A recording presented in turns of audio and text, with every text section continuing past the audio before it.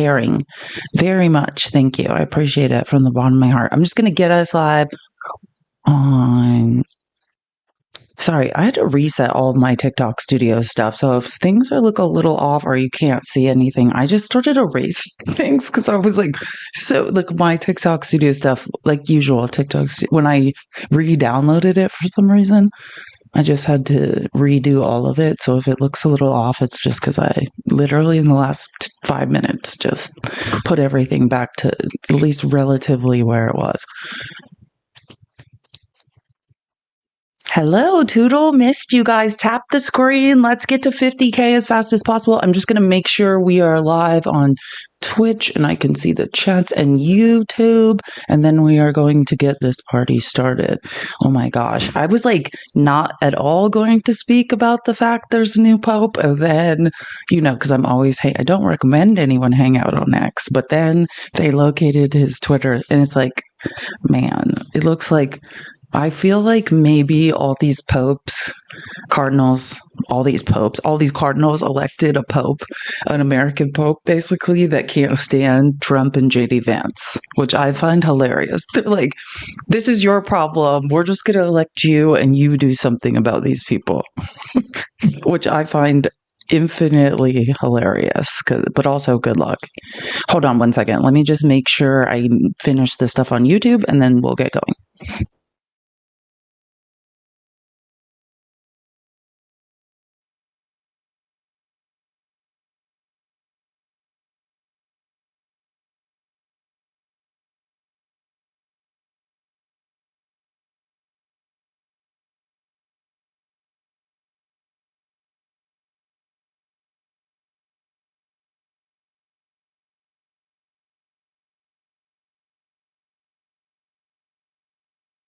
Okay, there we go. We are live on YouTube. We are live on Twitch. I hate this. I have to get new lights. I've been noticing in my clips, I'm trying to make sure when I clip things, it looks good. And I know I use really good cameras, but then it looks darker when I'm online. And so people must be using much brighter lights than me. So now I have a brighter light, but I feel like I'm about to be arrested by the cops. I'd like to be in dim light. I feel like there's literally a police flashlight shining in my eyes and it makes me want to run. So hopefully I can adjust to better lighting because it will make the clips better. But God, I hate this. I would rather do my lives in complete darkness. Give me 1 second. I need to hydrate. Okay, again, continue reminding me to drink water. I don't know why hold on. I don't know why this clip is up here. When I was trying to figure out how to reset all of this, I might start using, this is perfume. I'm not sweating. What is happening to me? When I was trying to reset all this, sorry if it looks a little weird. I just, like I said, when I always re-download TikTok Studio, for the day when the likes counter will suddenly reappear. Still not back. I miss it. Let's keep tapping the screen. We're only at 5K. Tap, tap, tap. We're getting to 50K as fast as possible. Thank you. And can everyone share the live with 5 to 10 people? When I say that, if you're like, what the F is she talking about? That arrow, the hearts come out of on TikTok, click that arrow and then you can share it with other people on TikTok or text or whatever. Or if you don't have anyone, just push the copy link button. That counts as a share and helps us be indexed better in search. Let me start with this and then I'll move on. I'm trying to think. So this is like always, I didn't see you guys yesterday and then so many weird things happened this morning. I try not to, I'm not going to show, don't worry, I will not put you through what I saw this morning in the White House or all of it. Maybe just a couple clips that will kind of hammer home that Trump has officially lost his mind. But I do want to say this. If anyone's unaware, yesterday, more sophisticated now than computers. It depends on how long you've been following me. And since there's only 100, I'm going to say all this now. I mean, it'll still be available, like the repost on YouTube, but I feel safer talking about some of this stuff before like more people join. So yeah, I had a really bad PTSD reaction. Like the last couple of weeks, I've been getting like a lot of threats, especially like on Tuesday. When Pickles and I debated for 5 hours, there was a lot of men that said some very not nice stuff, particularly on YouTube, to me, which is not necessarily unusual. It's just, I think, coupled with what's been going on TikTok with a lot of male creators on the left being called out for harassing women, stalking women, abusing women, hurting people in general, all of that stuff, that it's like kind of compounded. When I first was on TikTok, if you've been following me that long, before I was even on live stream, like I was like a full-time content creator, I used to post like 10 times a day. And I would have like really bad, I've been diagnosed with PTSD. I've talked about that several times.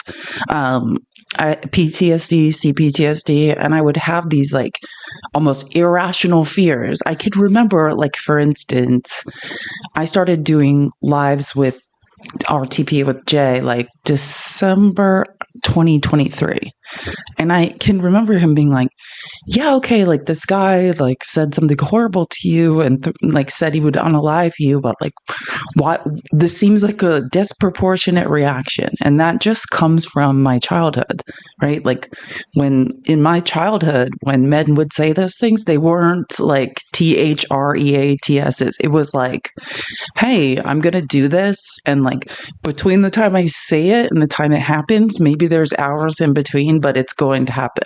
So because of that, it's just in my, like, I don't know, epigenetics to have these PTSD, like scary feelings, which have gotten much better and fewer and far between. I really haven't had them at all.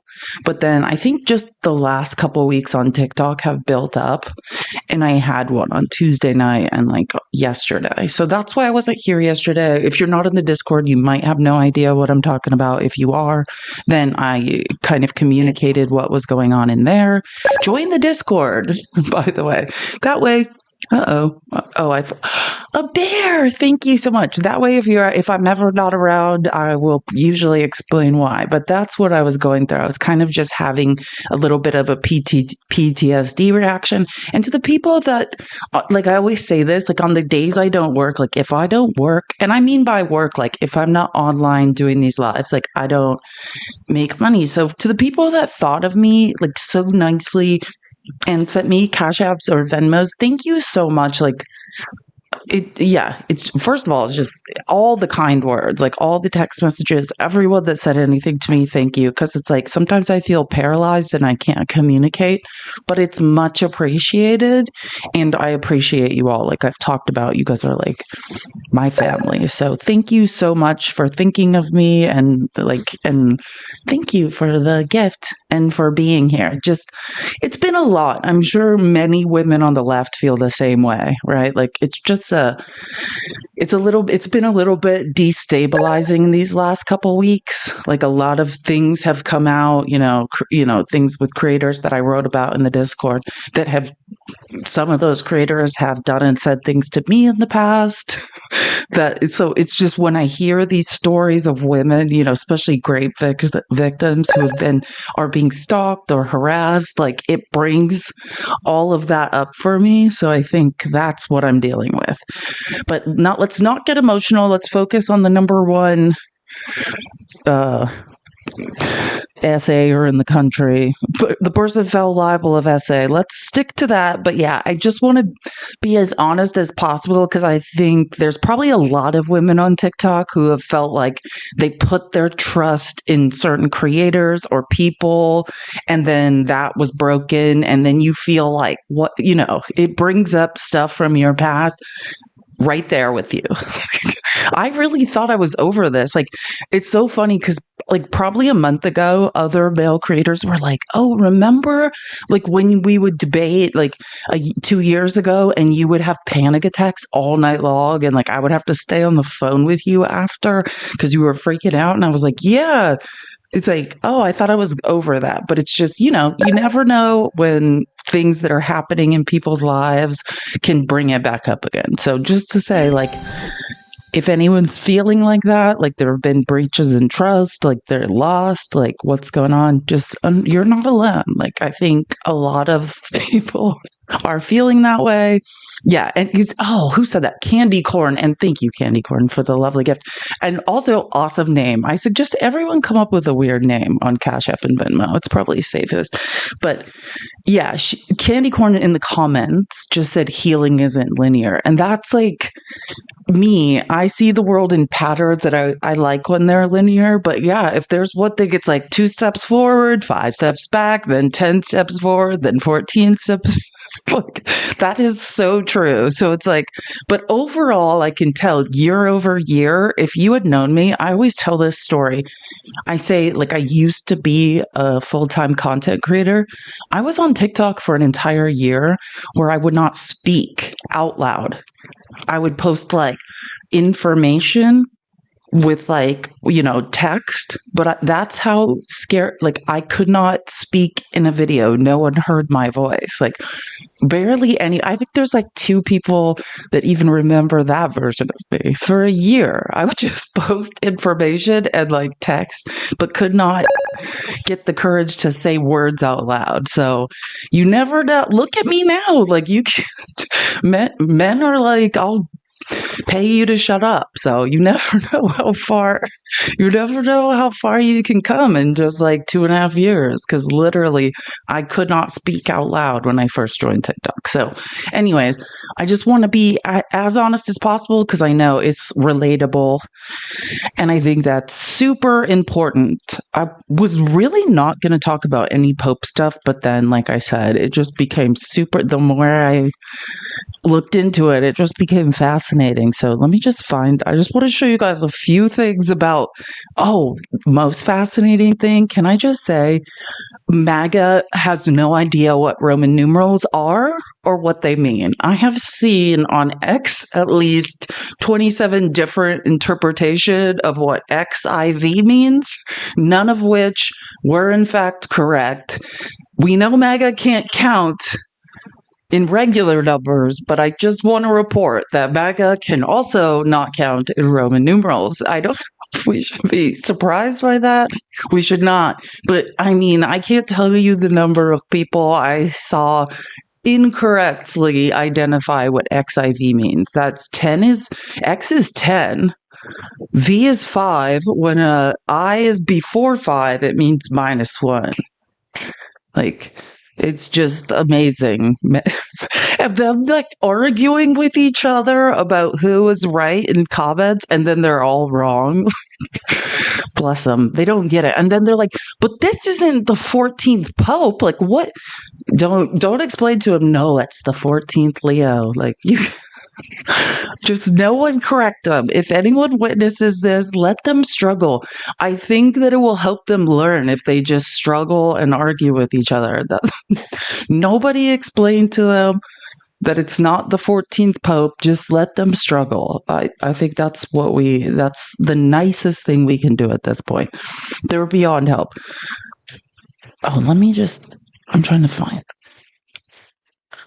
Oopsies. Sorry, I'm just pulling the presentation up, and I feel like I guess it's pointless to show that clip. The clip where they just announced there's a Pope. But if you don't know, like, black smoke comes out of the Sistine Chapel over and over again, and then when white smoke comes out, it means that there's a Pope. Here, let's just look at this stuff. And I honestly, it's like, oh, there's a flying spaghetti monster. This is great. The first American Pope has been elected, Cardinal Prevost, qui sibi nomen imposuit Leonem decimum quartum. Cardinal Prevost, the first American Pope in history. I love that, like, they're speaking Latin. Like, this guy's from Illinois. He's a Republican. He's a registered Republican from Illinois. I do find this all fascinating. And again, I haven't personally, you know how it goes. I haven't personally, like, attributed this to him, but many things make sense that it is him, right? Like this guy spent most of his time growing up in Peru. I'm not growing up as a cardinal. That's where he did a lot of his work. Anyways, this is most likely this guy's account, and now thousands of people are reposting it. So let's assume it is, but did I, as a researcher, directly confirm the IP address? No. But I do think it's funny that when you look at this guy's account, he's posted or not posted, he doesn't post, he reposts people's stuff, and the top one is him reposting on April 14th that he's pissed about what Trump and Bukele are up to. Like, I guarantee you, Europe's like, hey, this is your problem. We'll just elect you, and then you can fix this.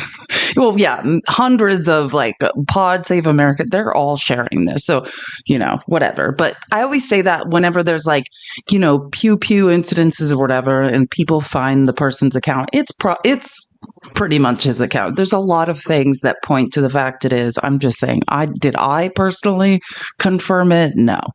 But I do find the stuff that this guy's reposting hilarious. Aaron Reichlin-Melnick, my favorite immigration lawyer, was the most recent retweet from the new pope, which is basically him condemning things as Trump and Bukele use the Oval to elicit deportation of a U.S. resident, once an undocumented Salvadorian himself.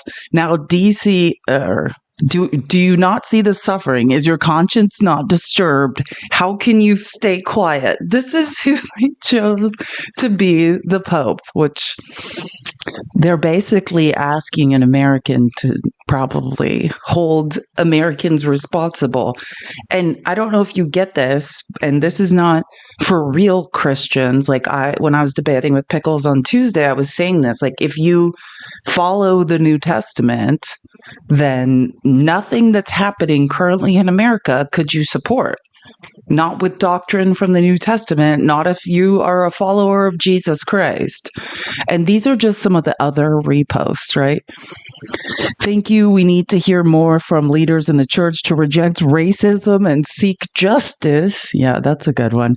Pope says rivers of blood flowing in Ukraine, Vatican ready to help, support for Ukraine. And then my favorite one is him. He doesn't seem to be a fan of J.D. Vance, which is even better. J.D. Vance is wrong. Jesus doesn't ask us to rank our love for others. Oh, I cannot wait. And the new pope is a registered Republican in Illinois. His most recent tweet was a criticism of J.D. Vance. He's 69 years old. He was born in 1955. I do find this they never wanted a pope from America before, but I really think this is the Vatican's way of saying, hey, you've created a monster, now handle the monster. And this is, like I said, Pod Save America has been talking about this. This is John Favre from Pod Save America. He's an American pope who fights with J.D. Vance on Twitter. I am so in, as am I.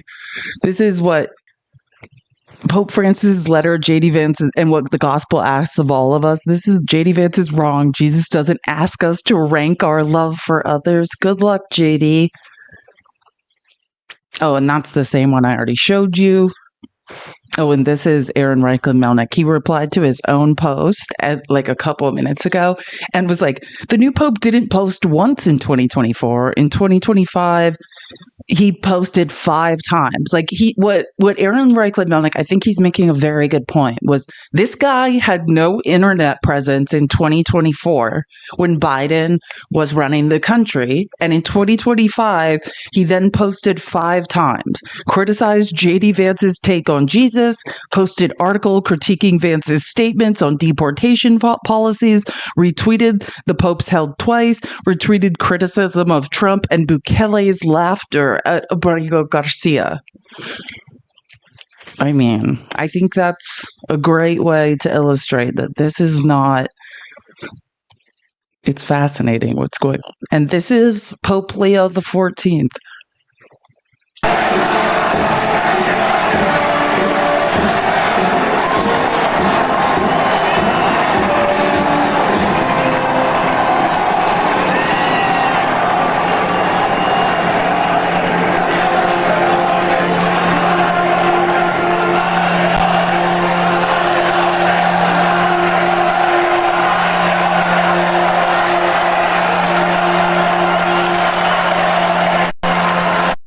fascinating that just some guy from Illinois is now running the Vatican, which, if you don't understand, the Vatican is a separate country, right? It's not part of Italy. Vatican City literally has autonomy.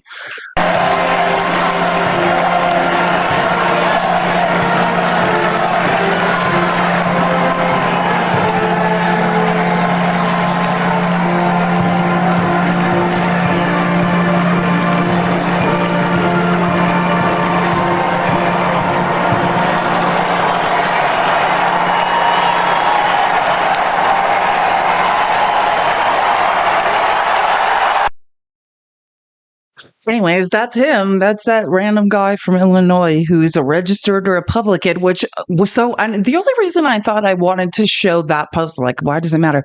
Well, whenever all of a sudden MAGA, you're gonna like someone's like, has Trump posted anything? I don't know, and I'm really not so much into Trump's thoughts, especially after what I just witnessed in the White House. Of oh my God, was it ridiculous?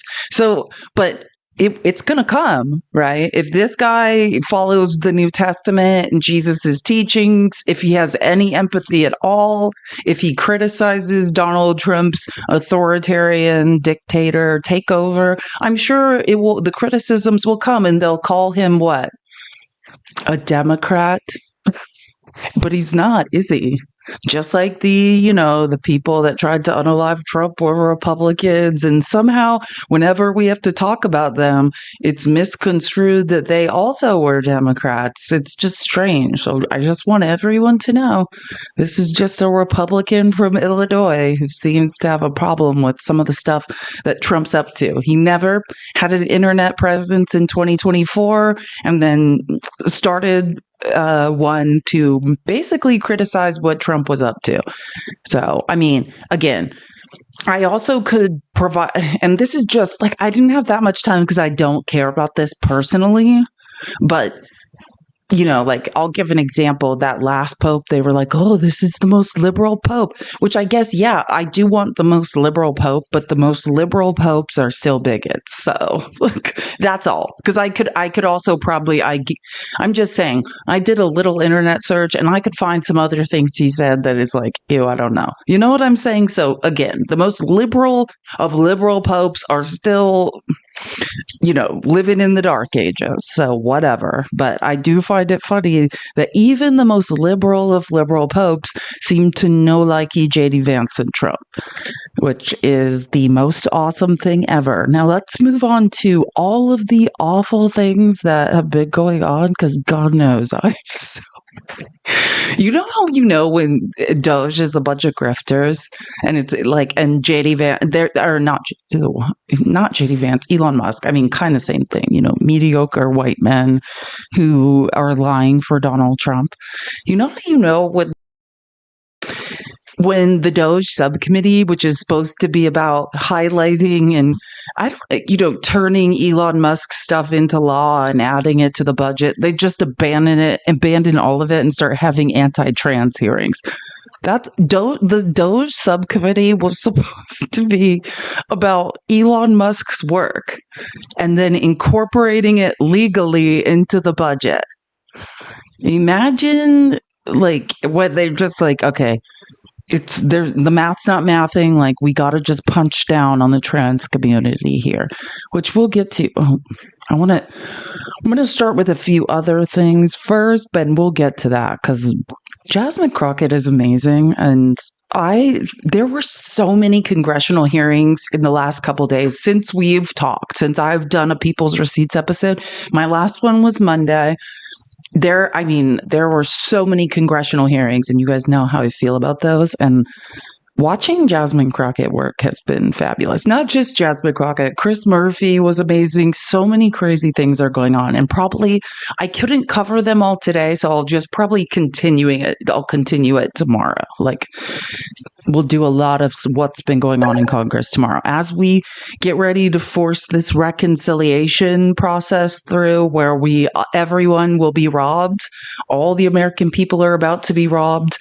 I'm going to be doing more and more in what's going on in Congress.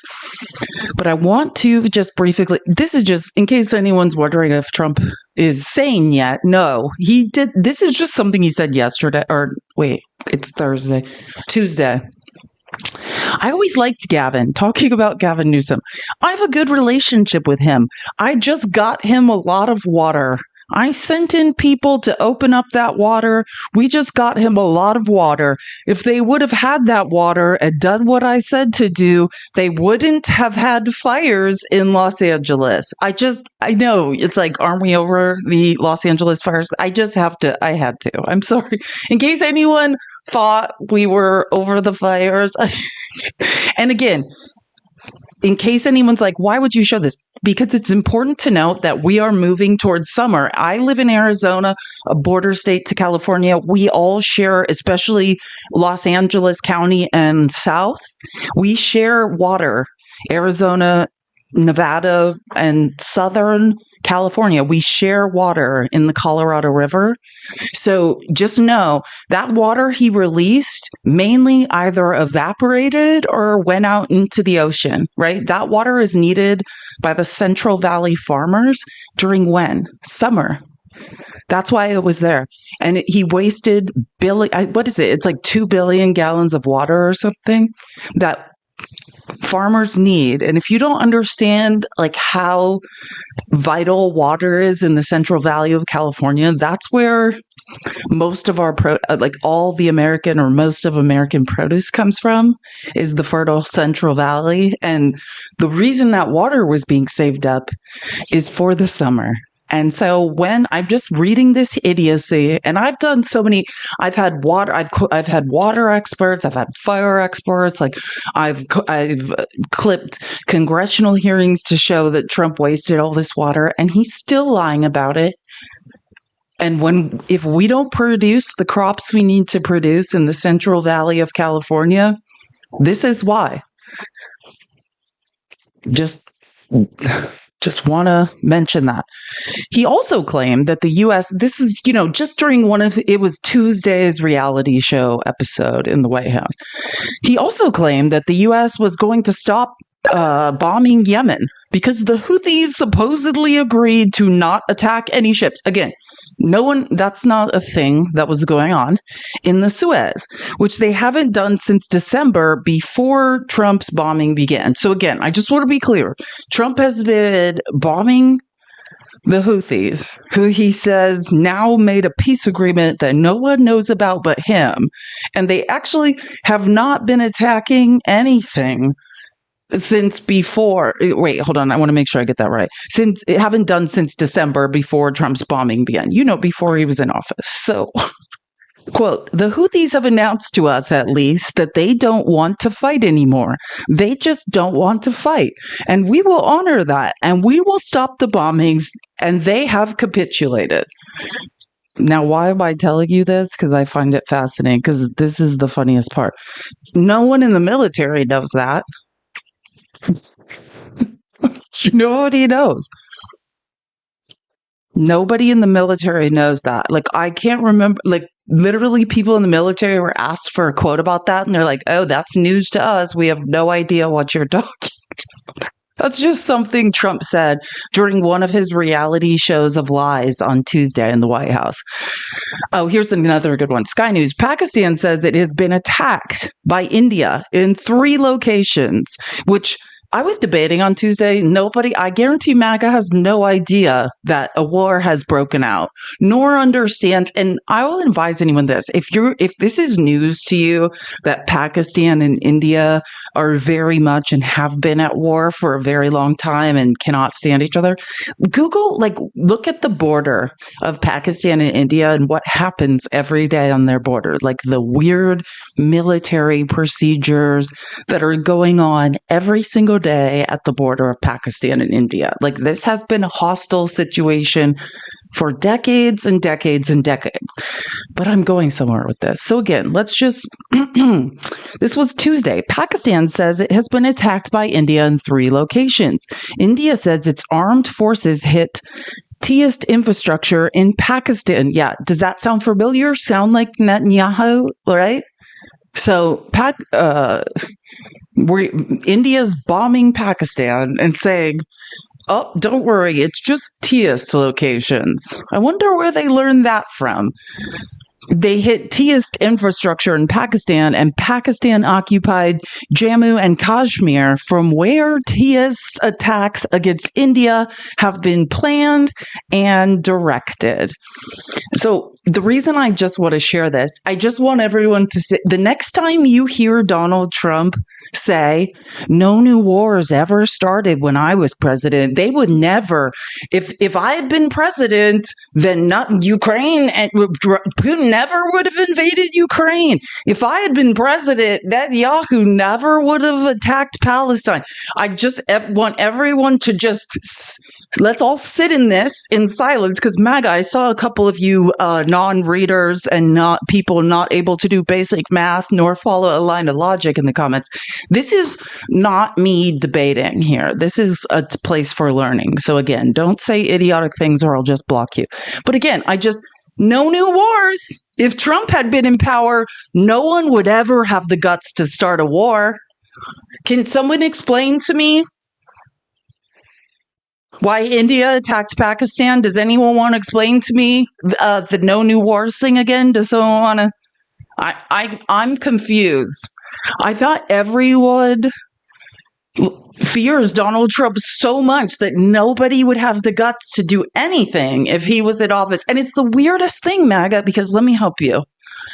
If you are not in cognitive dissonance, then this is when you stop supporting Donald Trump and you point out, oh, this is abject hypocrisy. None of this makes any sense. And whenever a line of logic that Trump's on is disproven, you just all pretend it's not real.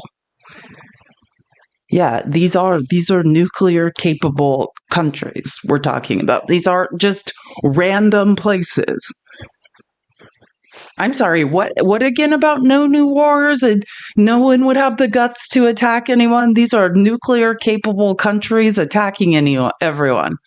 It's the weirdest thing that I don't hear anything from MAGA. It's so weird. Trump said thousands of times Russia never would have attacked Ukraine if he was president. He also said Hamas would have never attacked Israel if he was president. He said he would end both wars in 24 hours. Those things are still going on, by the way, MAGA. You are in cognitive dissonance. Your brains are not working. It's time for you to start making sense. Why is Putin still bombing Ukraine? 24 hours has gone by. Meanwhile, wars continue in both places. We've been bombing Yemen for 2 months, threatening to invade Greenland, Panama, and Canada, and India and Pakistan are now at war.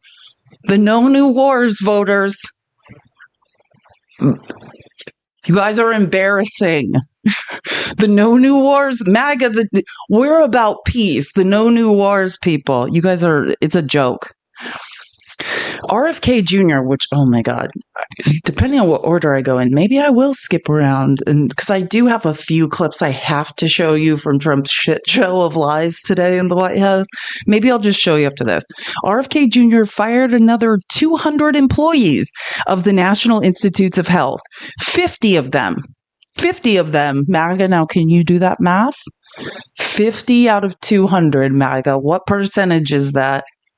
You can do it. It's 25. You guys didn't do it. 50 of them worked at the National Cancer Institute. The move follows the dismissal of about 10,000 employees last month. One fired employee to CBS, quote, "We thought the worst was behind us, and we're transitioning into this new phase, and the rug was just pulled out from underneath us." Let me help you guys. Medical research makes us as taxpayers money. For every dollar we invest, we fuel the economy with $2.56. It creates jobs, we develop patents, and we sell them, and we make more money. So just because you don't understand what is happening in a medical study doesn't mean it's not profitable.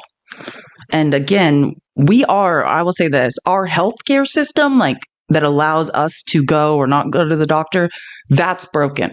But our cancer research was success. That was one of the things we were doing well at, which I guess you guys are now aiming to stop. J.D. Raskin, no one voted for less cancer research or fewer air traffic controllers.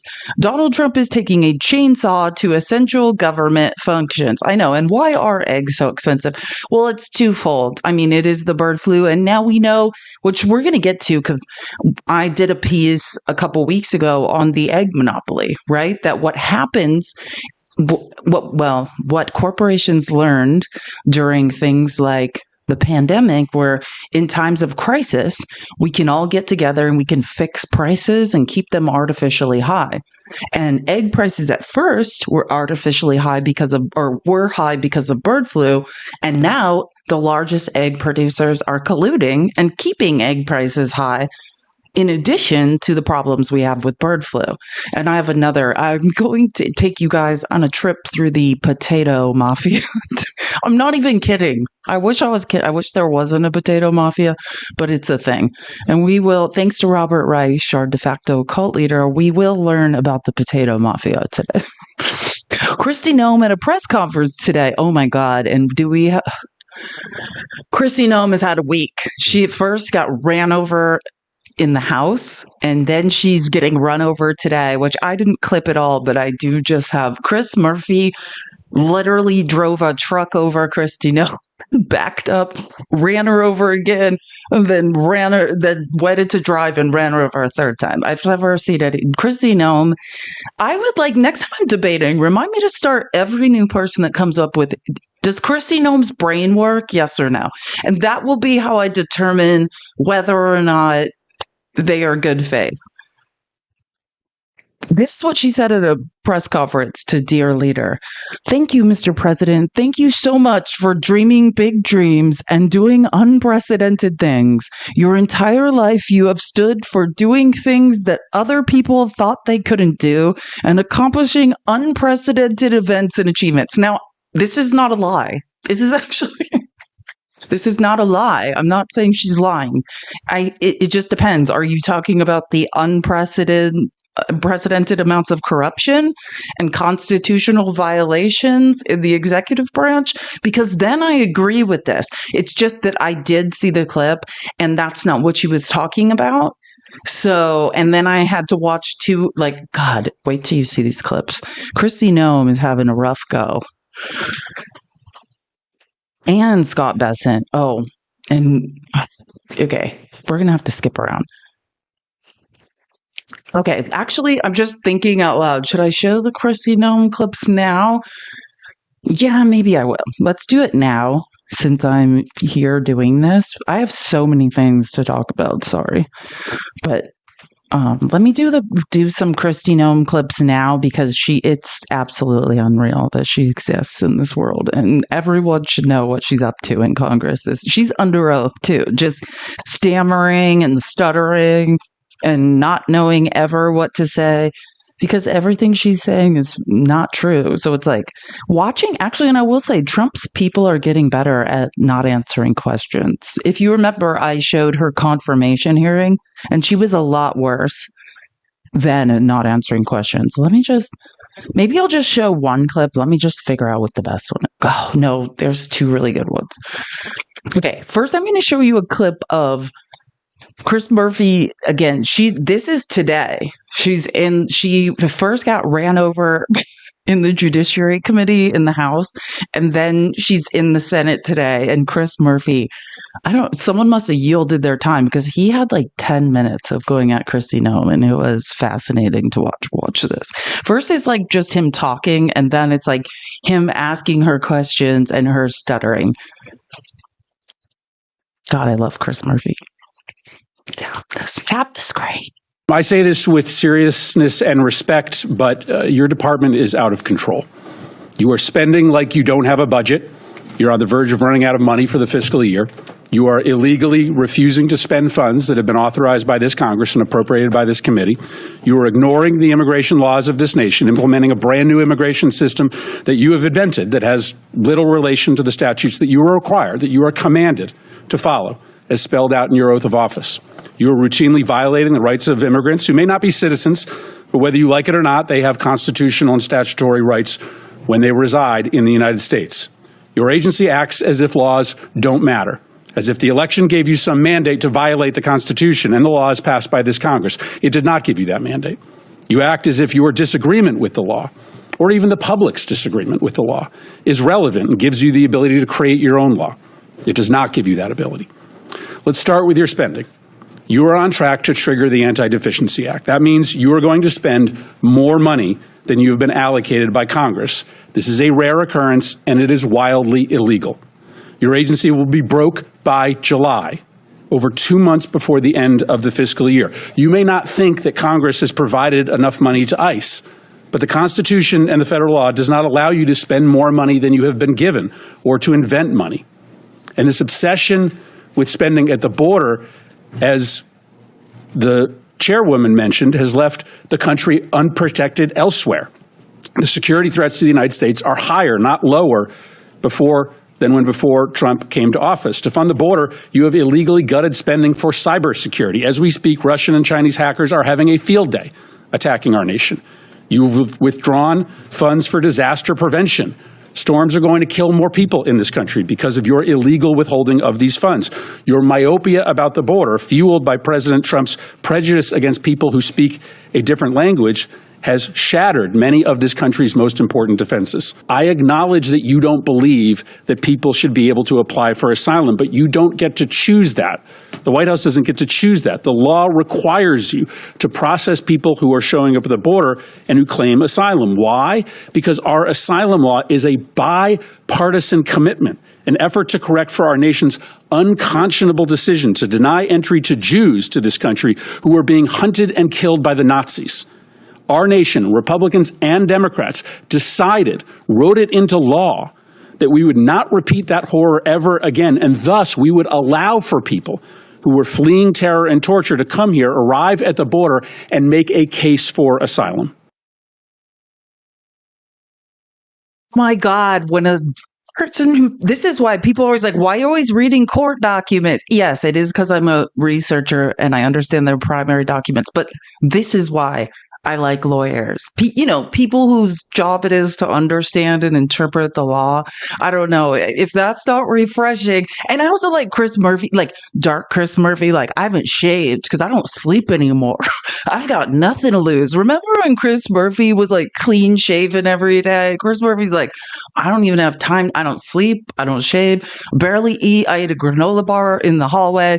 And now I'm here to yell at Kristi Noem again. Oh, and it gets worse than this. Like, I love Chris Murphy, and I didn't even know I loved him. This is why us demanding more from Congress, which before I show more of Chris Murphy, I just want to say, like, part of us constantly demanding more from Democrats in Congress, this is what we get, right? People showing, yeah, I will play it, Charlie. Here's my thing. Don't tell me when to play clips. This is my live. I will talk. I will read the weather report for an hour in between clips if I feel like it. Please don't rush me. I can say whatever I want, whenever I want. You can just go find all these clips and then you can listen to them on your own if you don't like people talking in between. I don't like being silenced. If you haven't noticed, this is my inner child talking now. Don't ever silence me or tell me when to speak or not to speak, or you will get a bad reaction. But anyhow, my point being, I like Chris Murphy with a beard. It just shows me he's desperate and tired. Hold on. I have it broken into 2 clips. No, and then I re-record it as one so I don't have to break it up. Okay, so basically he asks about deporting, not just American citizens, but legal permanent residents. And I think like the really interesting part and what you should know, and I have more clips to show because again, this hearing is probably still going right now, but this is today. But she was in the House and got ran over by everyone in the House a couple of days ago. So I just want to say, I think the most important things to note is the difference.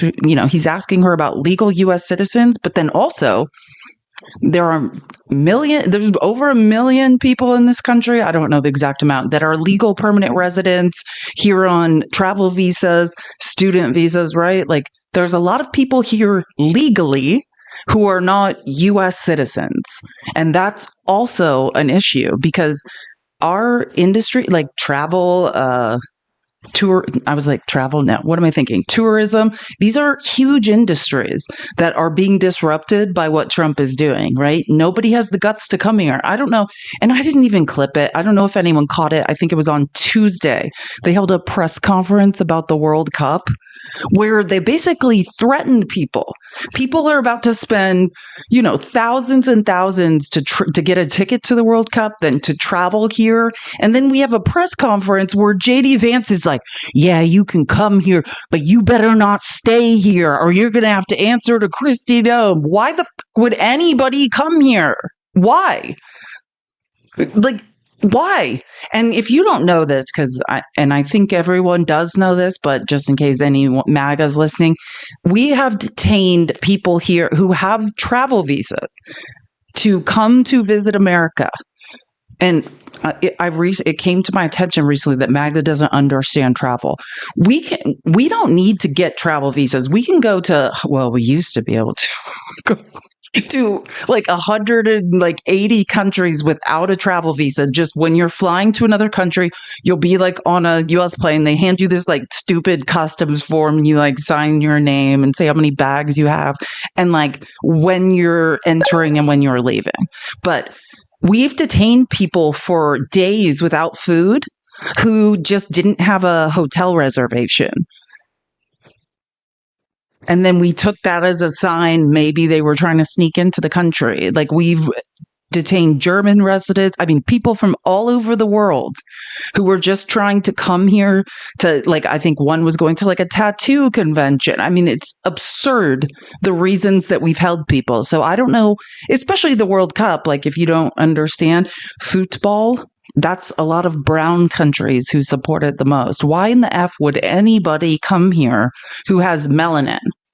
It's not safe. You want people to spend money to come here? I don't think it's going to happen. But anyway, so this is Chris Murphy questioning Kristi Noem.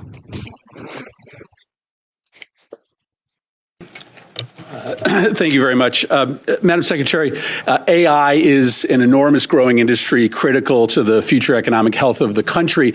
We have had the benefit over the years of the top talent in AI, researchers, students coming to the United States to help us grow that industry. But for the first time in the last 15 years, there are more top talented individuals and workers in AI leaving the country than coming here. And the reason is pretty simple. People who are coming here to work from overseas through the visa program are very uncertain about what their rights are. And that is because of the actions this administration has taken. So I think it's important to get on the record for those individuals who are here currently and those thinking of coming to the United States to work. Also, if they have dogs, we don't know if Kristi Noem will just unalive those dogs in a gravel pit at any moment. No one can be sure. If you don't know what I'm talking about, just Google it. Kristi Noem unalives dog in gravel pit. It's her biography, not mine. It wasn't a random dog. It was her own pet. Work or to study to understand what their rights are. So let me ask you a series of pretty simple questions. Probably the key of right amongst the 5 freedoms is the right to free speech, the right to express your own personal opinion about politics, culture, the economy. Do you believe that you have the right to detain or deport a U.S. citizen for simply expressing their political opinion, a U.S. citizen? No. No. Do you believe that you have the right to detain or deport a legal permanent resident for expressing their political opinion? I don't make decisions on legal status here in the United States. The Department of State does that. And I would say that as they've gone through an evaluation of who gets a visa, who gets legal status, green cards, they've been evaluating and discussing how that applies. Well, I acknowledge that you don't. I acknowledge you don't make. Right. But if someone is a legal permanent resident of the United States, I'm not talking about an H-1B or a student visa holder. I'm talking about a legal permanent resident. If you are a legal permanent resident, do you have the right to detain or deport that person simply for expressing their political opinion? The Department of State makes those decisions. No, the they Department don't. of Homeland Security. You make that decision about who you have the right to detain or deport. So you are involved in that? Do you believe the United States, do you believe the law allows? The Department of Homeland Security under the Trump administration is enforcing the law, following the constitutional rights of folks who are here as citizens, those who are here legally, and those who are here illegally. So a legal permanent resident is by definition here legally. Do you believe, I think this is really troubling if you can't answer this simple question. Do you believe that the U.S. government can detain and deport a legal permanent resident for expressing a political opinion that the administration disagrees with? The determination you're asking for is based on things that you are determining that the Secretary of State has considered and evaluated. We don't evaluate that, the administration, along with a partnership with the Department of State, on what is political speech and what's an affiliation with a foreign terrorist organization. Do you believe? That's the difference between the two that you're asking. That you can detain and deport a legal permanent resident for expressing a political opinion? We have not detained and we have not deported anybody who's a legal permanent resident or a citizen of the United States. Then say you don't have the ability to do that. We have clarify that for the true. Millions of. That is exactly what I'm doing, is that we have followed exactly what the law is, and that we have not detained or deported anybody who's a citizen or has legal. You have, weirdo. And by the way, and there's even more. I found some more proof of people who've been recently deported who are American citizens, not just the first, kid, not just the kid with cancer. There's more. Legal status in this country. We are focused on the worst of the worst dangerous criminals. You do not believe you have to get them out of the country. You do not believe you have the ability to do that. We have not done that at all, and the Trump administration has no plans. Well, just because you haven't done it doesn't mean that you won't do it in the future. We are following the federal law to ensure that we are doing I think you were going to. The exact appropriate thing in partnership with the Department of State and in partnership with the Trump administration. Have you read I assume you have read the Supreme Court decision in the case of Kilmar Abrego Garcia? Yes. That court decision requires the administration to facilitate Kilmar Abrego Garcia's release from El Salvador. Can you describe the steps that you have taken to facilitate this release? And specifically, can you answer as to whether you have reached out to your counterpart in El Salvador to facilitate Mr. Abrego Garcia's release? Abrego Garcia is a citizen of El Salvador and should never have been in this country and will not be coming back to this country. There is no scenario where Abrego Garcia will be in the United States again. If he were to come back, we would immediately deport him again because he is a terrorist, he's a human smuggler, and he is a wife beater.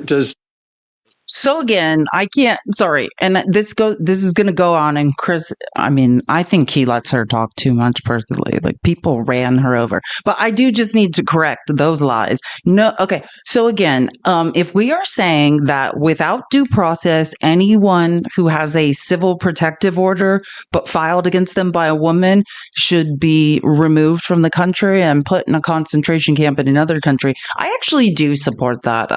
The majority of you will be white men in America, and I do actually support that. But I do think most of you will still want due process.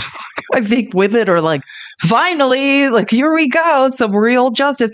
And then, like, maybe we should also process, the millions of unprocessed grape kits that Republicans are continually stalling. That guy that Elon Musk spent $20 million trying to get elected to the Wisconsin Supreme Court. That was one of his claim to fames in Wisconsin, was delaying the processing of hundreds of thousands of grape kits. That's what he did. That's what Brad Schimmel was up to.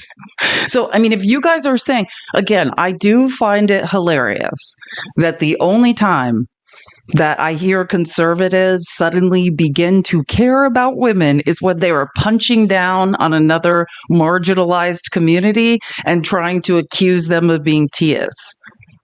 Again, and most importantly, every claim she just made is 100% false. Do you know how I know? Well, besides reading every single court document about this man, and I could just dispute all of that as lies, this man's never been charged with a crime, not in any country, in all across the world. This man's never been charged with a crime. So all of that is a lie, right?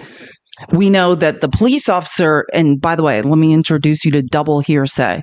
Someone said, the police officer said, someone said that Kilmar Abrego Garcia was in a gang. Not just any gang, mind you. Let's remember which gang. A gang in New York. Kilmar Abrego Garcia has never entered the state of New York in his life. The police officer that engaged in that double hearsay in documents never actually showed up to immigration court for the day in court. I don't know if you guys know why.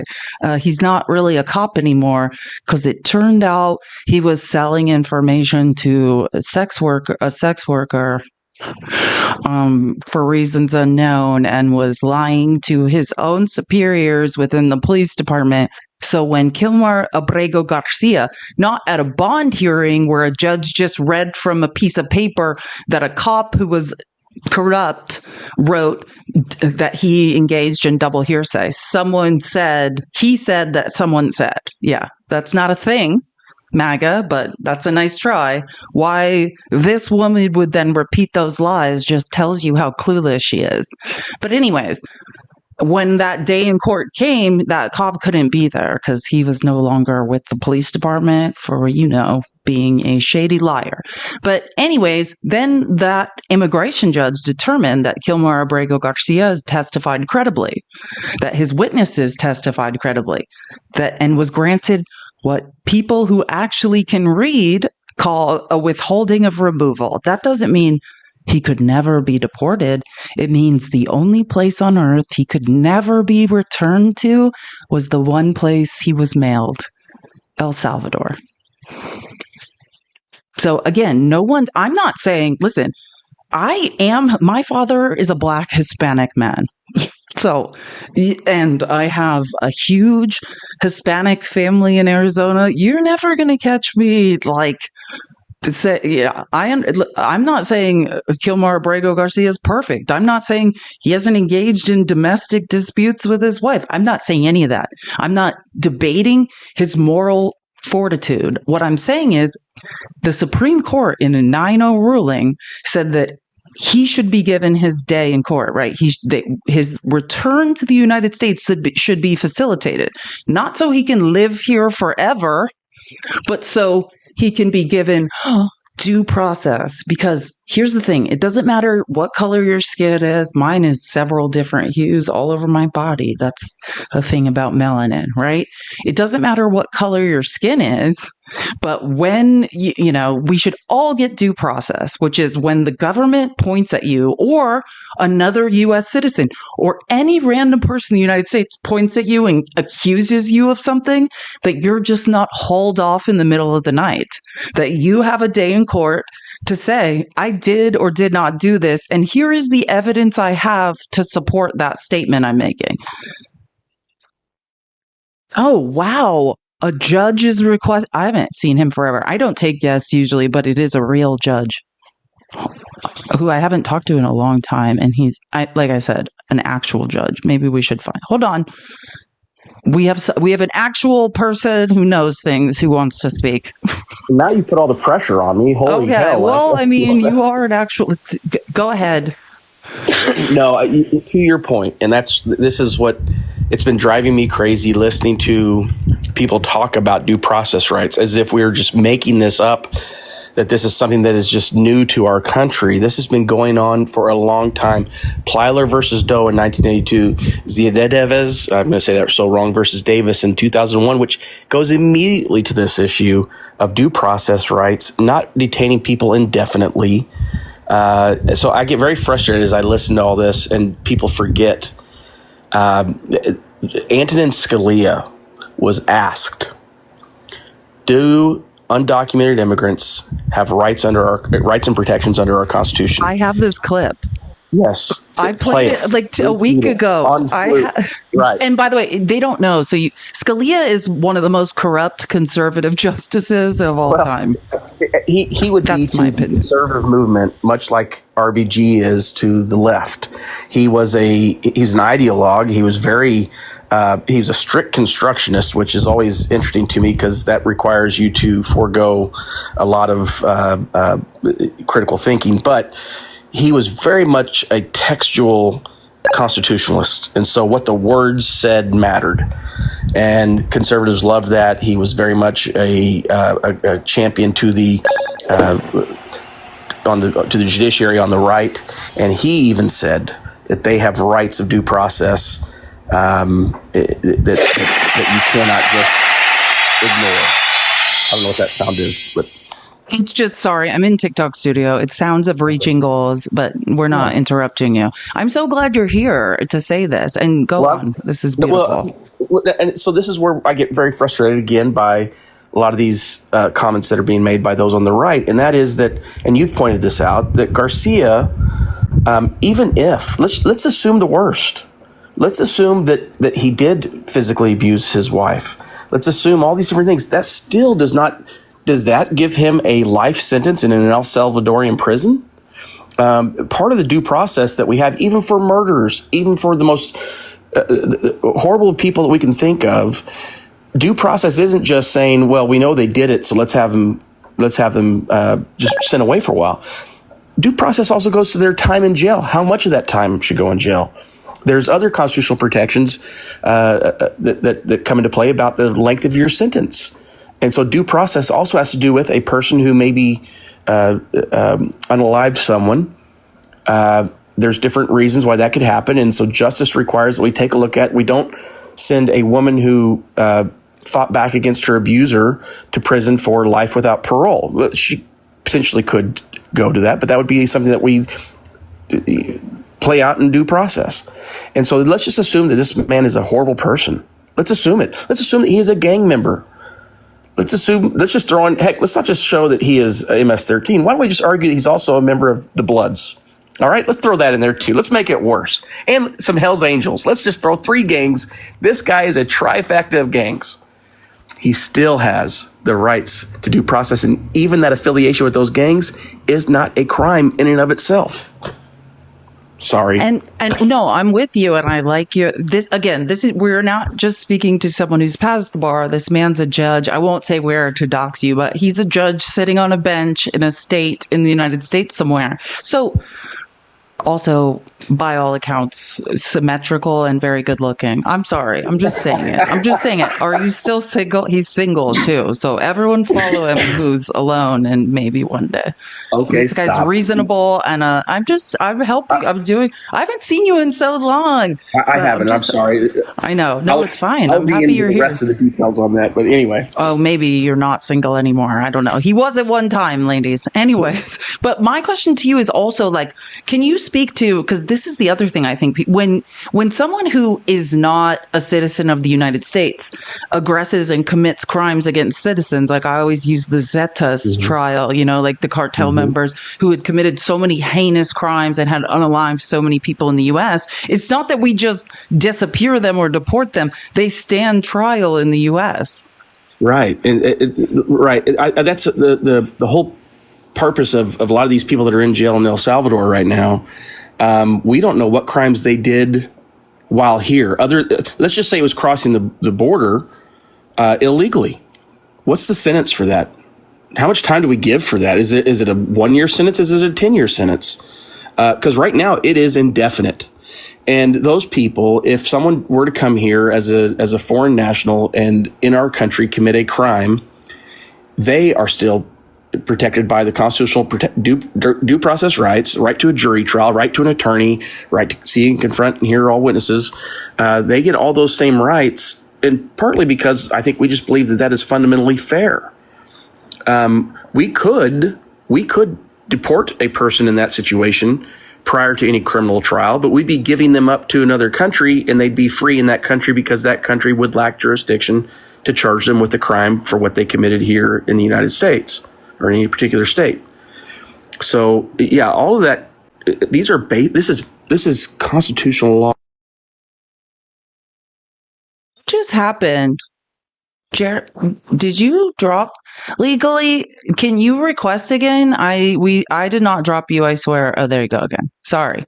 I don't know what just happened. Oopsies. Go ahead, continue. Yeah, that was not sorry. me. I don't even know. I barely All right. add guests, let alone drop them. Like, you might be up here for hours even after. No. I guess the what I was saying was that and I kind of lost track of what I was saying. We were talking about people that enter the United States and why, and how long what is due process? How long do they need to be in jail? And why would they sit there so long? It's also a drain on taxpayers, right?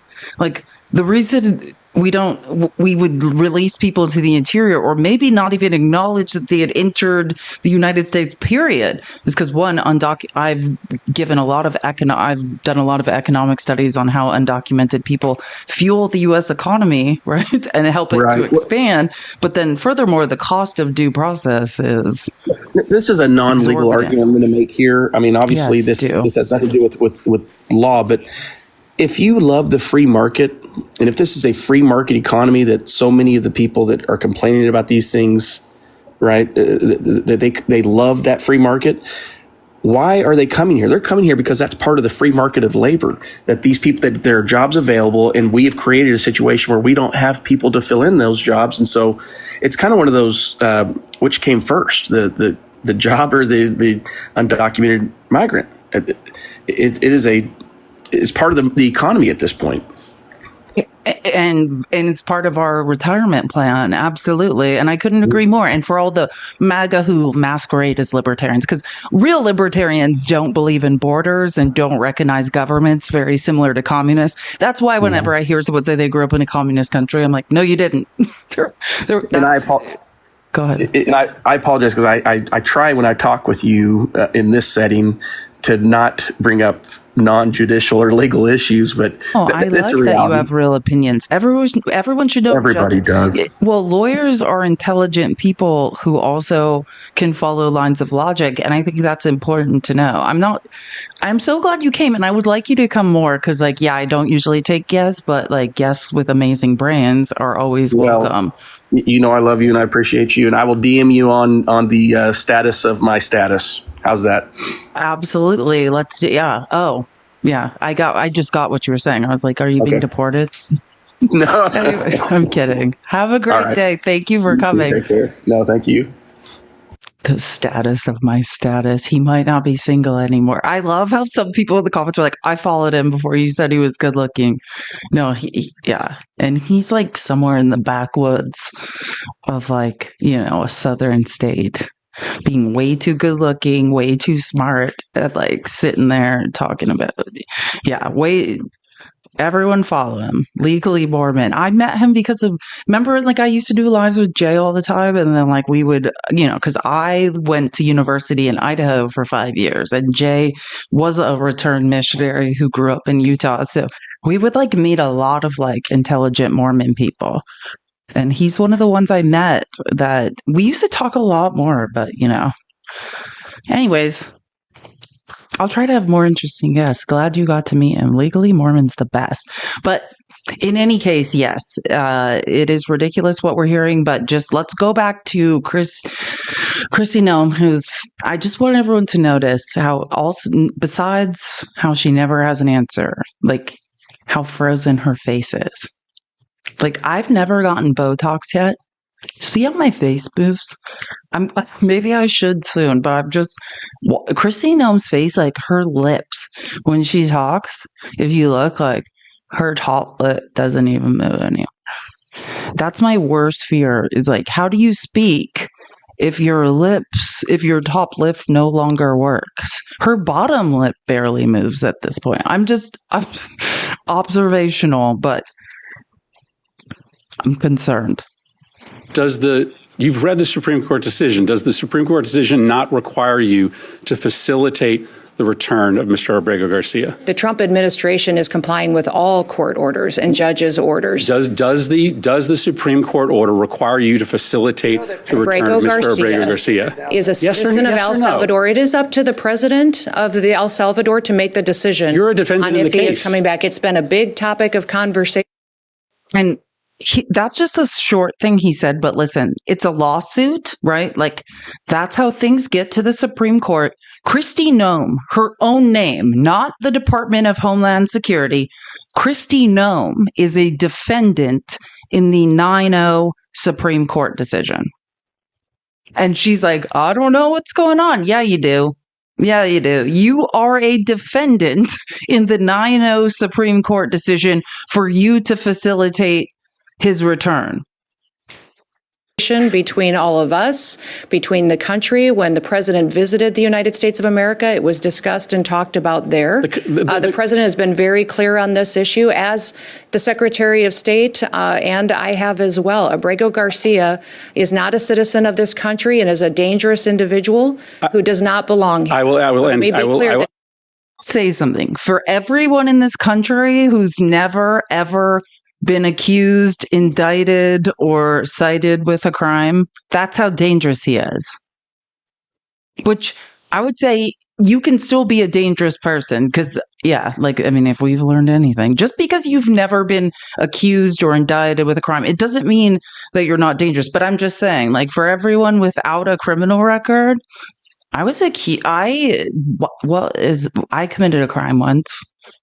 Disorderly conduct. So my point is, he's a better person than me at this point.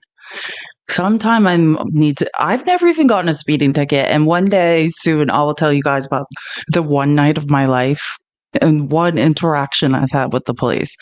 It was really ridiculous. And it involves some famous people. So it will be an enjoyable story. I had one interaction with the police in my life, and it ended up, like, after the court stuff was over, is misdemeanor disorderly conduct. So I'm a worse person than Kilmar Abrego Garcia.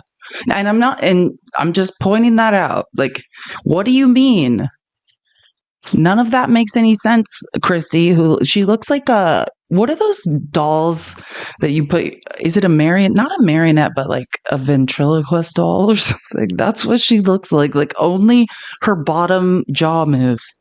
I will not ask another question, Madam Chair. But the discussion ends when the Supreme Court rules 9-0 that you have to facilitate his release. And the fact that you can't even acknowledge the wording of the order, which commands you to facilitate his release, and you advertise to this committee that you are going to willfully ignore the ruling, and that is incredibly chilling for the balance of powers in a democracy that relies on the executive branch to honor decisions made by the highest court of the land. Anyways, I just think that was this morning. Chris Murphy did an amazing job. He has passed the bar, and he is a lawyer, which is why I always say, like, for people, especially on the left, and I don't like to say Democrats because I'm very disillusioned with the Democratic Party. That's why I pick and choose, like, who I play clips of in the Democratic Party. But if you are generally on the left, I'm left, then just understand, like, actually, I was about to say something and I don't even know if I agree with it. Sorry. I'm very disillusioned with the left right now. So I was going to make a point, and then I was like, I don't know if that sounds hypocritical for who and what I will be in the future. But yeah, my goal is to show you people on the left who, in my opinion, are doing the work, right? Like, who are actively, and not just in congressional hearings showing up, but then outside of congressional hearings communicating, like, and explaining, because what I've realized is getting elected to Congress is not just whatever your job is in Congress, right? Like, it's the same thing as if you want to have a presence on the internet. Like, my job is a lot of things. I'm a teacher. I engage in debate. Like, I challenge. I edit things. Like, I can produce shows. I can basically be a TV producer at this point. Like, I have many skill sets. And before, particularly in the Senate, I feel like we have this thing where they're like, I'm one of 50 U.S. senators. Don't ask me, or 100 U.S. senators. There's 2 in every state. Like, I'm busy doing things and I don't need to communicate to you what I'm doing. I'm just up to something. And that is no longer effing acceptable, right? Like, you can't just be up to something. You have to learn to effectively communicate what that is and what it means to the American people, to your constituents, and not just in this technical speak, but in ways that people can understand, right? That's why I always say, like, I used to work in the tech industry and digital advertising. I was also a second grade teacher. And I feel like on the internet, there's 7-year-olds, and, being able to then package that in a way that people can understand. And I think when I look at people that are learning to do that, the way Chris Murphy has become this content creator, and I'm not saying he's editing his own videos, it has time for that, but he started to realize, like, it's not enough for me to just be doing this work. Like, I've got to package it and make people understand that I'm doing this work, and then teach them, like, why does this matter to people? And those are the people I want to highlight in Congress, are the people who are effectively doing that. And I think way more people are doing that in the House. Why do I think that? Because when you're in the House of Representatives, you have to be reelected every 2 years. You have to go to people and be like, this, unless you're in some gerrymandered district where there's no way you'll ever lose, like, you've got to justify what the F you think you're doing. So people in the House, there's a higher turnover rate, right? Like, and you've got to, so like, I played this clip last week where Jasmine Crockett was like recording after these reconciliation hearings where they were just presenting like amendment after amendment, like, hey, can you not deport U.S. citizens? And then Republicans would vote it down. And she was recording Eric Swalwell like eating his lunch, and he was like, well, I've been here 13 years, and she's like, oh, I just got here, and everyone I'm here with are weirdos. She's like, things have changed, right? In the House, the majority of representatives, I was reading this article, like, have only been in Congress since 2016, since the advent of Trumpism. And when that's what you were raised in, you've been steeped in Trumpism, you have a different understanding of media and how to fight it, right? Like, they grew up in it, they saw it, and they're like, okay, I'm ready to fight. That's why Jasmine Crockett is always online. That's what you need to be.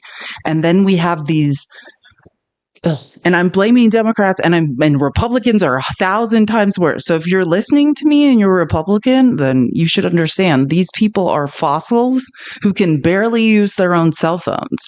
And if they're not going to communicate effectively, if they're not going to learn that times they are changing, then they need to go. And I mean that. I don't care who it is. Like, either learn to communicate in ways people now communicate, or you have to leave. And since people got very angry at Democrats in Congress, I have seen Chris Murphy change, 180 degrees from what he was up to before to how he communicates now. And that is something I think we should acknowledge. That's what I'm trying to say, because that's what matters, is don't talk about it, be about it, right? And once you learn, if there's one thing I learned in the tech industry, right? We have 2 rules in the tech industry. KISS, keep it simple, stupid. And the only thing that remains constant is change. And there's a lot of people in politics that are terrified of things changing, and it's crippling to us moving forward.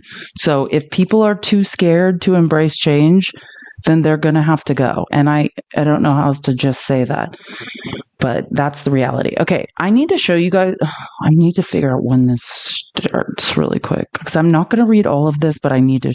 So, okay. I've talked a lot about Ed Martin, and you're like, who the F is that? There's probably a lot of people in America named Ed Martin, but there's only one really scary one who's about to ruin all of our lives.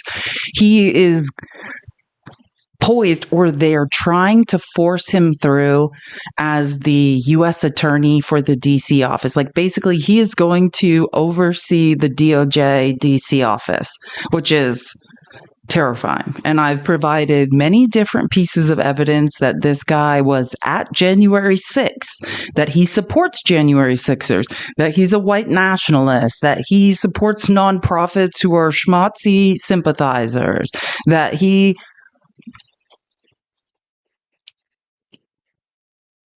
Diesel girl, I don't know if you love schmaltzy sympathizers, that's a weird thing to say. I mean, it's a weird thing to yell in the comments that you're into schmaltzy sympathizers. I don't know. If you continue to say things like that, we're going to have to get rid of you. This is not like if you met me or followed me in debate, like, this is not that. Oh, no. He's not standing up for us. He is a schmaltzy sympathizer. And I mean that, like, 3 or 4 weeks ago, I played a video of him, and I was talking about, like, I was asking if anyone had ever seen that Stars show, like, that's kind of a cult classic called Party Down. It's about, like, it's really famous, like, Hollywood people that were, like, caterers when they couldn't make any money. And it just did, like, they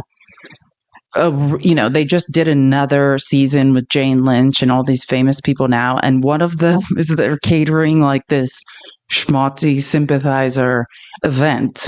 And it literally looks like the same event. I was showing a clip of that and then showing, like, Ed Martin at the schmaltzy sympathizer speaking.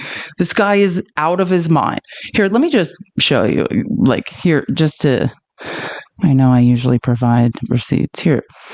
Video cast out on Ed Martin's apology for praising. This is real. This is who this guy is. He continues to do this. He's now that's who they want to confirm to lead the DC DOJ office, which is, I mean, pound for pound, outside of the Southern District of New York. Those are where the biggest cases will go. He was not going to be the guy, but just sort of stepped up and started being a fascist bigot really quickly. And Trump's like, oh, let's just leave him there. Like, he's doing a good job. Like, I mean, look up Ed Martin and who I'm talking about. This is the guy that he did fundraisers for. Just his name's Timothy Hale Cusinelli. He was a J6. He was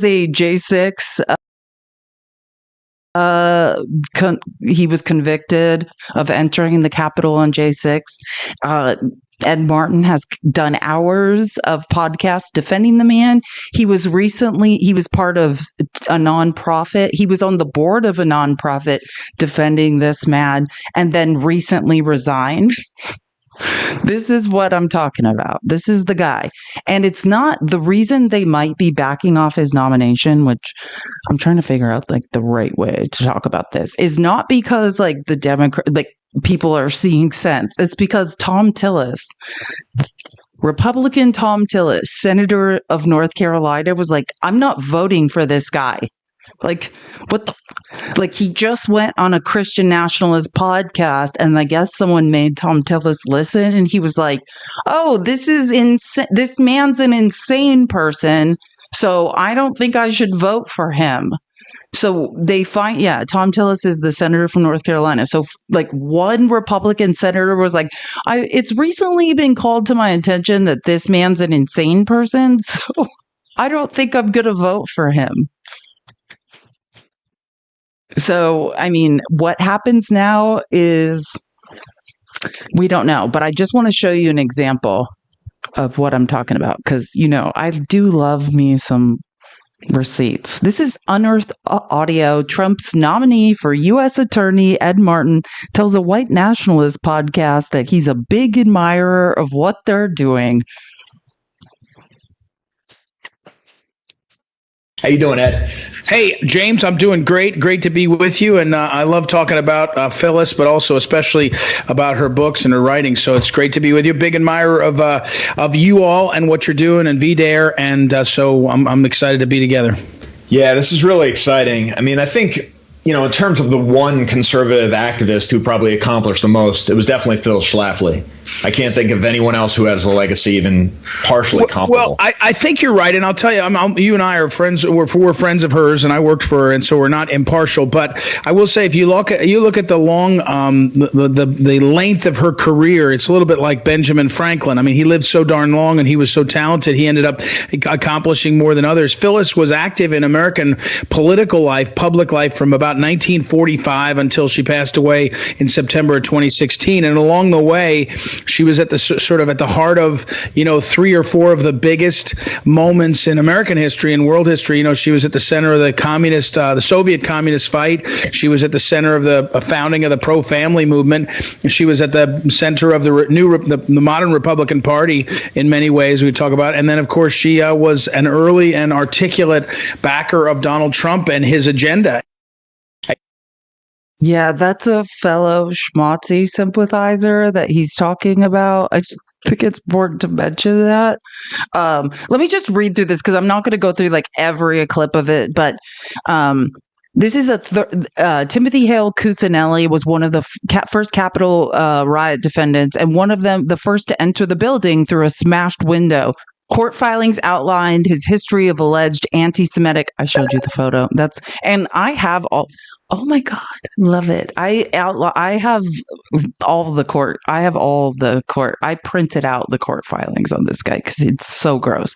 The court filings outlined his history of alleged anti-Semitic statements, posts, and affinity for Hitler. Sorry. That's why I showed you the photo, just so you would get the point. At the time, Martin was a conservative activist, the guy who's supposed to be U.S. attorney, a Stop the Steal fundraiser and organizer. He defended riot defendants in courts, on his podcast, and through a nonprofit led by Hale Cuccinelli's aunt, which he said, I resigned last week. So there's at the bottom of this WAPO article I'm reading from, there's a thing saying, oh, he resigned last week, so he's no longer doing that. Neither Martin's office nor a lawyer for Hale Cuccinelli commented Friday for this article. Hale Cuccinelli did not respond to a request for comment, but in remarks published Thursday by a Jewish publication, Martin apologized for praising Hale Cuccinelli as an extraordinary man, an extraordinary leader. This is a J6 convicted person who broke a window and crawled through. And then, I showed you the photo. While presenting him with an honorary award, that's the clip I showed a couple weeks ago of him at Bedminster, by the way, who's hosting that pro-schmaltzy sympathizer Christian nationalist group, and who presented him with award at Golf Club Bedminster, New Jersey. I'm sorry, Martin told the Forward. I denounce everything about the guy. This is now that he wants to be confirmed as U.S. attorney. I denounce everything about what the guy said, everything about the way he talked, and all as I've now seen it. At the time, I didn't know it. He did know it. 6 years before the award ceremony, however, and this is the proof. I'm not just saying I feel like. I'm showing you proof now. Martin interviewed Hale Cuccinelli. It's so weird. You said you didn't know anything about him, but you interviewed him about the allegations and defended him in a more than hour-long episode of his Pro-America Report podcast, which he hosted from 2020 until early this year. And there's links. This is all in today's outline. There's links to this, by the way. It's disgusting. Quote, in your case, they used your phone and took a photo and leaked a photo to say, look, MAGA people are anti-Semitic, Martin said.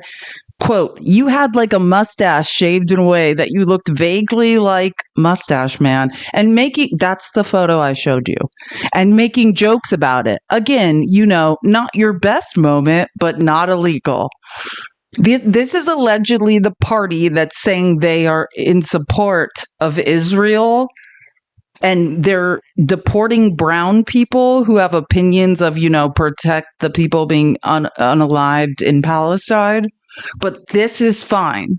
This guy should be U.S. attorney. Do you understand the unbelievable contradiction of supporting this? It makes zero sense, apparently, but no, it makes perfect sense. So let me just explain to you.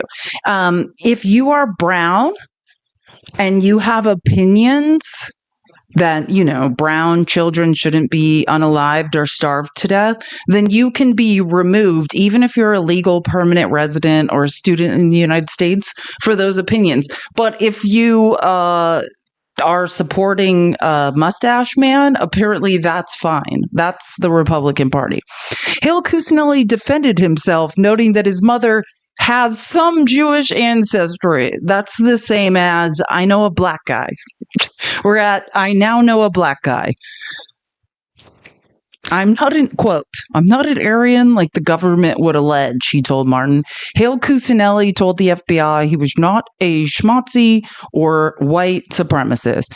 Martin in 2021 began serving one of 3 top officers of a non-profit led by Hale Cuccinelli's aunt, which advocated and raised money for people charged with crimes related to January 6th Capitol riot. Martin has told the Senate he stepped down earlier this year. He also spoke with Hughes, hosting her on podcasts more than a dozen times since 2021. Oh, I can't. I want to get to the...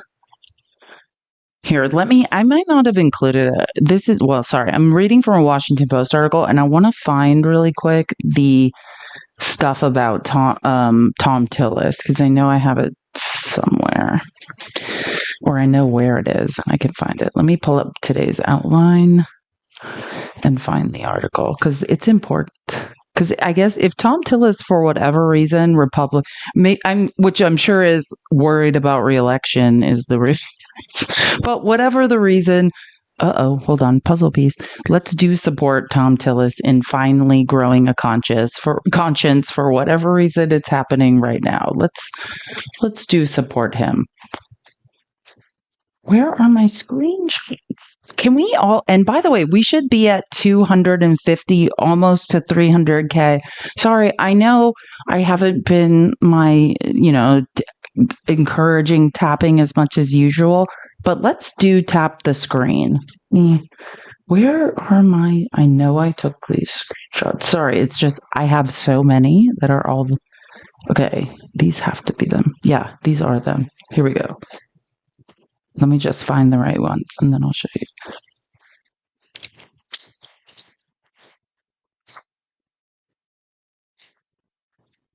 I should have just stayed on this, but I got distracted. Almost. Oh, here we go. Found it.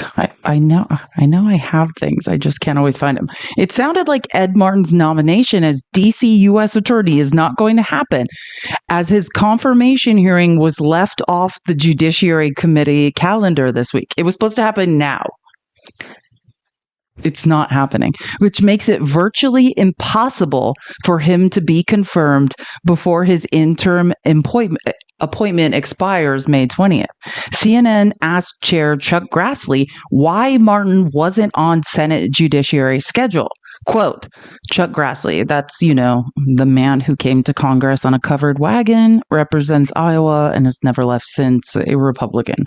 All I can say is, as the chairman of the committee, I want to put people on the agenda that I can help the president be successful in his nominees, and that's all I can say at his point, meaning they don't have the votes, not because they don't have the majority, but because some Republican defected. It later came out that the reason is that Senator Tom Tillis, Republican North Carolina, decided not to vote for Martin. At this point, I've indicated to the White House I won't support his nomination. So this is a new Republican that has apparently grown a spine. This is the first time Tom Tillis, Republican senator from North Carolina, has defied Trump, to my knowledge. If Martin were being put forth as a U.S. attorney for any other district except the district where the January 6th happened, I'd probably support him.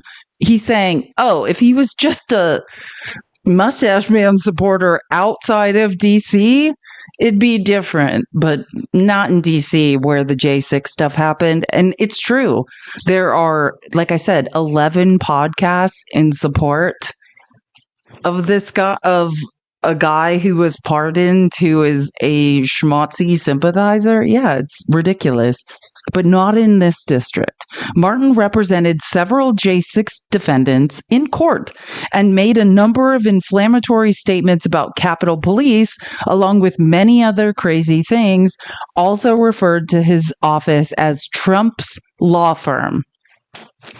Yeah, so anyways, I guess Tom Tillis finally found a line in the sand that exists for him. So that's good in a way, even though it's all too late and not enough. But like I said, if it's not on the calendar today, his interim will expire, which thank God, because that guy... I don't know if anyone here that's listening now listened to that clip I played of him at Bedminster. Like, he is not a person that we should have anywhere near our government. Sorry, I'm just finding my place because I have so many things to complain about today.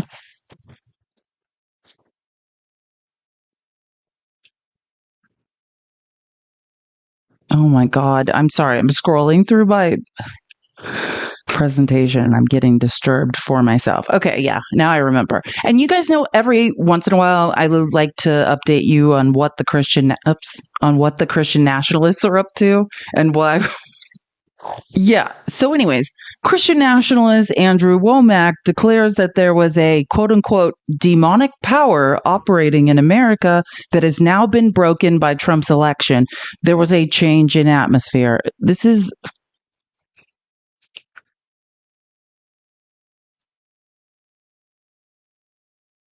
Oh, sorry. I forgot about... You know what was happening? This isn't just political. It's not just natural. There was a demonic spirit that was intimidating preachers. And you know, when Trump was elected, I don't know if other people felt this, but there was a change in the atmosphere. Amen. Yeah. And this goes all the way back to Scripture. You know, the Prince of Persia that was with Daniel and was hindering his prayer. And there has been a demonic power that has been operating in America that has been gaining ground. Yeah. And we've seen something broken since January the 20th. Would you agree with that? We've seen something broken. Are you kidding me? Like, are you... So Biden's actual pious Catholicism, which was actually the only thing I didn't like about him, was not real religion, but Trump, who's never, ever been to a church service in his life and believes himself to be God, is somehow better. Yeah, that makes sense. Let's just do it. And just as long as I'm updating us on the Christian nationalists, here's what more. Trump, Christian nationalist, oh man, and this guy's nuts. I've showed other clips on him. Trump cultist Lance Wallnau urges Christians to pray to defeat the judicial activism. You know, the federal judiciary whose job it is to limit the powers of the executive branch. Yes. Well, he has Christians praying to defeat judicial activism that is thwarting Trump and calls on God to change the hearts of Supreme Court justices who have ruled against the administration. I'm sure, I mean, what could go wrong here? Let's pray in the name of Jesus, Lord. Defeat the judicial activism. Make it nullified in Jesus' name. I pray that there are saints in Caesar's household, if they could be true in Nero's day. We've got them in Washington. Put them on the left and on the right of Amy and John Roberts. Have their kids get converted, their wives get filled with the Holy. Do something to invade. In the name of Jesus, in the name of Jesus, in the name of Jesus, like Paul on the road to Damascus, bam! Visit them. But Lord, let not the enemy outwit your purpose, outmaneuver your move. Give us a lengthening and extension of grace for the sake of the nations. I don't know. I couldn't even pretend during that. That's just weird. And yeah, they're particularly mad at John Roberts, who is a Republican and who gave Trump immunity. Like, so weird. None of this makes any sense. But yeah, they're mad at Amy Coney Barrett and John Roberts for interpreting the law correctly, I think. I was with him until, you know, that weird part. Like, I was like, yes, I'm praying the same thing about Alito. Gorsuch and Clarence Thomas. But then I couldn't even pretend. That's so... Anyways, it is my job to let you know. Oh, I forgot the best Pope clip. And this was before the Pope was chosen. I forgot about this. Okay. Oh my God, I have something to show you. So again, this was before the Pope was chosen, but this is probably the best clip of all time I've ever seen in my life.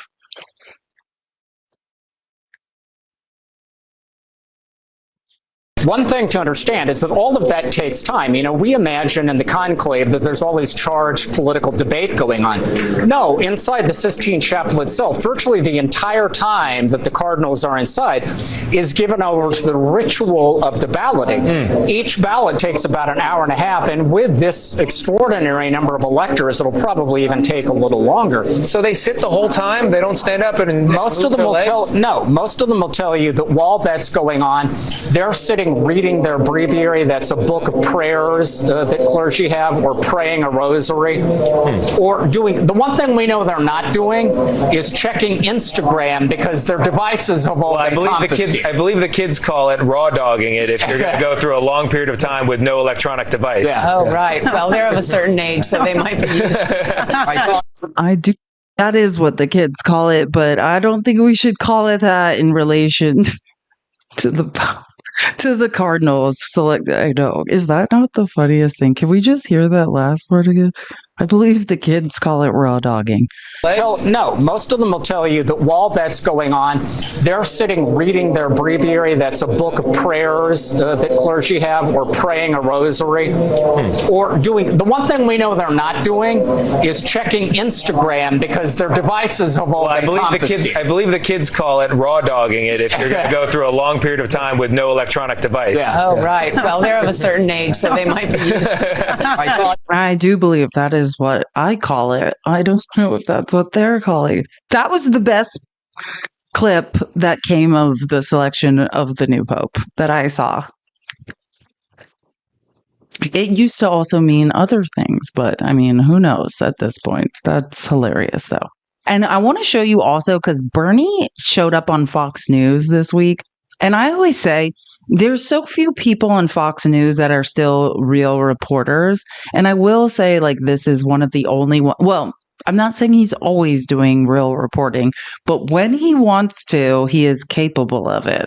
This is one of the last places where real news is happening on Fox.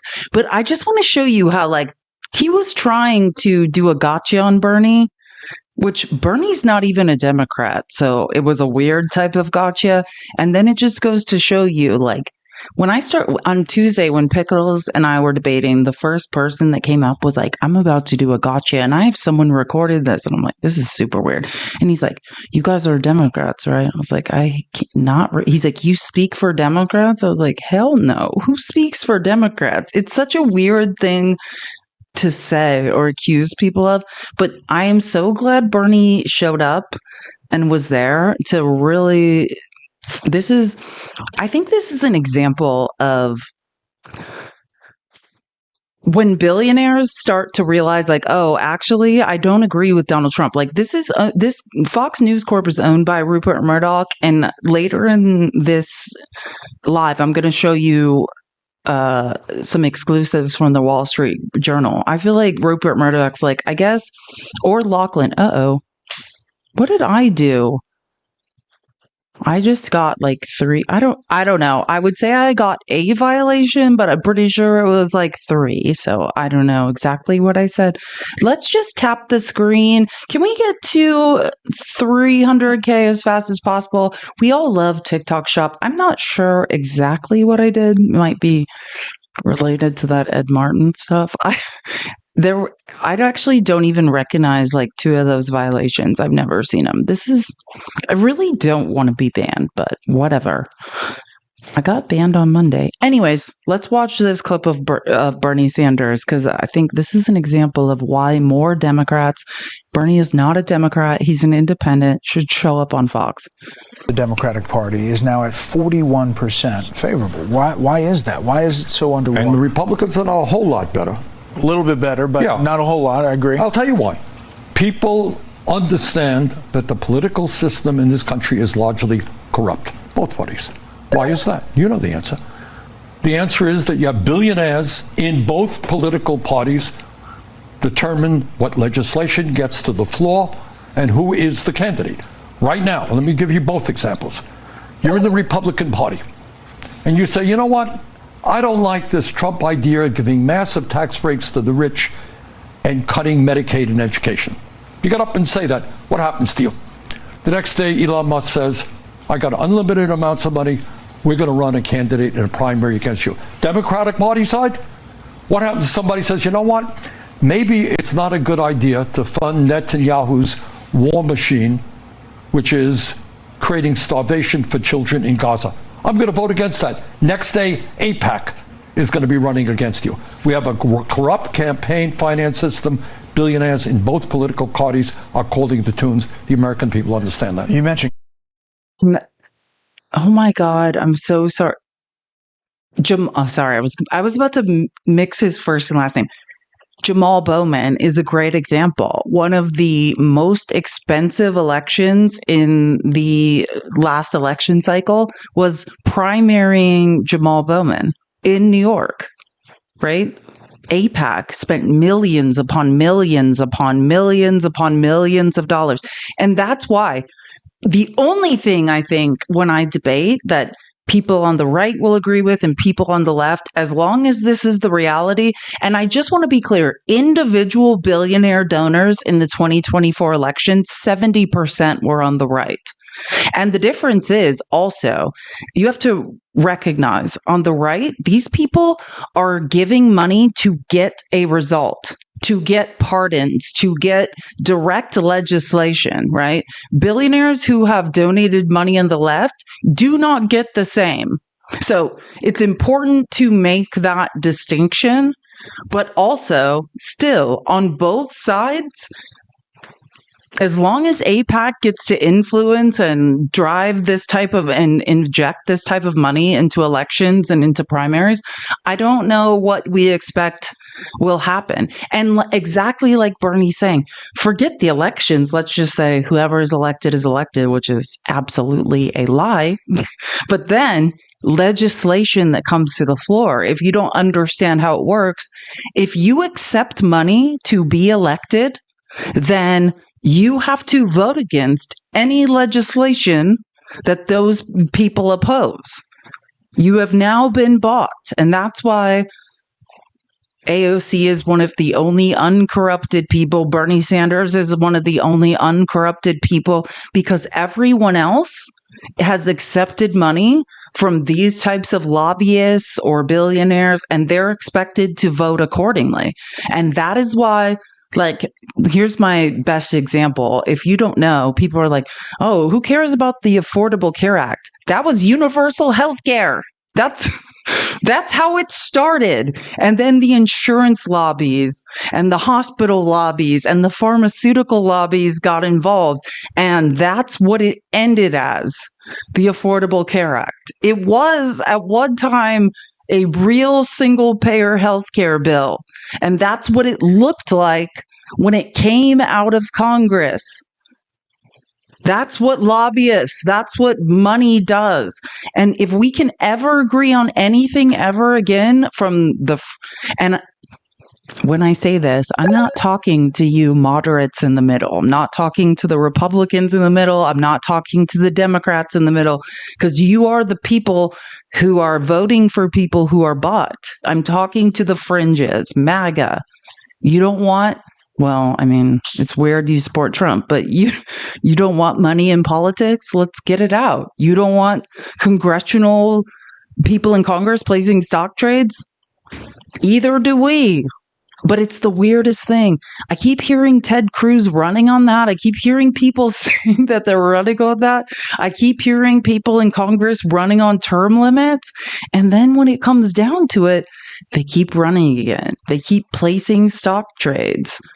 It's the strangest thing. If we do anything before we all unalive, it is getting money out of politics. But I don't know. That's going to be a very scary thing. I want to show you, this is a lot larger interview piece, but Pete Buttigieg, who I won't even get it. Well, I'll just show you a clip. I refuse to play the clip, but Trump attacked him, made a homophobic attack against him today in the White House, which is disgusting and completely embarrassing. But I want to show you just one piece, right, about that. This is the type of person we should all elect.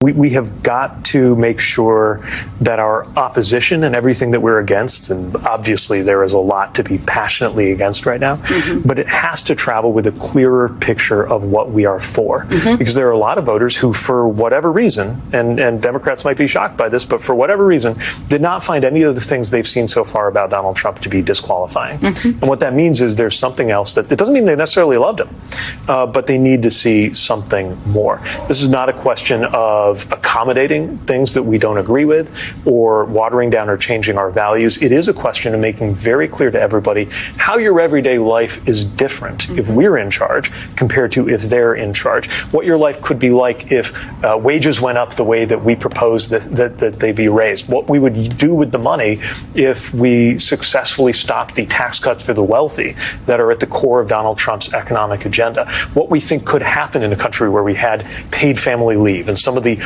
unfinished business of fixing our healthcare system. It's not just a matter of preserving the Affordable Care Act, as important as that is. It's going the next step to make sure everybody can get and afford healthcare. All of these things that need to happen, that needs to be as clear a picture as our response to the authoritarian tendencies of this administration. Because the truth is, proto-authoritarian governments don't just come out of nowhere. We would not be in this situation if the government, the economy, and the politics of our country were healthy. They've been unhealthy for a long time. I think everybody knows that. And if my party seems like it's calling for a return to the status quo from before, that will be both substantively wrong and politically it will fail. Amen. I could not agree more. And I talk about this all the time when I just said, hey, I'm speaking to MAGA and I'm speaking to the progressives on the left of left. I'm never speaking to the people in the middle. And that becomes, and why am I saying that? Because I have a history degree. So I understand that Mustache Man was born of the bad decisions of centrists, right? Trump has been elected because of the bad decisions of centrists. While white males have been disenfranchised in the middle, right? They feel no one's listening. Here comes a pathological liar. This already happened once. This happened in Germany. It is the centrists, the people in the middle that are just like, let's maintain the status quo while wealth is consolidating at the top of the economy. Well, let me help you, because I know MAGA's thinking, wait, what? I don't quite understand. You're saying I'm talking to you. I am talking to you because at least you're smart enough to be on the fringe. The people in the middle that want to maintain this structure are robbing all of us, right? But you voting for Trump has hastened the actual transfer of wealth to the top. But I'm here to tell you, I don't necessarily blame you. I blame moderate Democrats for knowing it's wrong and somehow voting to maintain the status quo, voting alongside moderate Democrats and saying, yeah, this is fine. It's not fine. What can you mathematically explain that, Felice? Yes, I can. Capital gains taxes, right? 60% of wealth is now inherited at the top of the economy, can never be taxed down. So how is wealth being concentrated at the top? Well, as long as capital gains taxes are less than we tax wages, we can never catch up, right? Wealth can always be concentrated up there. And Trump's current tax structure is helping wealth stay up there at a rate never before seen. Until we tax that wealth down and it recirculates, and we stop taxing wages at the rate we are, the rest of us, I almost said middle class. I don't think that exists. It's just them up there and now us down here. And that's the point. As long as it's cheaper to just hold wealth up there, our wages are being taxed at a higher rate, we will never, ever, ever catch up. There's no way possible. It's simple math. So that's what we have to change. And that's why, like, this is my personal feeling. It's not just that. It's also in any other developed country in the world, they're not spending money on healthcare, right? In addition to these income taxes we're paying, then again, on top of that, pay for your daughter, your son, you to go to the doctor. It shouldn't be like that. In every other developed world in the country, you can go to the doctor. We can pay for it. There are models. If you want to look at the math, there's a Medicare for All plan that Bernie Sanders came up with, but there's also different types of universal health care. In every country that has it, it works a little bit different. So, like, I know, MAGA, you're always like, but I heard in Canada, they're waiting to go to the doctor. Yeah, those wait times are less than here when you can't afford to go to the doctor.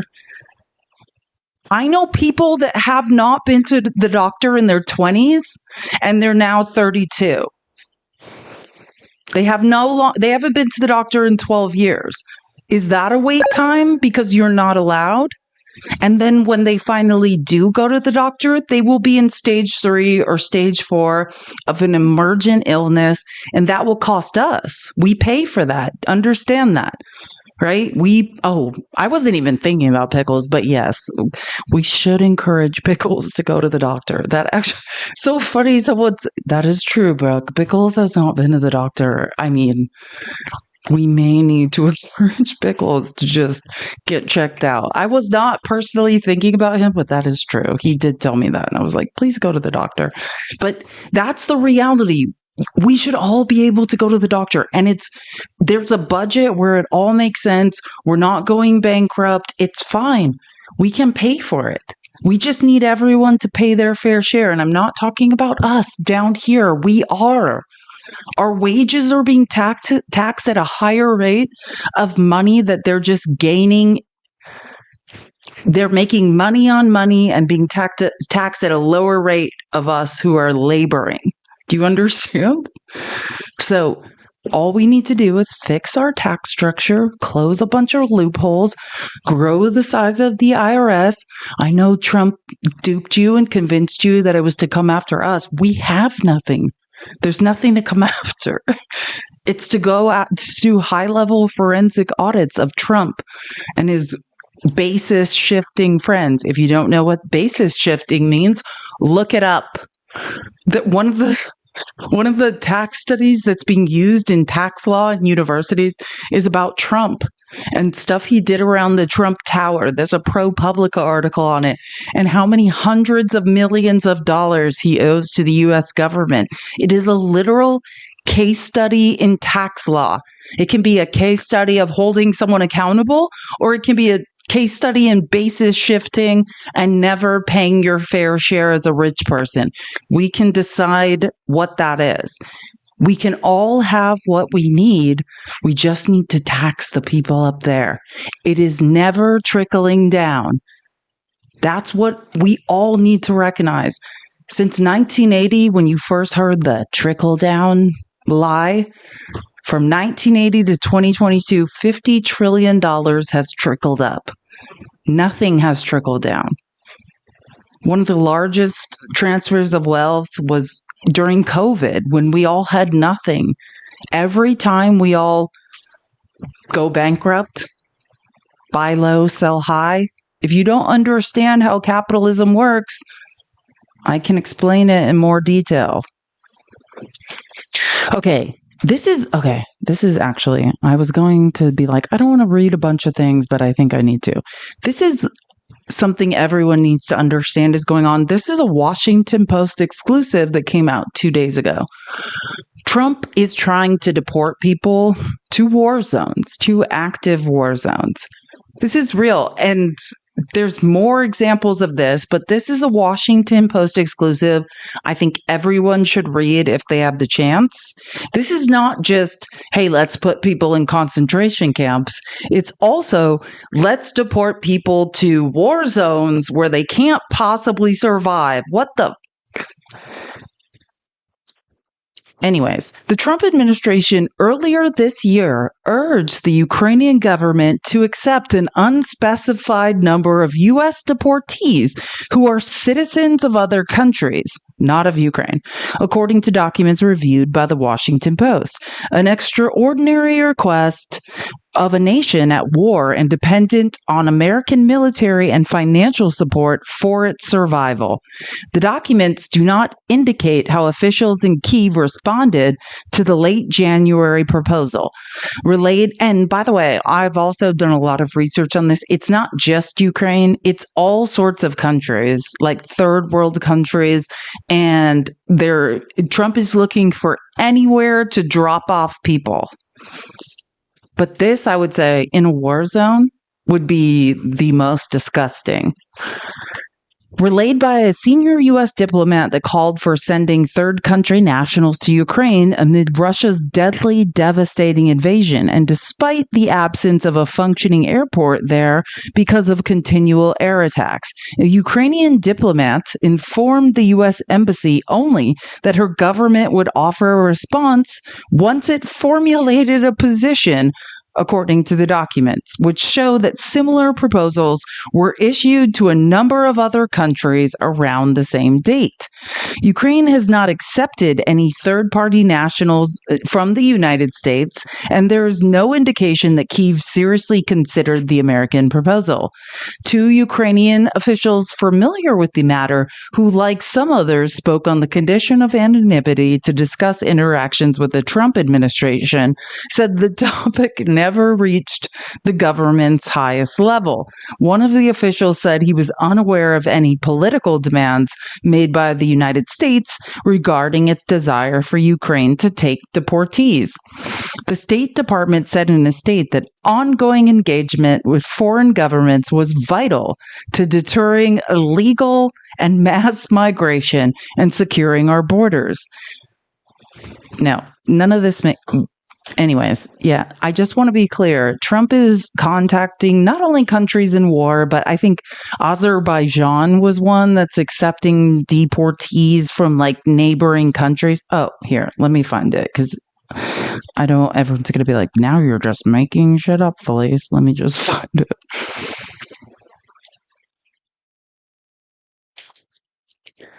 I'll start with Rwanda. In the case of Rwanda, the U.S. made a one-time payment of $100,000 to take in an Iraqi deportee last month. They got $100K. Now, MAGA, you tell me, do you want your tax dollars? Do you think to deport a human being, $100,000 of your tax dollars should be paid to Rwanda? I think that's very insane, and we should know about it. To the Rwandan government to take in an Iraqi deportee last month, with the African nation agreeing to take in an additional 10 deportees of various nationalities as part of a durable program for accepting other removals. Details of Rwandan deportation were first reported, by this woman. And wait, hold on. Now let's move on to Uzbekistan. Some of the Trump administration's negotiations have focused on using countries as logistical points in deportations of third country nationals. In discussions with Uzbekistan, for instance, documents from early March show that officials sought to use the former Soviet states as a transit point for Russian and Belarusian deportees, as direct flights to and from the United States were severed amid tensions arising in part from the war in Ukraine. This is not even what I'm talking. It gets worse. Here we go. Last week, Uzbekistan received over 100 deportees from the United States, including Uzbeks, as well as citizens of Kazakhstan, Kyrgyzstan. According to a statement by the DHS, the State Department said in a statement that there were no Russians or Belarusians on the flight, and that Kyrgyz and Kazakh nationals transited to their home countries. Well, that's not their home countries, but whatever. Documents from Tuesday morning showed U.S. officials praising Uzbekistani government for their specially chartered deportation flight, which they said included 10 Kazakh and 20 Kyrgyz Sorry, Kyrgyz. Citizens, U.S. officials noted that the Uzbek government was eager to remain on our good side. A U.S. official wrote in the documents that the United States might need to tread lightly when pushing Uzbekistan to do more, adding that including more third country nationals may be a bridge too far for its government, and warning that the program could be used by our adversaries, especially China and Russia, to spoil the deepening bilateral partnership. Yeah, I agree. Anyways, I think everyone should read that and understand how desperate Trump is to remove people from this country. Oh, yes. Now I remember. Where's my clip? Okay. So I told you that Kristi Noem had a really tough time in the House. I don't know if everyone's ever met Lauren Underwood, representative from Illinois. She is absolutely amazing. And when I listened to her the first time, just embarrassed, run over Kristi Noem, I was like, God, everyone needs to hear this. It will make them feel more sane about deportations.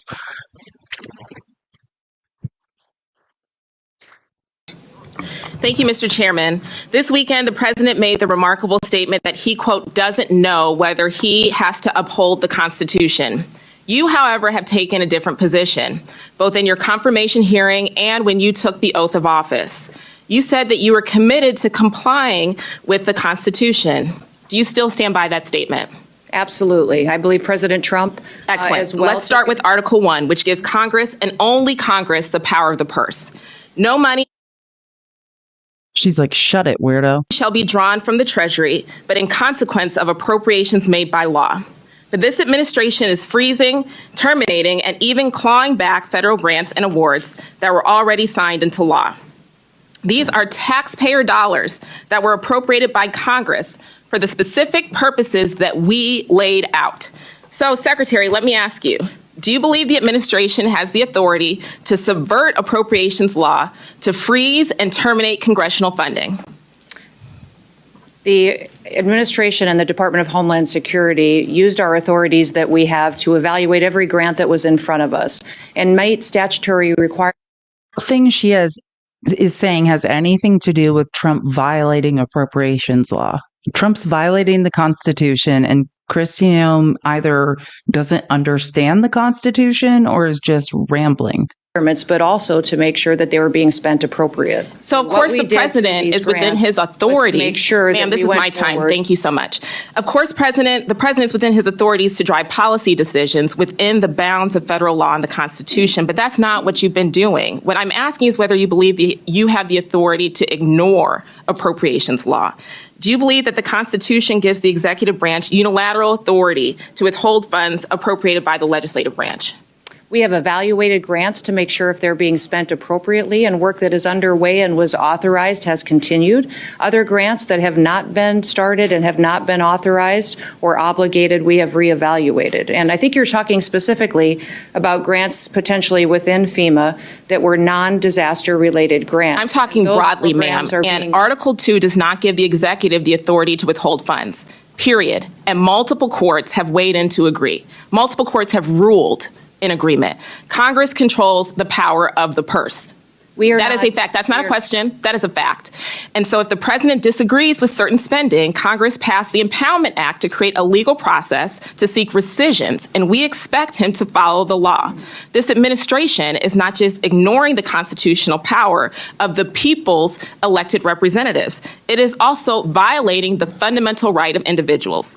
Do you believe that the Constitution grants everyone in our country the right to due process, including non-citizens? The administration has the authority to. Ma'am, I'm looking for a yes or no question. Yes or no. Do you believe the Constitution? Yes, ma'am. Do you? We have not conducted reclaiming my time, Mr. Chairman. Time is yours. Okay. Secretary Noem, I'm just looking for a yes or no here. Do you believe the Constitution guarantees due process to everyone in America? Due process is exactly what this Congress lays out. Yes or no? Okay, ma'am, I'll take that as a no. On due process. Excuse me. I'm trying to ascertain your understanding of the Deranged white woman, please be quiet. Like, I literally have listened to this like 6 times. Deranged white woman, please don't speak when being spoken to. Secretary Noem, I'm just looking for a yes or no here. Do you believe the Constitution guarantees due process to everyone in America? Due process is exactly what this Congress lays out. Yes or no? Okay, and ma'am, I'll take that as a no. On due process excuse me, I'm trying to ascertain your understanding of the law as it applies to your department, and you as its leader should be able to give us a yes or no answer, because judge after judge has ruled that the law is not being followed. Do you believe that the U.S. government has the authority to deport American citizens?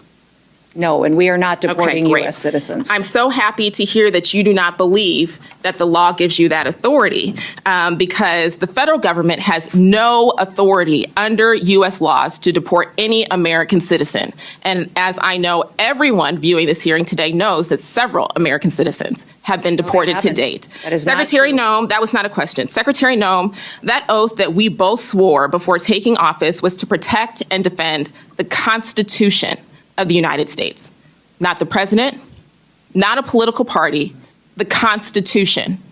And that's what we're going to keep doing here at the Appropriations Committee. Thank you. I yield back. Told you she got run over. Like, that was, I mean, is that not what you've been waiting to see your whole life? Someone making Kristi. And like the fact you're acting like American citizens, which I told you I was probably going to skip around. Let me just, because I could give several examples of American citizens being deported, but let me just, I feel like I found one that was extra disturbing to me.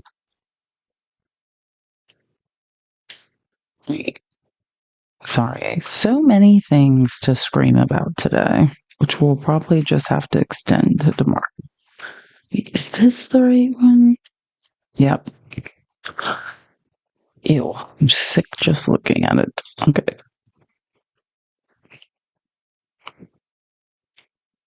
New tonight, attorneys say Immigration and Customs Enforcement mishandled the deportation of an Austin mom and her kids. According to the nonprofit group Grassroots Leadership, ICE detained Denise Para Vargas and her family after a traffic stop in North Austin last Thursday. Para Vargas and her 3 children were transferred to Laredo and then deported to Mexico a few days later. Attorneys say the kids are ages 9, 5, and 4, and 2 of them are U.S. citizens. According to immigration attorneys, ICE was informed by the family and legal advocates that the children were U.S. citizens, and ICE knowingly deported them anyway. A senior staff attorney for the Immigrant Legal Resource Center says, quote, "These actions are clearly illegal, and we should all be concerned that ICE continues to detain and deport U.S. citizen children," end quote. Now, KVUE has reached out to ICE, and we have not heard back yet. Yeah, so Kristi, you can lie, obfuscate. I do believe you actually are not smart and you could not find your way out of a paper bag. Just like Trump, let me just say that. You're about on the same intelligence level as Donald Trump. I do think that's true, because anyone he feels actually threatened by can't work for him. That should be an indictment on everyone hired by Trump. If Trump feels threatened by your level of intelligence, he won't let you work for him. So I do think that you are not smart, but I do think you are smart enough to understand that you have, in fact, deported U.S. citizens.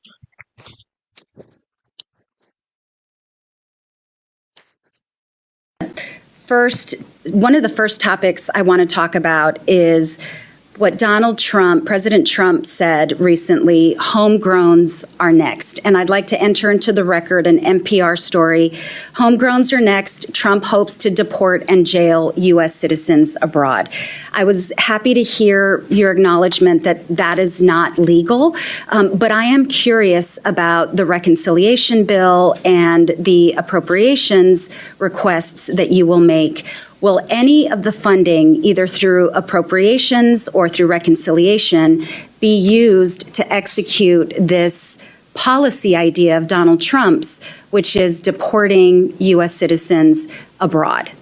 We have not deported any U.S. citizens, and so that false media narrative that you've heard out there just simply isn't true. Well, what I would say. So my question, yes or no, will the reconciliation or appropriations be used for that? The reconciliation dollars that we've asked for is $175 billion that will be focused and is reflected But in yes what the or no, president will it be released. used for those purposes which Donald Trump acknowledged? We're going to continue to use the authorities and follow the Constitution to implement policies. All right, that will make reclaiming sure. my time. I'd like to now focus on U.S. citizens who were deported.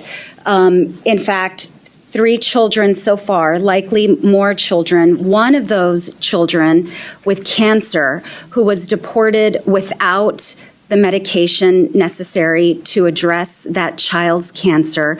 Again, a U.S. citizen. The lawyers have said that they were not given, the family was not given an opportunity to make plans for the kids. And so they were deported, essentially, again, U.S. citizens. I have a question about the forms that ICE is supposed to utilize when engaging with parents who have children, the parents who are being deported and the U.S. citizen children. One of those forms is ICE Form 71-078, or the Caregiver Designation at Arrest form. Were any of the individuals who were deported, who had U.S. citizen children deported with them, were they given an opportunity to sign that form? When these, the specific cases that you're referencing with these children, it was the parents' choice to take their children. And did ICE which it is follow the policy through of the on Trump the policy administration to keep families together. Ma'am, reclaiming my time. I told you at the top of this, ma'am, reclaiming my time. I said that the questions are really simple, yes or no. Was that form used in any of those cases? I will get back to you on that specific form. Perfect. I don't know the number, but I do know these mothers went on the record. The second form, ma'am, reclaiming my time. Ma'am, please, ma'am, reclaiming my time. I'd like you to avoid the filibuster so I can get to all my questions, please. Answering your questions. So it's hard to fill out paperwork when you don't speak English. So Kristi Noem is a liar, and none of that is true. Second ICE form that I'd like to ask you about is ICE Form 71-76, which is also it's pre-removal parental interests election form. Can you get back to me on that? Were all of the parents allowed to sign that? Are the parents allowed to speak to lawyers before they're deported, or to speak to their U.S. citizen spouses before they're deported? They are given the opportunity. Okay, so you can guarantee that every one of those parents. We followed all the normal policies and procedures. So they were allowed to talk to a lawyer. That's a yes. As it is authorized. Is that a yes? That's a yes. Everything was handled appropriately and correctly. But did they all get to talk to a lawyer? Okay, reclaiming my time. Under the policy. Mr. Chairman, unfortunately, I'm out of time. I have a number of other questions we'll get to in the next round. Thank you. Yeah, Kristi doesn't even know what she's talking about. Oh, yeah. Also, I guess I just got another violation. I think we're up to 4 now. That one was for harassment and bullying. I'm not sure what I did that was bullying anyone other than just stating facts, but that's the reality now. The truth is now bullying someone. I'm not sure who. I want to play this clip because I thought Dan Goldman did a really good job as a lawyer. He was on CNN, I think, last night. And I thought this clip was pretty accurate about the constitutional violations around immigration. This interview over the weekend that he doesn't know if he would should uphold the Constitution in the situation with due process with undocumented immigrants. What's your reaction to what the president said this morning? Look, I think this is so misguided. The notion that because he won an election that he should be able to ignore the Constitution or violate our laws is preposterous. Every president wins an election. That does not mean that they get to just make up whatever laws they want and decide which ones they're going to comply with and which ones they aren't. Donald Trump does not get to decide what the law is. The Supreme Court and the Judiciary does, as well as immigration immigration judges for deportation cases. And so the issue here is he wants to use the Alien Enemies Act in 1798 law from a completely different era that says only those who are essentially soldiers for a different country in wartime can be removed from this country. But there hasn't been established in any way, shape, or form that there's any war that Venezuela is waging on us. In fact, the intelligence community has determined that Venezuela is not directly supporting the Trendagra, the gang, the foreign terrorist organization that's been designated now. So there is no factual basis to think that the Alien Enemies Act should apply. And for Donald Trump to just say, oh, well, I won in my election, therefore I get to determine what the Alien Enemies Act says is preposterous. It runs totally counter to the very fundamental nature of our constitutional and democratic values. Are you confident the president will uphold the Constitution? I'm not confident. I'm not at all. And I think that he has not done so with due process. He has not done so with the Foreign Emoluments Clause, as we saw last week, where the UAE, a UAE-backed finance company, bought $2 billion of Donald Trump's stablecoin, a cryptocurrency that will net him hundreds of millions of dollars. I don't think he is abiding by the Constitution. He needs to. The Republicans here in the House and over in the Senate need to pressure him to do so publicly, because our Constitution and our fundamental democracy hangs in the balance. And his behavior is escalating. It's becoming more aggressive, more antagonistic to the courts, more antagonistic to the rule of law, more antagonistic to the Constitution. And if Republicans do not speak out for our Constitution, then we're heading down a Yeah, I think Dan Goldman always says it correctly. I mean, I think he called it right. No, Trump's already violating the Constitution in several different ways. Oh, and yeah, as long as we're just on instances, because there are so many more instances of people's due process being violated and people being disappeared and people gone. I do want to show one more, because when these cases are called to my attention, I think the least I can do is just play the clips of, documenting their disappearance. Has relentlessly tried to find and help her husband, who she says was here legally. With her documents in hand, Yali Molero implores officers for help as immigrants are bussed out of Nashville.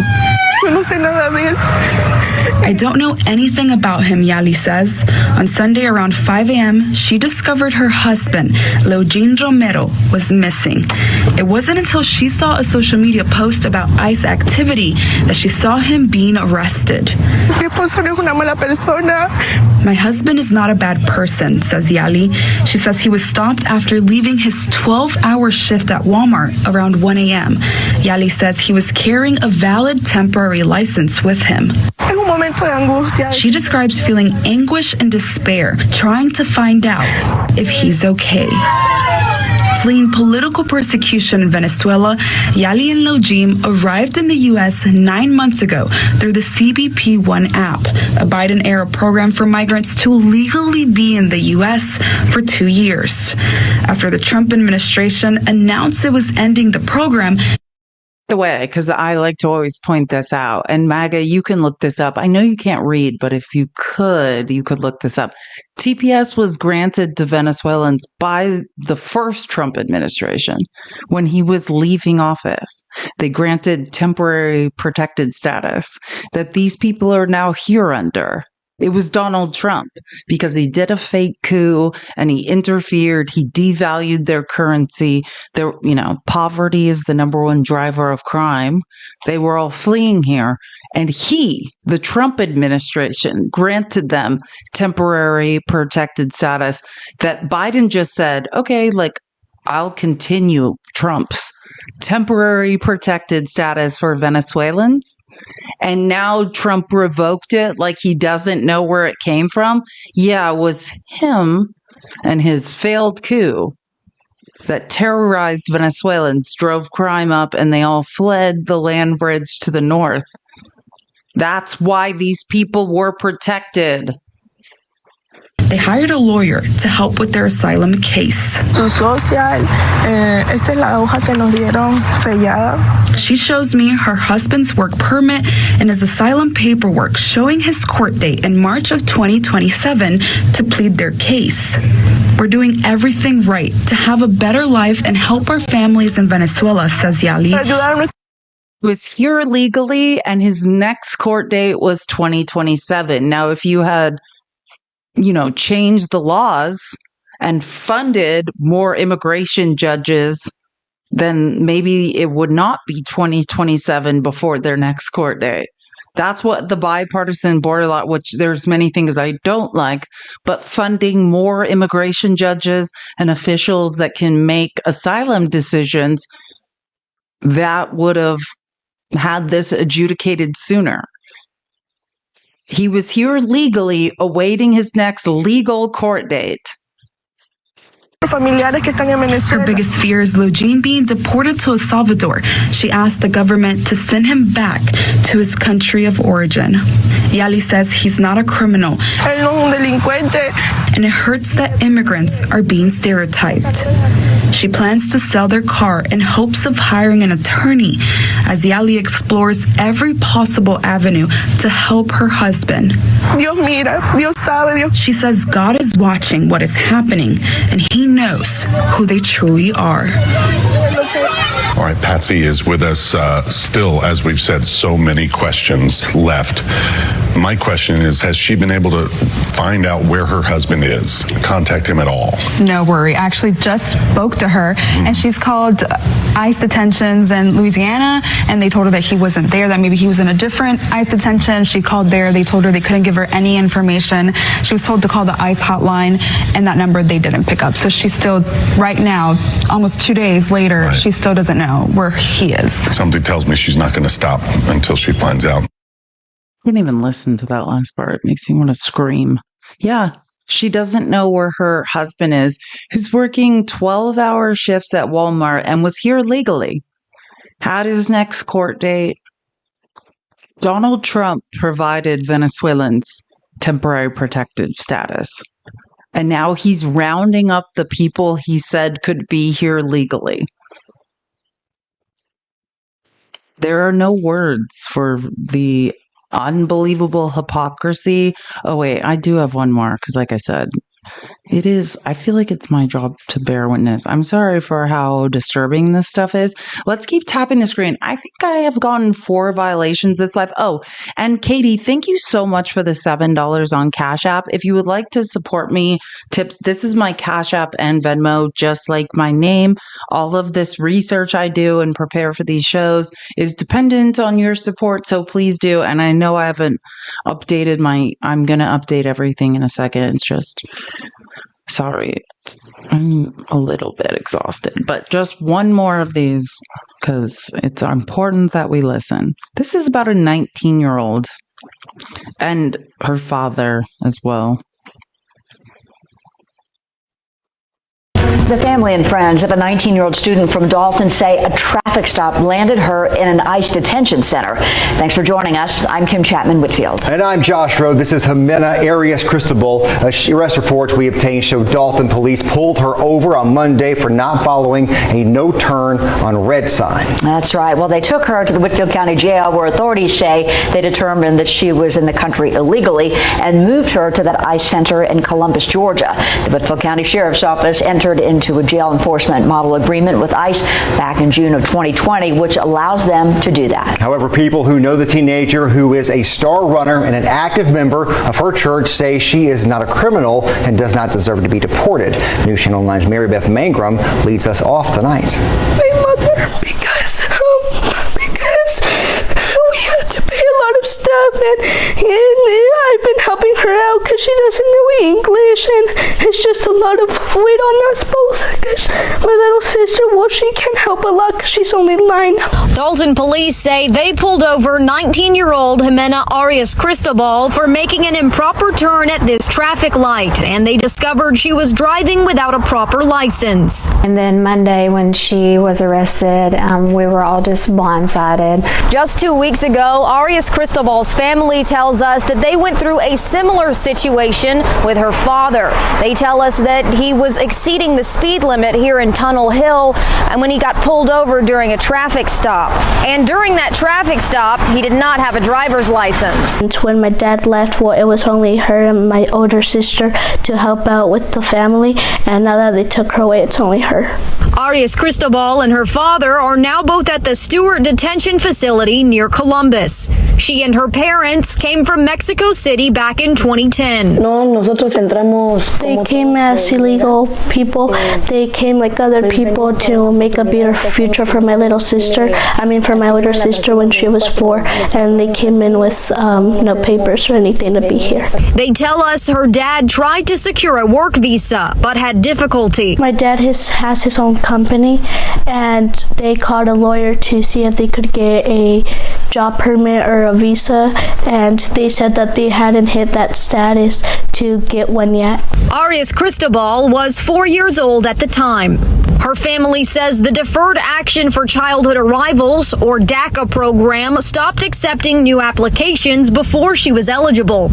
Immigration attorney Terry Olson says there aren't many options for kids in that situation. Most individuals who could only qualify for DACA or who entered illegally are not going to have any pathway. In Dalton, Mary Beth Mangrum, News Channel 9. Now, the police report says Arias Cristobal told them that she had an international license but didn't have it with her. Georgia Driver's Services say those are only valid for 30 days after moving to the U.S. A Republican. And I could get into when you are outside the country, you're of origin driving, how stupid. Anyways. But yeah, this is reality. And this is why this fear, and understand why all of MAGA who believes you're doing something. What are you doing? You think by forcing brown people out of this country that what's going to happen? You have more opportunity? Actually, the economy is contracting. You have less opportunity. Businesses are closing. This will not help you.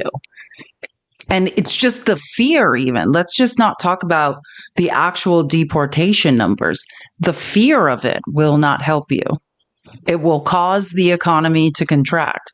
You are biting off your nose to spite your face because the people who are actually robbing you, billionaires, told you that brown people were taking something from you, but they're not. It's actually asinine. This entire thing is quite asinine. Sorry, I have so many things planned to talk about, but I'm very annoyed. Right when I listen to these things, I'm upset. I want to go, this pardon lawyer that was fired by the U.S., I do want to go over this because I think just more of Trump's corruption, which we're going to get into the details of. I feel like every live I do, I spend a lot of time talking about how much money Trump is stealing, and still MAGA's like, Trump loves me. No, he doesn't, weirdo.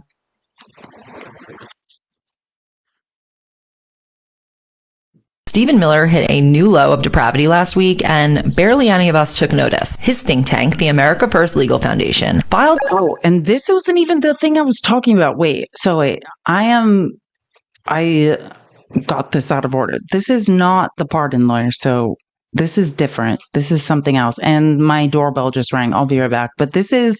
and I'll follow this up by other clips, but Stephen Miller, Joseph Goebbels reincarnated, is now suing John Roberts of, the Chief Justice of the Supreme Court. Stephen Miller hit a new low of depravity last week, and barely any of us took notice. His think tank, the America First Legal Foundation, filed a lawsuit last week against Supreme Court Chief Justice John Roberts. Yeah. The case he filed is seemingly meant to stake a claim on the idea that the executive branch, aka the president, has administrative control of the court system, as if they were, for example, a federal agency like the Department of Education. The lawsuit is ostensibly a FOIA lawsuit, meaning a Freedom of Information Act lawsuit, where they're seeking access to judiciary records. For context, part of the Chief Justice's job is not only to act as the Chief Justice of the Supreme Court, but to act as the administrative head of the entire court system, so all the federal judiciary. And Miller's think tank is filing a lawsuit to access judiciary records. But in the actual argument of the case, they're arguing that the judiciary should be considered an arm of the executive branch. And if that were to be the case, the consequences of that would be that the president could hire and fire anyone he wants, appoint anyone he wants to key roles, defund entire courts, and pick all the judges. This is a huge red flag because it's not just this lawsuit. This is part of a bigger assault on the legal system that a particular wing of MAGA is trying to use to turn the judiciary into an arm of government that is fully loyal to Trump. Anyone who's ever seen 5 minutes of Schoolhouse Rock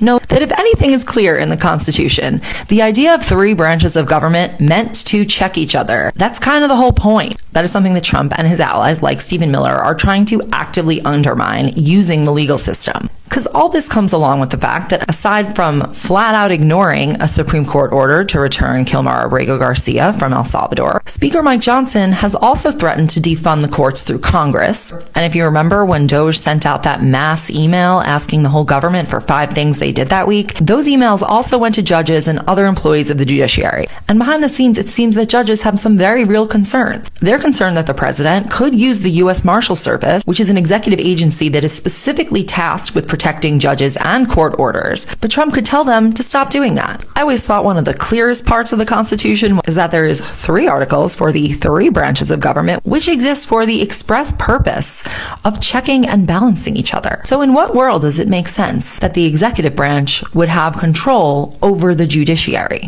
I would think you would know this document a little better, given how much time you spent exploiting. Amen. And hold on, I want to show, as long as we're on this, because I don't think I found them at the same time. Oh my God, the next clip is going to drive you guys insane. I don't even know why. But I need to show one more because, what's his name? John Roberts actually was speaking yesterday at a conference, and it escapes me where, but I mean, basically in direct opposition to that, which I find fascinating. I just have to find it.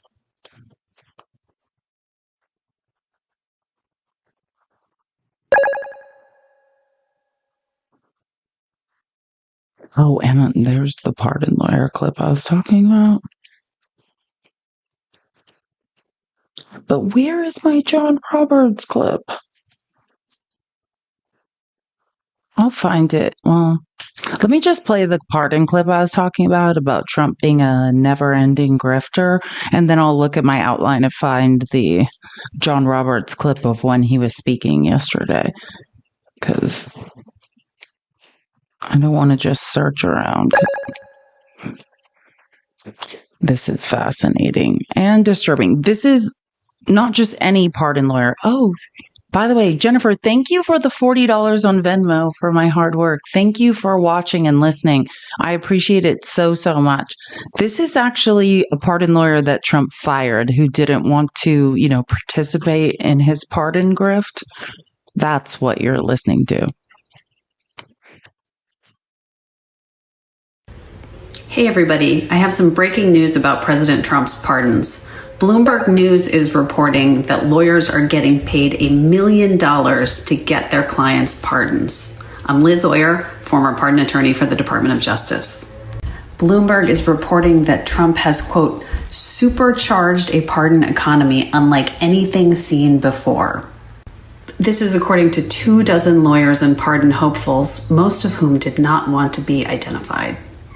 These people are paying tens of thousands of dollars, and in some cases over $1 million for lawyers, consultants, and lobbyists to get their pardon requests in front of President Trump.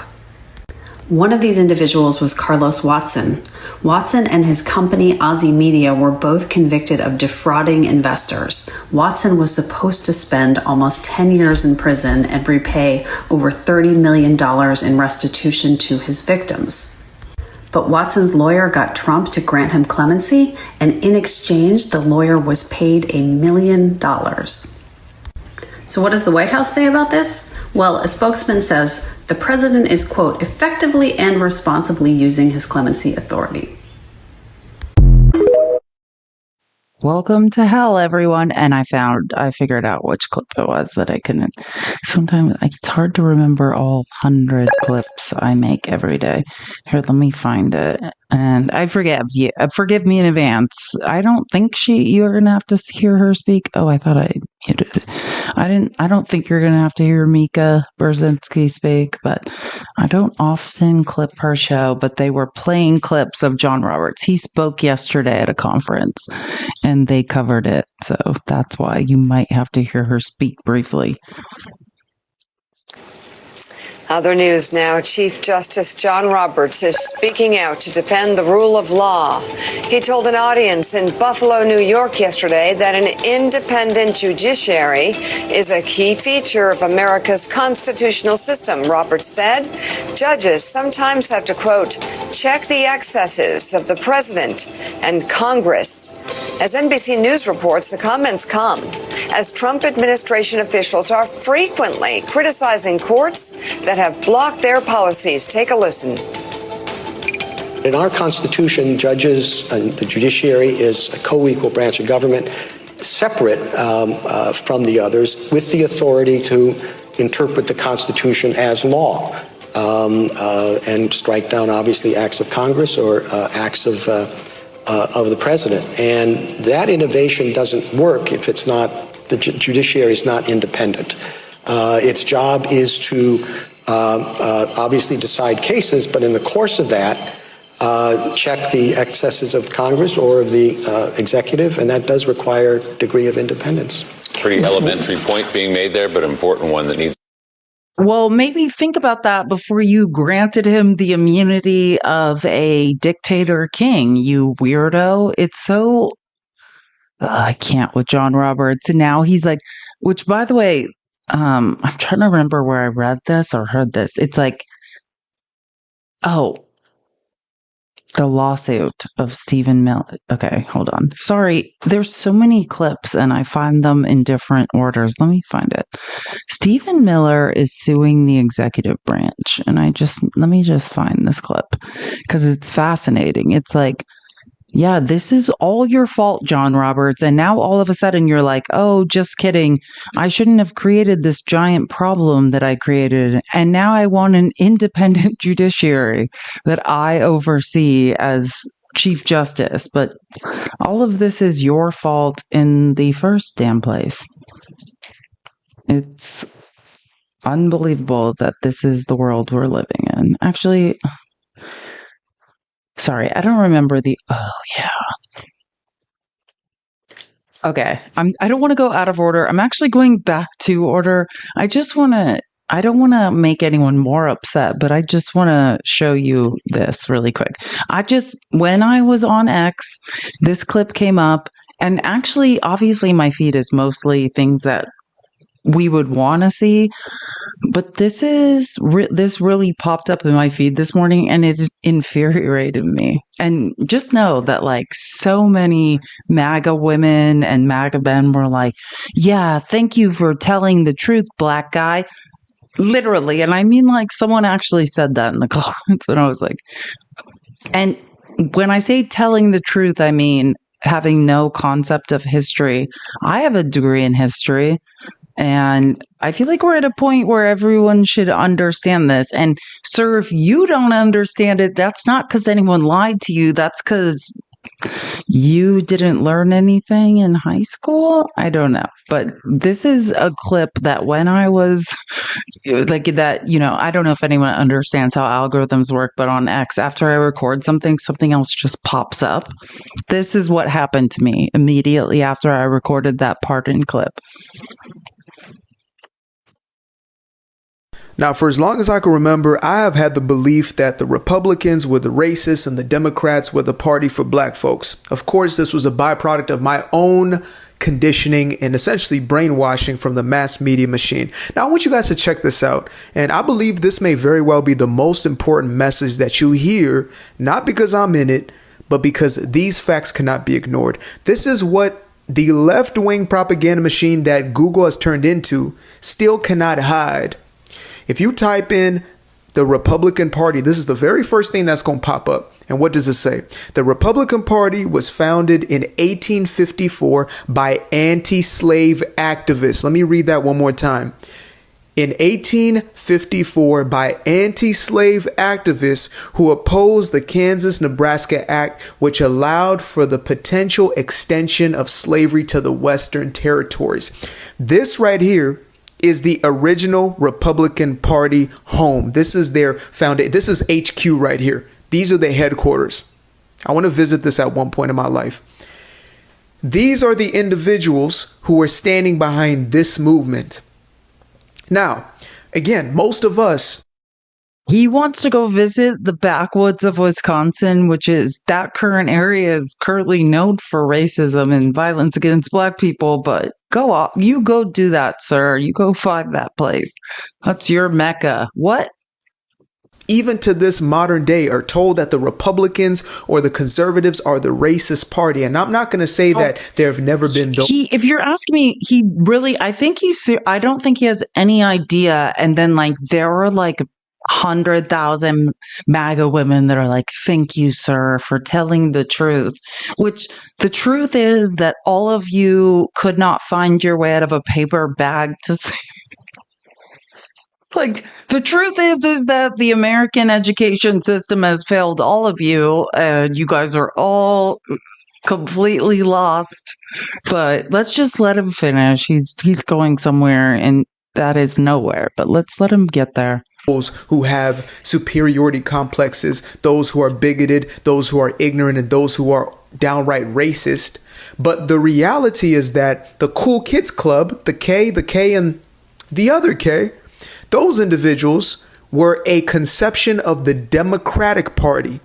And that stemmed back to Jim Crow laws, Democratic Party legislation, which came from another Democratic stronghold, slavery. Can't make this stuff up, folks. Can't make it up.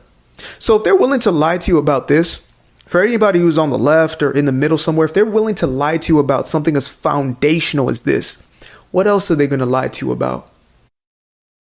No one's lying to you about anything. You have no idea what's going on. It's super simple. It is so simple. Here's the thing. The same people that perpetuated the transatlantic slave trade have always been in the same place, right? They were always there. They're they're people in southern states, right? Conservatives in southern states. That's where plantations existed, where they needed slaves to, and I've said this many times, capitalism is dependent on what? The cheapest or ideally slave labor. And where plantations, and they needed a lot of ideally slave labor to run, the same people have always been doing this. Conservatives in the South perpetuated slavery, period. And then when the party switch happened, I talk about this, but I would say if you want a black man to talk about it, I would look at the writings of W.E.B. Du Bois. He talks about it a lot. It has to do with the migration, right? As the Underground Railroad helped black people escape slavery and move north, and industrialization happened in the North, right? That is when Republicans in the North, the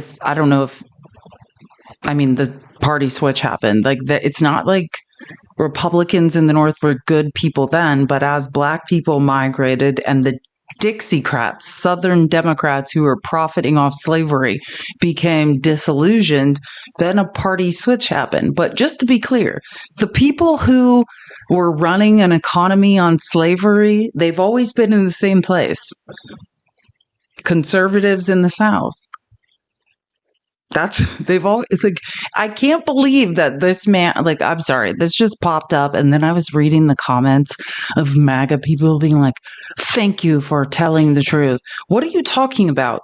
Whether they go by Dixiecrats or they go by Republicans, they're all down there hanging out exactly where they've always been. The people that lynched people, the people that developed the Second Amendment, right? The right to bear arms, that was based on dragging runaway slaves back. And they needed weapons possibly to do that, to teach them a lesson. All of that happened in the same place. You can call them Dixiecrats, but they're just conservatives in the South that tried to consolidate power with Jim Crow laws. It's delusional and weird, like, that people are like, oh, I just figured out that I have no idea what I'm talking about. But again, I just want to be very clear, because you have to understand the time that people were living in. I'm not saying no one in the South, in the North had slaves and that white people weren't unbelievably racist all across this country, because they were.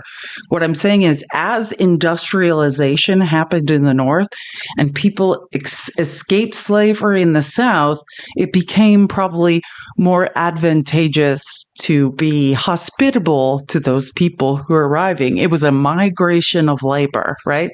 Cheap labor, if you will. Maybe not slave labor, because they were escaping slave labor, but still cheap labor that was migrating north. It's not pretty, however you look at it, right? Like, no one is innocent in the enslaving of Black people, in the transatlantic slave trade, in the enslaving of Mexicans.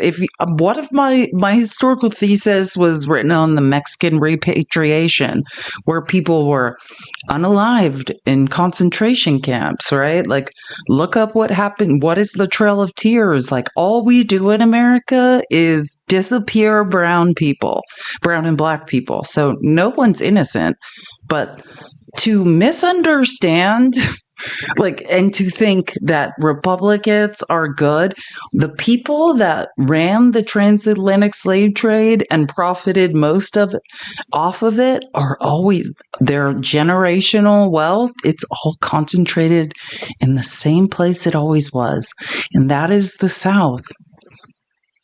Period. End of story. And when you look at labor migration patterns for all types of people, for Mexicans, for indigenous people, whatever, for Chinese people, like the railroad, it is a trail of exploitation, right? That's what capitalism is built off, is taking the people with the least rights and exploiting them. Well, I mean, maybe this guy doesn't know. Can someone go find this guy and tell him? Because I'm not sure if he knows. I'm sure somebody told him over and over and over. But that just popped up in my feed, and I was like, are we still doing this? Like, we are not past that point? Oh, and as long as we're going to talk, let's just get into more insane grifting that's going on. So I showed you the Washington Post, the last Washington Post exclusive that was insane. Well, here's another one. U.S. pushes nations facing tariffs. You know, these alleged tariff negotiations going on. For some reason, they're trying to force those nations to use Starlink. Why would they be doing that? Some countries have turned to satellite internet firm in conjunction with trade talks. And if you want to read this article, which I suggest, for some reason, Donald Trump is trying to force countries who want to come to the table with trade negotiations to also buy the richest man in the world's shitty satellite internet company. Why would that be happening other than oligarchy? Just pointing out a thing that's happening that was just reported on yesterday that anyone can read about. Yeah, this is the worst timeline. I do think, let's move on to more. Well, let's listen. This is a good clip on Trump's grifting, and then we can get more deeply into it. Like, I did a really deep dive today on Trump's grifts. Let's press pause just for a second, because I want to take a look not just at what this administration says, but how it operates. Yes, over the past few days, Donald Trump has made headlines with an AI image of himself as the Pope, grand ideas for rebuilding and opening Alcatraz, and slapping tariffs on foreign films. But I do not want those stories to distract us. And instead, I want to take a moment to look at the stories that Donald Trump is not talking about. Last week, a United Arab Emirates state-backed investment firm put $2 billion in one of Donald Trump's cryptocurrencies. The deal was announced by Zach Witkoff. You recognize that name? He's the co-founder of the Trump family crypto venture, World Liberty Financial. But he is also the son of Trump's longtime friend and special Middle East envoy, Steve Witkoff. You know, the guy who's been negotiating with Putin. Also on the stage when they made that announcement, Eric Trump. This deal would be a massive windfall for World Liberty Financial, which, as the New York Times has reported, is largely owned by a Trump family corporate entity. And on that very same day, Bloomberg reported that the U.S. is considering easing restrictions on NVIDIA selling chips. Guess where? To the UAE. This would be a huge win for that country. Its progress on AI has been limited by the Biden administration's rules on chips. And now Donald Trump is set to visit the UAE as part of his Middle East trip. Guess when? Next week. And here's another story that I'm guessing you missed, wasn't on your radar, but let's put it there. An international trucking logistics company just bought 20 million of Trump's crypto coins. Maybe they're not trying to buy influence on trade policy. Maybe they are. But my question is, why exactly would a trucking company roll the dice on a meme coin that just happens to benefit the President of the United States? It is reports like this that have us asking over and over, is this White House for sale? It doesn't have us asking, it has us knowing. And I individually reported on all this, but I do just want to give like a memory refresher of what I was talking about on Monday, because I was on my backup account and I know like barely anyone was watching. So, because I was banned for someone else saying they wanted to grape me, which was a super weird thing to get me in trouble for. But whatever. But anyway, so I just wanted to remind us of the grifts I was talking about. And then this is a great piece, which I think it was Seabass, Fish Bastion, who was talking about this in the comments.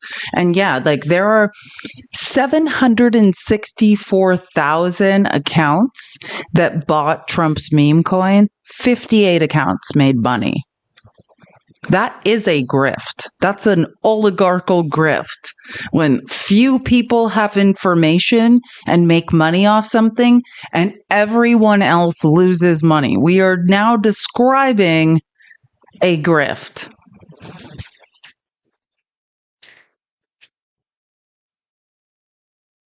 We have new reporting on the president's crypto business, starting with one company that's investing in it by its own public admission to influence the administration. By the way, I don't even know if I blame this trucking firm. They are actually legally reporting to the SEC, like, we are taking out this loan. We're against our own assets to try to finance buying Trump meme coin because we can't survive without lobbying and getting like some things to happen in our favor. Otherwise, we'll go bankrupt. I don't even know if it's their fault. They're admitting what they're doing. Technologies is a cross-border shipping firm. Last week, the company said it would issue up to $20 million in debt. The money raised, according to Freight Logistics, would be used to buy Trump meme coins. Now, you might wonder, why would a company borrow real money to buy meme coins? This is from their press release. Quote, "We believe that the addition of the official Trump tokens are an excellent way to diversify our crypto treasury and also an effective way to advocate for fair, balanced, and free trade between Mexico and the U.S." Now, an effective way to advocate, the company says, it's not clear exactly what they mean by advocating, but buying those meme coins and announcing it, they perhaps get the president's attention and also, it appears, send some money the president's way. Because according to the coin's official website, a Trump organization affiliated company called CIC Digital will, quote, receive trading revenue derived from trading activities, meaning a fee anytime the coin is bought or sold. Now, when asked recently, Mr. Trump denied he's even tried to find out if he's making any money from cryptocurrency. What do you say to those who argue that when they hear that, they worry you're profiting from the presidency? I'm not profiting from anything. All I'm doing is, I started this long before the election. I want crypto. I think crypto is important because if we don't do it, China's going to. And it's new. It's very popular. It's very hot. You're not profiting off of the cryptocurrency? I haven't even looked. Well, if true, it would be strikingly out of character for a man who in 1990 cashed a 13-cent check that the now long-gone Spy magazine sent him and some other notably wealthy people. Only two recipients cashed their checks, by the way, a Saudi arms dealer and Donald J. Trump. Now, in any case, whether he's tracking his meme coin profits or not, only very few investors have seen any profits from it at all. Yesterday, according to CNBC, citing fresh data from a crypto industry analyst, they reported that 764,000 mostly small investors have lost money on the coin. By contrast, their report found just 58 accounts have racked up a combined $1.1 billion in profits, all in just a few months since the president launched the coin the day before taking office, which in itself was unprecedented. And by the way, back then, the same as now, he professed ignorance about his new line of work. Mr. President, you launched your crypto coin the other day. Do you intend to continue selling? He's made like over $1 billion. I'm not talking about if the meme coin maintains value. I mean in transaction fees. Like it's absurd. Yeah, he knows exactly how much he's made. Products that benefit yourself personally while you're president? Well, I don't know if it benefited. I don't know where it is. I don't know much about it other than I launched it. I heard it was very successful. He pretends he doesn't know the value. It doesn't matter the value. That's not how Trump is making money. It has to do with the transaction fees. If it tanks, if it's high, none of that matters. He's making money off transaction fees. That's why I haven't checked it. Where is it today? You made a lot of money, sir. How much? Several $1 billion, it seems like, in the last several days. Several billion, that's peanuts for these guys. Well, later this month, the president is hosting a dinner at one of his golf clubs for his top 220 meme coin investors.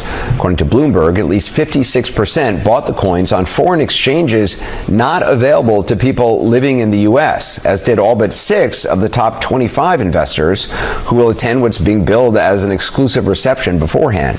Now, the suggestion, true or not, is the more money you spend, the more access you get. And as we reported earlier this week, it's not just meme coins. The president and his 3 sons are also connected to a cryptocurrency venture, World Liberty Financial, which has already done a $2 billion deal with 75% of the proceeds from it reportedly going to a Trump-affiliated company. So there's a World Liberty Financial crypto token. He's got the $ Trump meme coin that's reportedly lost more than $750,000 investors' money, while making a few dozen, a combined $1 billion plus, largely overseas. And on top of all that, the president has been deregulating it all. We're ending the last administration's regulatory war on crypto and Bitcoin. With the right legal framework, institutions large and small will be liberated to invest, innovate, and take part in one of the most exciting technological revolutions in modern history. It's so big, it's, I think, as big as you can get. Well, Harry Truman once famously said, the buck stops here with him. These days, that's a grift. We are describing a grift. And let me just get one more clip about the grift. Sorry. I didn't realize I put that there. I'm fascinated, Scott, that according to CNBC, while 58 crypto wallets have made over $10 million each on President Trump's meme coin, that's the fight coin, over 750,000 wallets have lost money on it. That's incredible to me. Like 58 people who I guess somehow were in the know. Yeah. Made money, or many of them may have been in the know, and the vast majority of people who are buying small amounts, supporters of the president, I'm guessing, lost money. But that's the definition of a kleptocracy, is that a small number of people with proximity to power make an exceptional amount of money, but the larger public loses a lot of money. It extends beyond that. On April, I believe it was the 9th, at 1 p.m., there was abnormal trading volume in calls, people betting the stock market was going to go up. And then at 1:18, Trump announced he was pausing tariffs, and the market screamed to one of its largest gains in history. So somebody knew at 1 p.m. what he was about to do. This is arguably the biggest grift in modern history. Think about it. The Trump family has gained $1 billion in wealth per month over the last 3 months. And the world is getting, or the U.S. is getting more expensive for everybody else. I'm fascinated, Scott. That's the reality of Trump, just grifting upon grifting. And actually, my own junior senator, Ruben Gallego, I love when our senators are forced to say the F word. Listen to Scott. He was talking to Ben Meiselas about Trump's stablecoin and the grift, and started yelling the F word, which is not unlike Ruben, but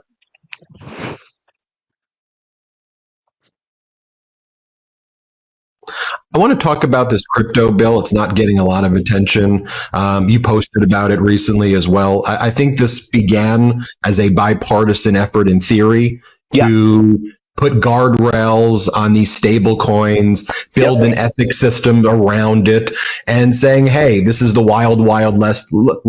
Let's rein it in a little bit. Exactly. So this started with great intentions, but as you just posted the other day, well, Politico wrote, Democrats reverse course to oppose this Senate crypto bill. But you wrote, this isn't like a reversal out of nowhere by Dems. The fact of the matter is, Dems, including me and my team, were trying to negotiate with Republicans for weeks. The bill that was introduced for floor consideration backpedaled on a lot of progress we made and did not include other improvements we sought. It seems they want us to suck it up and vote for this bill without our input. That's not what we expected during this negotiation and not how I operate. Our statement makes clear we won't let them jam us. Looking forward to continuing to get this bill in a better place. Let's talk about this one first, but then I think it goes to this broader systemic issue where here you are trying to engage people who are difficult to engage with, and then they kind of go sideways on you and kind of change the deal and then make it something that's less palatable. So talk about this bill first. Is it a big deal? What's happening? Well, look, it is a big deal. Like, you know, we do need to get some legislation through, and reason why, because every other country now has some level of stablecoin legislation, and we want to also have that industry, that economy here. But we also want consumer protections. We want national security protections, anti-money laundering protections.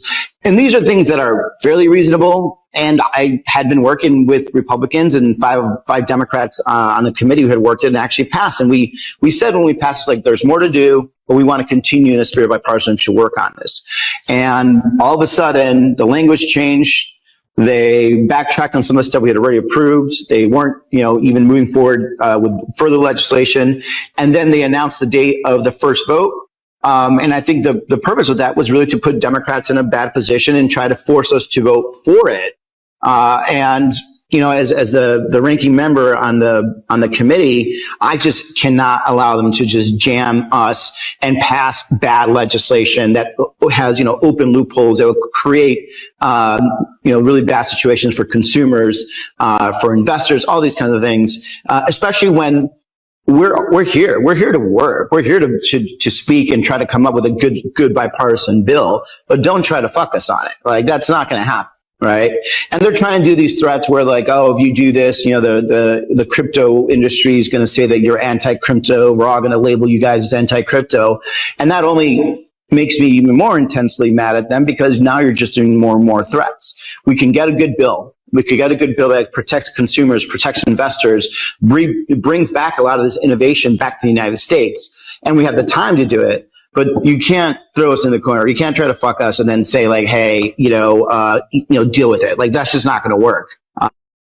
Yeah, Arizona, our two Arizona senators are pretty hardcore. That's Ruben Gallego saying, don't try to fuck us, which is why Arizonans overwhelmingly voted for him. Now, it's important, and no one's going to want to see this, and I apologize in advance because your ears are about to bleed. It is Chelsea, thank you for subscribing. And someone else renewed their subscription earlier, and I appreciate it. Sorry. I've been having a rough couple of days, so I know I haven't been as focused. I'm trying to get to 550 subscriptions, and if you would like to subscribe, please do. It's just, I haven't been super focused on things today, but I do need to. I apologize in advance for what you're about to witness, but this, you want to know how our time's being wasted today? This is what Republicans are truly doing, and not just her standing on the street corner and what you're about to hear. There was a long debate on the House. This is what they are voting on. Instead of acknowledging that we're all being robbed and Medicaid is being cut, and the way it's being cut is by denying the federal funds for Medicaid expansion, which I'm going to show you some supporting evidence for. This is what was going on the House floor. And it started with this weirdo doing this morning. And I don't want to read Happy Gulf of America today. Today, my Gulf of America Act is being brought to the House floor. And yes, all of our time, our tax dollars were wasted by this. This is the first step to codify into law one of President Trump's favorite executive orders. This bill recognizes the entrepreneurs supporting the Gulf of America's economy and the servicemen and women who protect. No, that's actually none of that is correct. But let's listen. The Gulf of America bill, this was your bill to codify President Trump's executive order. Why is this something that's important to do when Trump's already made that executive order? Yeah, this is one of President Trump's favorite executive orders because it shows the pride of the American people and the pride in the Gulf as the Gulf of America. The Gulf is completely surrounded by the American people and American businesses. And then American companies also drill for oil and natural gas. And even more importantly, it's the American military that defends those waters from cartel drug traffickers and human trafficking that come from Mexico. The Gulf of America is ours. We are definitely renaming it, and we can't wait to see it. To be clear, we do not and never have owned the Gulf of Mexico. And if you don't understand international waters and how that works, then you are not very smart and need to look into it, right? No, we do not own the Gulf of Mexico. I think Marjorie, after today and listening to her on the House floor as well, I do suspect that she might think we do, and someone needs to disabuse her of that notion. They'll pass tomorrow. And as far as the naming significance of the Gulf of America, what does that do? You mentioned militarily, but economically as well, in having that, with the U.S. industries, fishing, oil, all that sort of thing. Well, it's important to have all of the maps to be seamless with the same name. It's important. Like how the rest of the world calls it the Gulf of Mexico. I do agree the map should be seamless, weirdo. Also for all types of systems that have to do with mapping. So it's a really easy thing to do. We rename post offices practically every week here in Congress, which I think is ridiculous. But we can certainly rename the Gulf of America. And there's been some reporting out there that there are some members of the Republican Conference who are frustrated that the Speaker is taking this Trump executive order and putting it on the floor this week. They say, well, there's other stuff that's, potentially more serious, is their argument. What's your response to that? Yeah, my question back to them is, are they ready to vote to criminalize sex changes on children? We think that's very serious, and that's one of President Trump's executive orders, and I have that bill, the Protect Children's Innocence Act. So I hope they are ready to take that vote and defend kids. Another pointless thing that makes no sense is your second choice. Cool. Nothing about the fact that all of us are being robbed by billionaires. Yeah, that's not surprising. And this is just the first comment underneath that video. The economy is crashing. GDP growth is negative, meaning The economy is now contracting. Job growth has slowed. Consumer confidence has cratered. Stock markets are down. World conflicts are intensifying. Remember, no new wars under Trump? No one ever would have attacked anyone if Donald Trump was president, except for India attacked Pakistan. That's super weird. But yeah, let's waste time on renaming the Gulf of Mexico instead of dealing with any of that. Truly pathetic. Like that. I mean, that's that again. That was just the first comment and then I just want to play. So, and this is real. Like this bill is being voted on today. So before a bill is being voted on, then there's debates on the House floor. And I just recorded Hakeem Jeffries screaming on the House floor for 7 minutes about how ridiculous this was. But let me find it because I was like, this cannot be real life, but it is. And this is what we're all wasting our time on now. While we're all being robbed blind, Republicans are yelling about this nonsense. Thank you, Mr. Speaker. I also thank the distinguished gentleman, my good friend from the great state of California, for his tremendous leadership and for pushing back against this bill. I urge a strong no against this silly, small-minded, and sycophantic piece of legislation. When the American people woke up this morning, they could reasonably ask the question, what are their elected representatives on the floor of the House of Representatives going to be debating? In an environment where the Trump tariffs are costing them thousands of dollars more per year, Republicans are crashing the economy in real time, costs are being raised on hardworking American taxpayers, and Republicans are driving us toward a painful recession. What might members of Congress under this temporary Republican majority be debating on the floor today?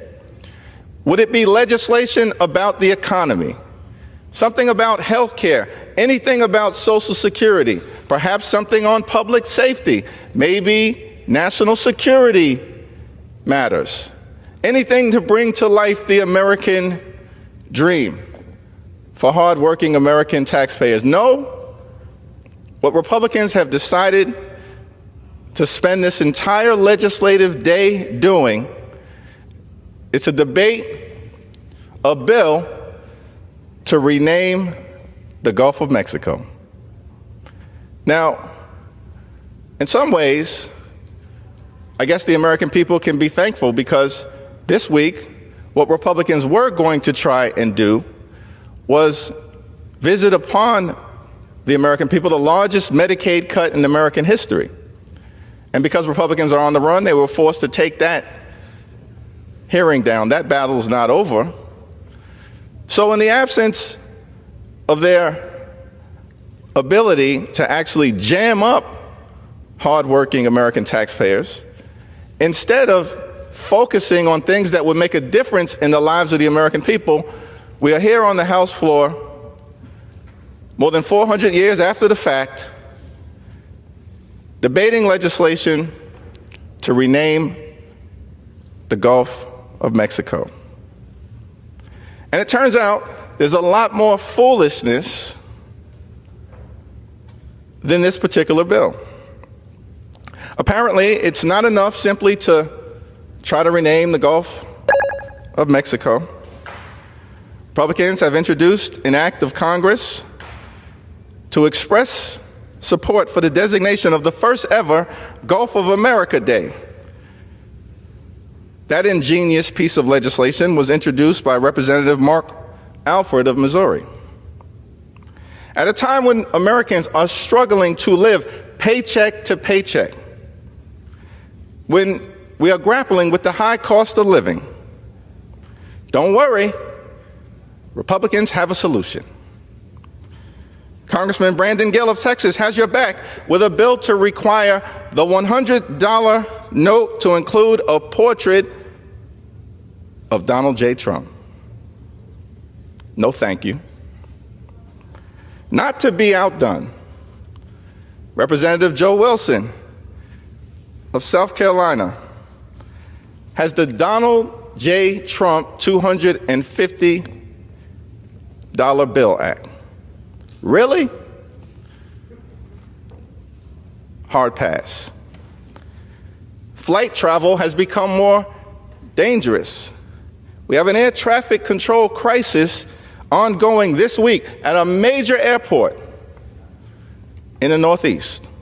Central to a lot of the commerce and the functioning of the economy, an economy that Republicans are breaking in real time. What would be the Republican response to the situation in our skies? Representative Addison McDowell of the great state of North Carolina has a bill to designate Washington Dulles International Airport in Virginia as the Donald J. Trump International Airport. The Virginia. All those helicopters are crashing into planes and people are no longer with us. Let's name that place after Trump. It's his fault. Even vote for Donald Trump? Families are confronting thousands of dollars more per year in higher costs thanks to Donald Trump's reckless tariffs. And instead of pushing back the president and Congress asserting our constitutional authority as it relates to tariffs and trade in the best interest of the American people, no, Republicans have a different approach. I just mean Virginia, which I kind of talked over him, but his point was, did the people of Virginia vote for Donald Trump? Which is accurate. To the situation in our skies. Representative Addison McDowell of the great state of North Carolina has a bill to designate Washington Dulles International Airport in Virginia as the Donald J. Trump International Airport. Did Virginia even vote for Donald Trump? Families are confronting thousands of dollars more per year in higher costs thanks to Donald Trump's reckless tariffs. And instead of pushing back the president and Congress asserting our constitutional authority as it relates to tariffs and trade in the best interest of the American people, no, Republicans have a different approach. Here's this gem from Representative Anna Paulina Luna of the great state of Florida. She's got legislation to arrange for the carving of the figure of President Donald J. Trump on Mount Rushmore. Are we living in the times of King Nebuchadnezzar? What are we doing, folks? There are serious issues that the American people want us to confront.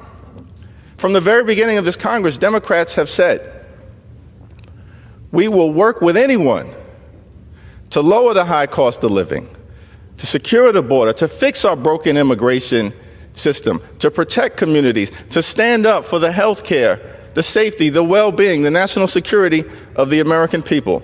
Republicans have no agenda other than the toxic agenda connected to their big, ugly bill that they are trying to jam down the throats of the American people. And so when they have to run away from that and push it back, this is what we're left with. Renaming the Gulf of Mexico, which 70% of the American people reject.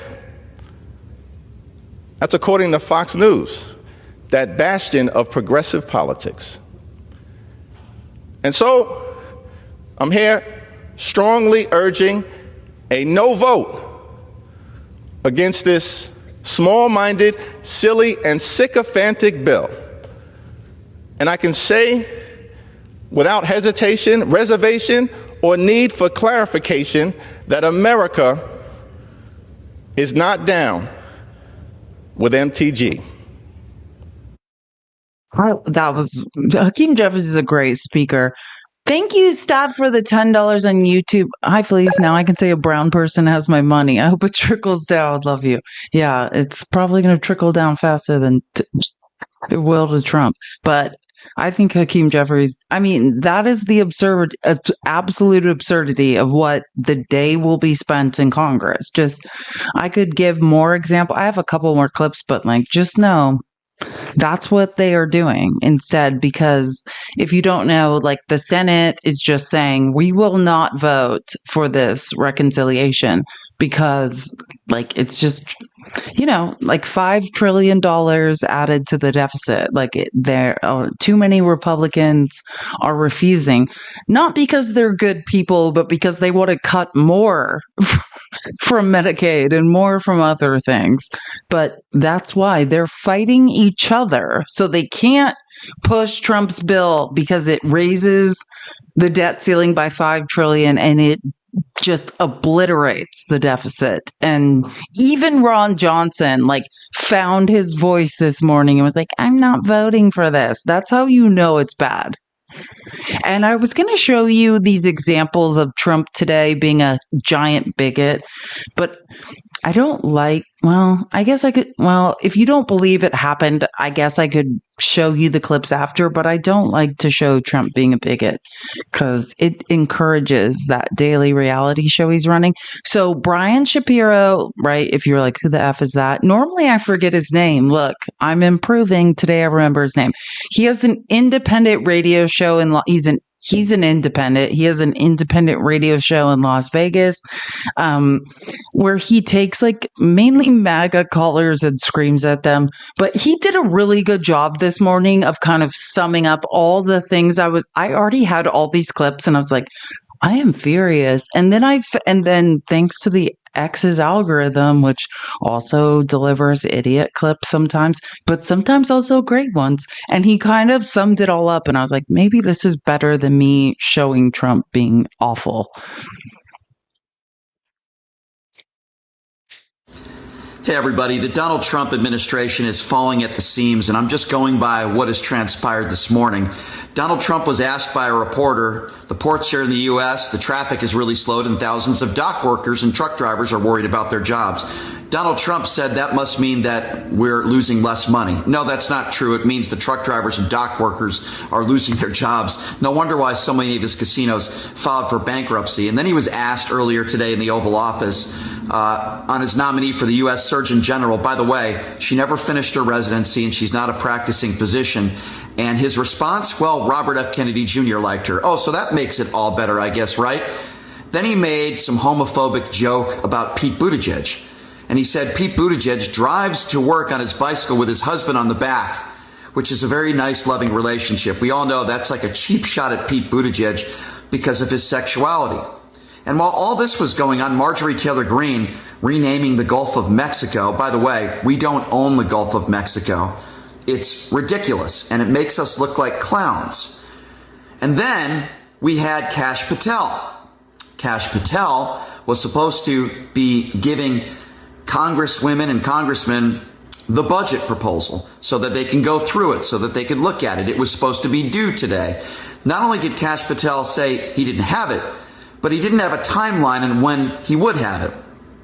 Now, I think this is like a children or a child that doesn't bring their homework to school and then comes up with excuses as to why the dog ate it. That's Kash Patel, again, completely incompetent. Oh yeah, one more thing, ladies and gentlemen, and you might have seen this on the national networks yesterday.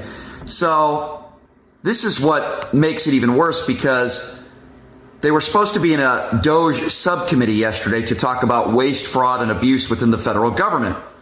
But no, they weren't doing that. They were talking about trans people, at least the Republicans were. They were talking about a trans athlete in a fencing competition. That's what they chose to talk about yesterday, instead of talking about wasteful spending on this DOJ subcommittee. Republicans do not know how to govern. This is an embarrassment to the country once again. Donald Trump doesn't know what he's doing. He doesn't know what he's talking about. These are completely unqualified people. And by the way, 0 deals have been done in 3 weeks. Trump, the reason that all this stuff, everything but that stuff he said about the trans fencing situation, all that happened this morning because Trump was trying to announce a trade deal that it's not done. None of it's done. Oh, by the way, the trade deal is with, oh, wait, hold on. I'm not going to tell you because, I'm just a woman with a tiny brain. I did get an economist to explain, because you know me, I do like people to be really clear on why something means nothing. Yeah, I can tell you to be clear. The UK is one of the only countries we don't have a trade deficit with. We have a surplus, even though, no, I don't think trade deficits are a problem because I'm not an idiot. And I'm not MAGA. He doesn't understand that trade deficits mean nothing. But I do just want someone to explain really quick that this UK deal means less than nothing. Someone who works at I don't know, as an economist and is also a professor who explains to people how the economy works.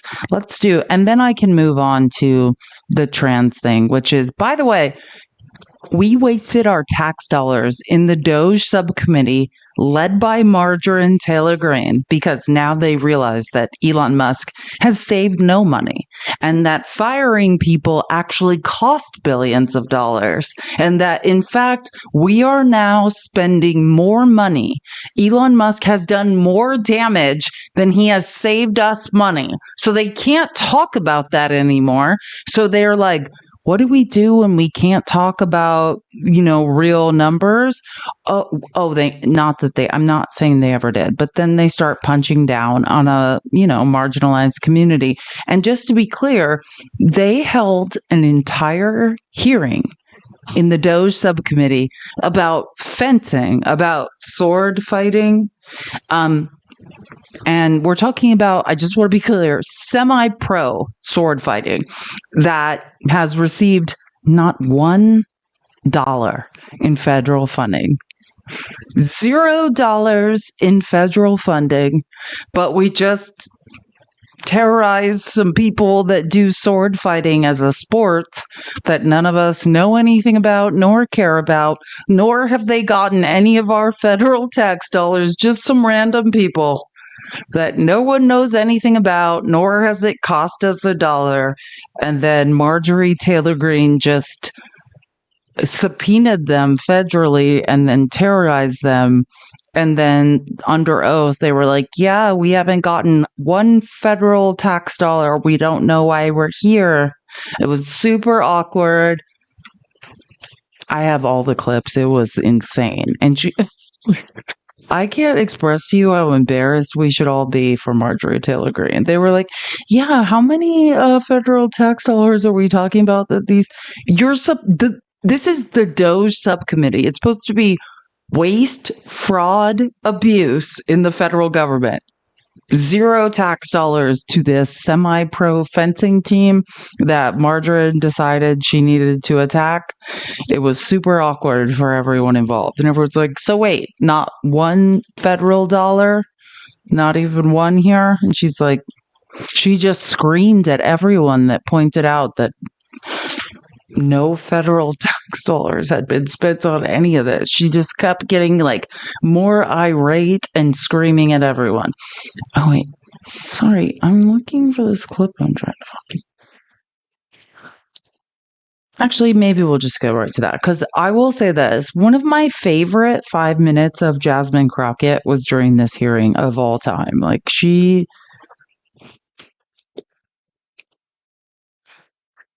That's how you know when Margarine. And actually, I didn't clip. I took screenshots of Margarine's opening statement, but I don't even want to read it because it's so bigoted.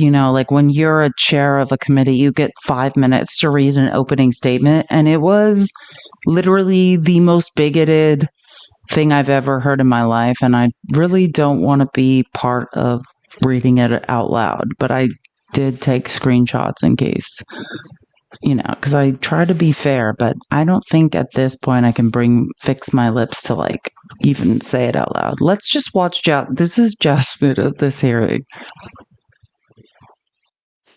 Thank you so much. It is so interesting that I just learned today at 44 years old that the Republicans are going to be the ones to say. Which, by the way, who knew Jasmine Crockett was 44? What? Women, the same Republicans that have been, say, for women's reproductive acts, or the same Republicans that have stood for the Equal Rights Act, which would hopefully get women to equal pay, or the same Republicans that just this Congress voted for the SAVE Act, which we know would disenfranchise women from even being able to vote. But let me tell you, they are our saviors. And so I am so happy to be here today, because otherwise I would not have an idea that I had a savior in the Republicans. So let's also talk about the fact that it's only been 100 days, 100 long, terrible days for anybody that absolutely believes in reality. Because what we know is that they have terminated staff responsible for enforcing federal protections against sex-based discrimination. Sounds like that's pro-women. Or they've cut funding for domestic violence survivor services. Sounds pro-woman to me. Or they've prohibited funding for research affecting women's health. That definitely sounds pro-women to me. Essentially, they closed the Department of Education's Office of Civil Rights. Again, sounds like they are fighting for us. And instead of providing oversight over these actions, Congressional Republicans have been working to execute one of the most aggressive anti-women legislative agendas in history. And yet they're here today trying to convince the American people that discriminating against trans people is somehow the only way to protect women. This hearing has nothing to do with improving government efficiency. It's another attempt by Republicans to distract from their demonic and disastrous policies that are making it more difficult for Americans to make ends meet. So, Ms. Goss-Graves, I want to play a game. It's called Trump or Trans. You ready? Okay. So I'm going to ask you a question, and I want you to tell me whether or not it is. Go and pay attention and tap the screen, because this is absolutely amazing. This is the best part of the whole thing, because we should all play this game, because this is the reality. And by the way, we know that the Conservative Party doesn't support women. They're called impact studies.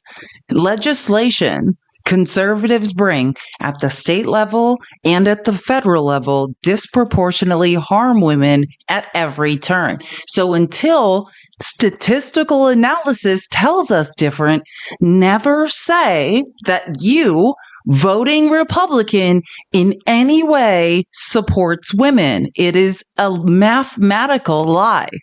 That's what she's saying. You are lying. Math tells us you do not in any way support the rights of women. But I do love this game. I want to play a game. It's called Trump or Trans. You ready? Okay. So I'm going to ask you a question, and I want you to tell me whether or not it is Trump or trans people that are responsible. You understand? Got it. Okay, very good. The first one, gutted medical research. Trump. Kidnapping Americans and sending them to foreign countries, aka deporting them. Trump. Driving us into a recession. Trump. Increasing the cost of everything. Trump. Waging an idiotic tariff war. Trump. Harming farmers. Trump. Ignoring the Constitution. Trump. Proposing to take away Social Security. Trump. Cutting health care. Trump. Firing government workers who keep our country safe. Trump. Encouraging an environment of hate and divisiveness. Trump. Thank you so much. This not trans people. Trans people have dismantled existence as we know it in America, ruined our financial. You're telling me it wasn't trans people? Can someone tell bigot Republicans that it's not trans people that in fact have ruined their lives? Because I do think that they may be confused about it. The committee could be engaged in actual oversight of fraud, waste, abuse, and mismanagement. So let's talk about waste. Like Trump's plan to spend almost $100 million for his little birthday parade. Or how he spent 25% of his first 100 days golfing, costing taxpayers tens of millions of dollars. In fact, it's a little bit over 30 million at our last estimation. In fact, President Trump is on pace to spend more than $1 billion of taxpayer dollars just on golfing. Yet the Sorry, because when I was debating on Tuesday, some guy came up and threatened me and screamed at me and said I was wrong, that they had just in the reconciliation bill budgeted $300 million just for the security and other reinforcements it takes to allow Trump to golf. for the next few months. And he's like, you're lying. And then I had to play a clip of Dan Goldman explaining that. He's on pace to spend $1 billion taxpayer dollars golfing. Do you think that presidents can just go golf, or do you think it takes whole teams of security and other people that cost a lot of taxpayer dollars to do that? Let's just hear that again, because I do think we should just for the record, that I'm always right.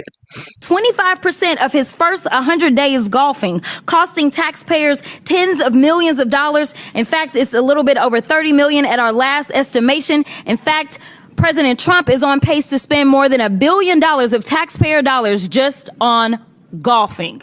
Yet the Republicans have been silent. So they must think spending taxpayer dollars on the president's golfing trips is more important than providing health care to their constituents. And when I talk about constituents, we're going to talk about the ones on this committee. So if we look at Texas 26, 39,000 children look to potentially lose their Medicaid with the I need you to understand what she's doing now, which is probably one of the most brilliant things I've ever heard her do in my life. Now what Jasmine is about to do is call the Republicans out who are sitting in the room and tell them, while Trump is on pace to spend $1 billion taxpayer dollars golfing, here's how many babies in your districts will no longer have health insurance when you cut Medicaid. And it's tragic. Golfing. Yet the Republicans have been silent. So they must think spending taxpayer dollars on the president's golfing trips is more important than providing health care to their constituents. And when I talk about constituents, we're going to talk about the ones on this committee. So if we look at Texas 26, 39,000 children look to potentially lose their Medicaid with the cuts that they are about to vote on for reconciliation. 88,000 in Georgia 3, 68,000 in Missouri 7, 79,000 in Tennessee 2, 86,000 in South Carolina 4, 50,000 in Texas 04, 85,000 in Texas 27, and in Georgia 14, 111,000. And if you add that up, it's dumbass margarine. In case anyone's confusing why she's screaming, because that is one of the most depressed economies in Georgia, where margarine is. Co-signing this BS in this hearing, 111,000 children will lose Medicaid. Great job, Margarine. Keep up the good work talking about the Gulf of America when 111,000 children in the backwoods of Georgia in District 14 will be losing their health care. You're firing on all cylinders.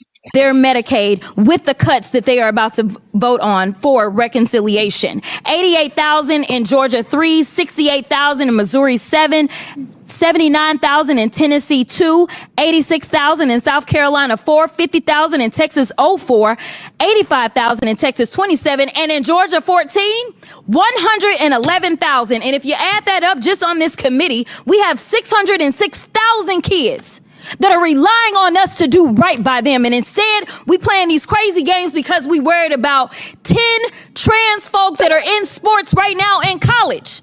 I wasn't elected to be engaged in these fights. I was elected to make sure that those kids, the kids that they are about to neglect with these terrible votes that they're about to take, I was elected to protect them and to make sure that they could grow up and have all the opportunities. But let's keep on track.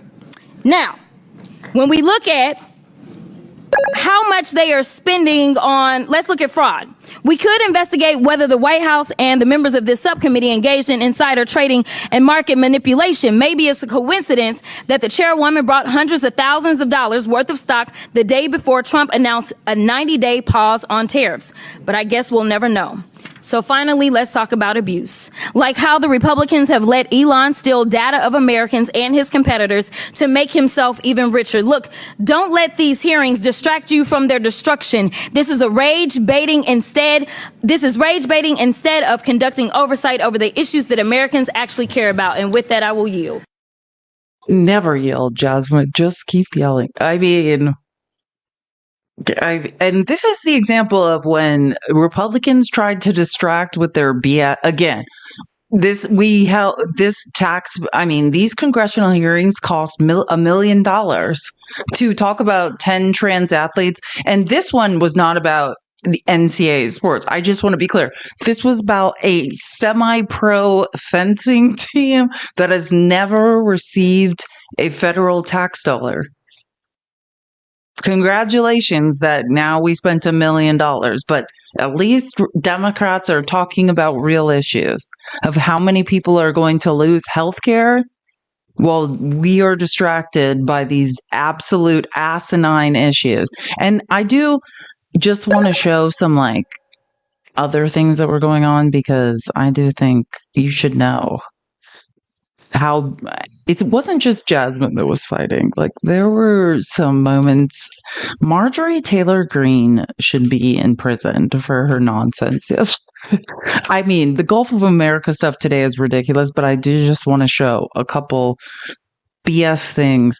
And Melanie Stansbury, I talk about it all the time. She's a representative from New Mexico. She's absolutely amazing. She's another one that was just ripping Marjorie to shreds. This is not an oversight hearing. This is not what the jurisdiction of the oversight committee is. And the chairman and the chairwoman both know that.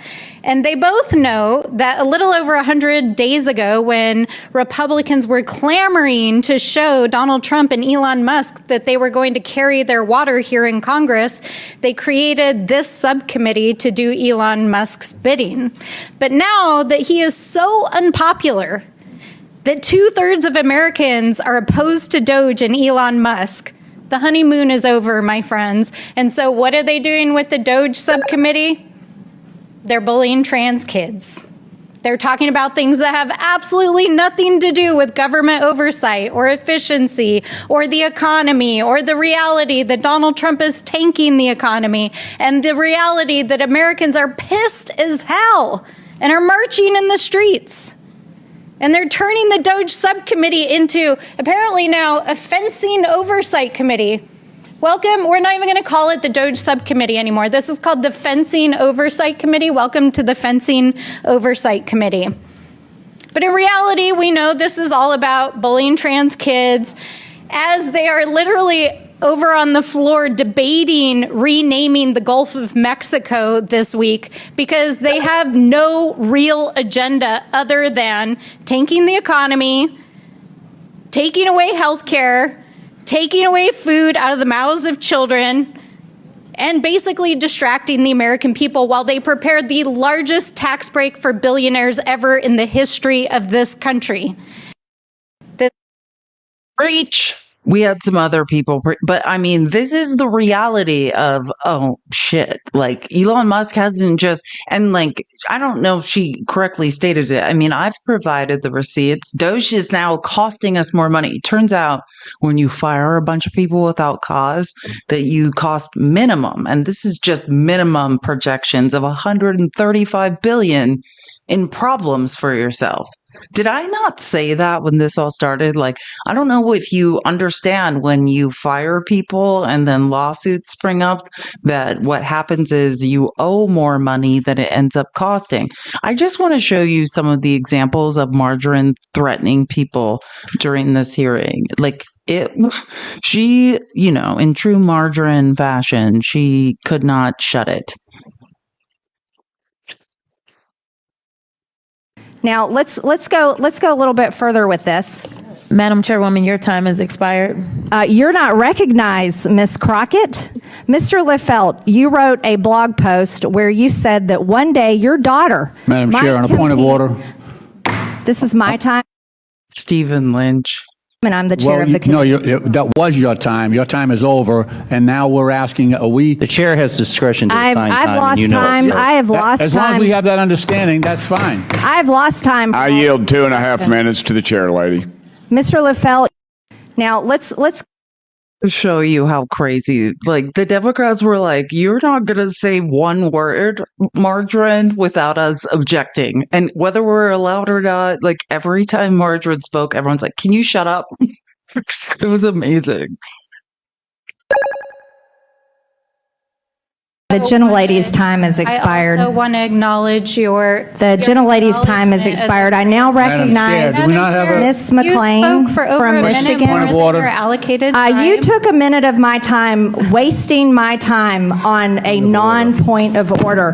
The gentlelady's time has expired. I now recognize. Wait, she is the Doge subcommittee chair, but like there is a person sitting behind Margarine, which I watch every congressional hearing. She still doesn't understand what a point of order is.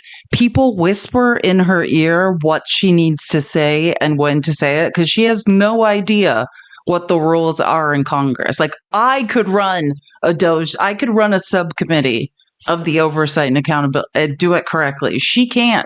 Someone whispers what the words she needs to say to her. During the Ms. point McLean of order, your time was not wasted. And to the trans I now community, recognize we Ms. stand with you, with the LGBTQ plus community. We stand with you, and you can break my eardrums all you want, Madam Chair, but we stand with the LGBTQ plus community, and you can gavel me till order. This hearing will come to order. This hearing will come to order. Madam Chair, this hearing will come to order. Madam Chair, this hearing will come to order. I now recognize point of order. Ms. McLean from Michigan. I just have a point of order. Thank you, Madam Chair. Like, this is just every time. Like, I just want you to know why they're doing this because Margarine thinks, as the Doge subcommittee chair, where she's supposed to be rooting out waste, abuse, not terrorizing semi-profits who have, by the way, zero federal tax dollars were spent on the semi-pro fencing tournament that Margarine is investigating in this hearing. I think it's important to note that zero tax dollars were spent. But the reason that they're doing this is because Margarine thinks between every single person that it's her job to then editorialize and disparage the trans community. So they just started screaming at her in between so she would shut up, which it seems not necessary, but if you had witnessed it, it was necessary.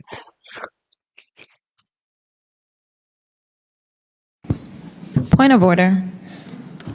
Out of curiosity, is the chairwoman allowed to editorialize before every speaker on the Democratic side speaks, or is that part of her time, which we know that she went over? It's not a point of order. You're taking a mistake. It is a point of order. Margarine, you don't understand the rules. Stansberry's time. I know you're trying to be chair of oversight, but Ms. Stansberry is the ranking member. Chair would be better on this side. I do agree with that. It's Ms. Stansberry's time. Hey, weirdo, keep going. McLean from Michigan. I just have a point of order. Thank you, Madam Chair.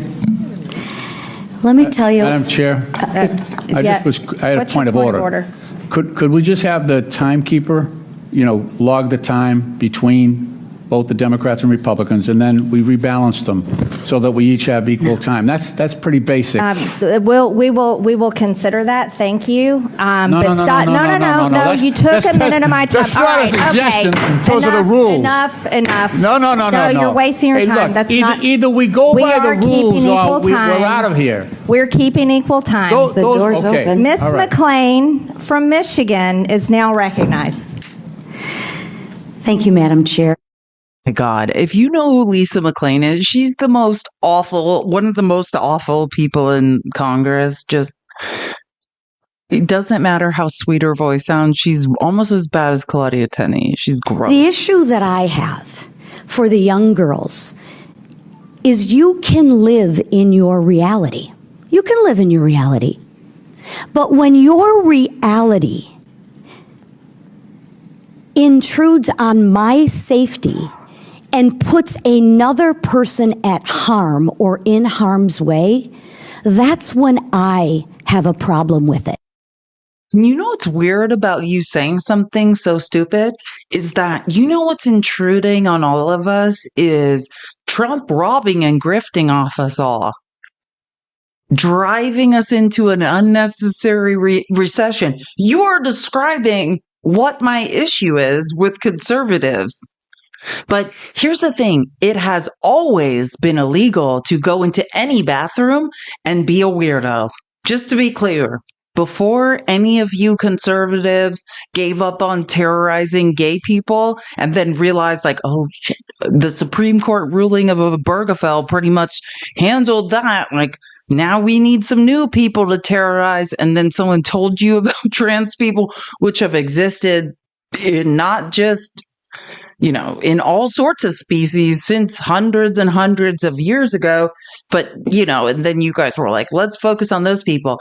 It has always been illegal to go in any bathroom and be a weirdo. It doesn't matter who you are, what bathroom you're in. If you're being a weirdo, it's illegal. And you just call up the police and you say, hey, there's a weirdo in this bathroom. Like, it's super simple, Lisa. But you know what keeps me up at night is all of us being robbed by Donald Trump so that billionaires, you're not even a billionaire. You're closer to my income level than you are to billionaires. And you're sitting here pretending that it's not illegal to accost someone in a bathroom. It's always been illegal. Before you guys knew what trans people were, it was illegal to be a creep in a bathroom. So we've got that covered. Maybe we should worry about the fact we're all being robbed blind. I think that's, when I would think like, what was worrying about me? And here's the thing, again, Republicans, because I know some of you are confused. Public bathrooms may not be for everyone. Okay, just use the bathroom at your house. That's my advice. Use porta potties. There are just bathrooms that are silos for weirdos. That's where you guys should be. I don't want to be in a public bathroom with you either. Here's the thing they don't tell you in Congress. While Nancy Mace is monitoring public restrooms, they all have private bathrooms in their offices. Lisa McClain, use your goddamn bathroom in your private office. Nancy Mace, use your private bathroom in your private office. No one wants to be anywhere near you while you're peeing. You guys are gross. It's super weird. Sorry, I'm just saying. If anyone was confused, these people don't even have to be in public bathrooms. Their offices have private bathrooms, and I still have to sit here and listen to these people. Right here for transparency.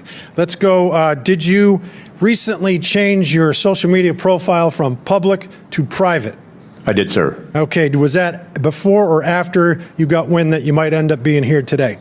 That was around the time that I was receiving death threats and anti-Semitic messages. Also happened to be right after you found out that you might be here, correct? I can't recall, sir, specifically when I went private. Yes, that is April 14th, and you did it after. So I'm going to give you another F, 2 counts for transparency. Let's talk.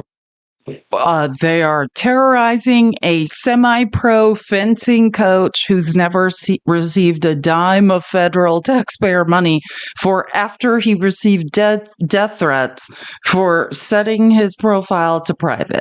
That's, again, this has cost no one any taxpayer dollars except this hearing cost $1 million, upwards of $1 million for them to terrorize a person who was being terrorized and then just set his profile to private. Let's just be clear about that. That's what's happening right now. Oh, it gets better. I had already spent the money on competition fees and new equipment and spent hours training. I felt trapped. I had been defrauded of a women's tournament and sold a lie by USA Fencing. Now, one big fight, Martha, has been over a picture of the chairman. Chairwoman Marjorie Taylor Greene actually brought it up during the hearing, and Democrats said this was a big misrepresentation. Watch this. Mr. Lefelt came in here today saying that this is game day. You're right, Mr. Lefelt. This is game day. The document that you have up behind you is a misrepresentation of the actual post. It appears that you're trying to misrepresent a witness here who you use subpoena powers. He was throwing up the peace sign. This is an example of how it's not AI, right? They just edit things to look like people are doing things that are harassing. Again, let me just show you what Margarine had up. Do you see that? And this is the real picture. Melody Stansbury was like, he had a peace sign. They edited it to look like a middle finger. Great job, Republicans. And the speech and debate clause protects Republicans from lying under oath. If you're like, why can they do this? Because the speech and debate clause protects their pathological lying. Again, not $1 federal tax dollar has been spent on this semi-pro fencing tournament that is under investigation. This is the only money that has been wasted is on this hearing. But let's continue the absurdity, which Robert Garcia was chef's kiss as always. Like, his job is to follow Margarine around and make her feel dumb. Now, this committee is supposed to be about saving taxpayer dollars. And let's be really clear. Mr. Layfeld, USA Fencing doesn't receive large taxpayer-funded grants and doesn't really receive federal funding. Is that correct? Sir, we do not receive a penny in federal funding. So you do not receive a penny of federal funding, and we're spending our time in the Government Efficiency Committee debating a fencing tournament and your association, that of you which receive no federal dollars. I'm so glad we wasted all of the money to do this, because it seems like a great idea. People are aware there is some bipartisan consensus. Here's a quote from one of my Republican colleagues who's actually on this committee today, which I want to read. I find it encouraging. It says, "I strongly support LGBTQ rights and equality. No one should be discriminated against. I have friends and family that identify as LGBTQ. Understanding how they feel and how they've been treated is important. Having been around gay, lesbian, and transgender people has informed my opinion over my lifetime." Now, Ms. Goss-Graves, do you know who said this by any chance? I don't know. This was actually Congresswoman Nancy Mace, who's, I know, waved on to our committee today. Now, Madam Chair, I'd like to insert into the record this article on CNN that says, titled, "Nancy Mace, now targeting transgender lawmaker, called herself pro-transgender rights." Tell you that that Margarine doesn't know how to run a committee. Watch the person sitting next to Margarine whispering to her what to do when someone asks to have something entered into the record. 2023. Madam Chairwoman? Without objection. Thank you. Now, Congresswoman Mace, of course, is here today. Now, in November of just last year, Congresswoman Mace posted 326 times on social media about trans people and their access to bathrooms in just one 72-hour period. That's a fact. So I'd like to introduce another article from Newsweek, and it's entitled, this is the title, "Nancy Mace has posted 326 times in the last 72 hours about bathrooms." Madam Chair, can I introduce this into the record? Without objection. Thank you. I point this out because it's actually important. Killing her. I love it. Robert, I've talked about this before, like Robert Garcia's name, is a G, Garcia. And Marjorie Taylor Greene's name is a G. And in these hearings, they go in alphabetical order a lot. And he purposely is on every committee she's on and blows up her tweets. Like, wherever Marjorie Taylor Greene goes, Robert Garcia follows her around Congress to humiliate her. And it's can I just, I've never appreciated a person more. Whatever Marjorie Taylor Greene thinks she's about to have a moment, Robert Garcia's like, "Excuse me, I have something to say." It's beautiful. Context. Republicans accuse Democrats of focusing too much on LGBTQ plus issues or trans issues. But we want to talk about protecting Social Security. We want to talk about protecting the cost of living. We want to talk about lowering prices. We want to make sure that all people have health care. But Republicans are so obsessed with demonizing trans people that we are wasting time in our Government Efficiency Committee talking about trans people. Amen. And again, if anyone ever tells you, I'm sorry, I never talk about trans people. I don't think they want to be talked about. So again, the only people that are obsessed with people's genitals, it's MAGA. For some weird reason, they feel uncomfortable about how other people live their lives. I don't give a how anyone lives their life. I'm just about like, hey, we all have inalienable human rights and bodily autonomy. And if white males want those things, inalienable human rights and bodily autonomy, all I'm saying is then extend that line of logic to the rest of us. That's it. I don't want to ever talk about it again. But the weird thing is Republicans have spent hundreds of millions of dollars talking about trans people. And now MAGA wants to be like, what's going on with trans people? Yeah, I don't really want to talk about it. I just want everyone to get the same rights everyone else has. And I want you to stop talking about people's genitals. That's it. That's all I want. Oh, and Greg Casar was brilliant also. So, of course, Republicans on the Government Efficiency Committee are holding an emergency hearing on semi-pro fencing. Not fences like the kind that goes around a building, but like the sport with the swords. And I've knocked on thousands of doors and talked to thousands of Republican, independent, and Democratic voters in my career. And not a single time has someone flung open their door and said, thank God you're here, Congressman. I want to ask you about transgender people fencing. It's just never happened. I've never even met a fencer before. I've just seen it on The Parent Trap.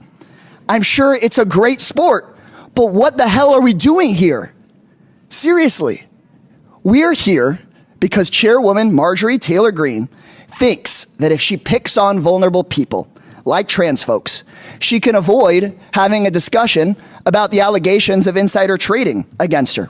She thinks that she can distract from the fact that Trump and MAGA Republicans are raising your costs every single day, suppressing your wages every single day, stealing your taxpayer dollars every single day, and threatening your health care. That's the reason we're at this crazy hearing today. God. And this is what I'm saying. Like, it doesn't matter how asinine the hearing is and how much Republicans are wasting money trying to distract. Like, this is the beauty of Democrats. Most of them have passed the bar, are actual lawyers, and will take that opportunity to humiliate Republicans. And that's the beauty. When I say it's like, they can't even, it's like they're outside of their weight class. They are, truly. And I mean that. Like, they are not prepared. Oh, and this is my favorite quote of the whole thing. It's only 4 seconds, and I'll just let it play. But like, when Margarine said this, I was just like, it's like no self-aware. It's you, weirdo. You're talking about you, and it's so weird that you can't identify that. I'll let the American people decide who the weirdos are, because I think we know. I'll let the American people decide who the weirdos are, because I think we know. I'll let the American people decide who the weirdos are, because I think we know. I think some people, yeah, some of us don't care about people's genitals. Some of us can just go in a bathroom, go to the restroom, and leave that bathroom. Like, yeah, I do think in general, people can decide who the weirdos are. And it's the people that did not spend $500 million demonizing a minority group that accounts for like 1.5% of the population. Yeah, I think some of us can figure that out for ourselves while we're all being robbed. Yeah, Margarine, someone should figure out who the weirdos are. It's you, weirdo. Like, are you kidding me? Oh, and just to nail this point home, I just want to show you again what weirdo Nancy Mace, who used to be the most outspoken advocate for LGBTQ rights. Here she is, spotted all gender restroom on a recent trip to Texas. Mind you, I just want you to know, she's outside a single person restroom. You know that. Thank you, Karen, for subscribing. W. Karen. She's outside a single person restroom saying that a single person restroom is bigotry. I mean, Nancy's not ever been accused of being intelligent, but this might be one of the least intelligent. Wait till she finds out what airplane bathrooms are like. Like, what are you talking about? No one else goes into this restroom but one person. And Nancy Mace is now standing outside.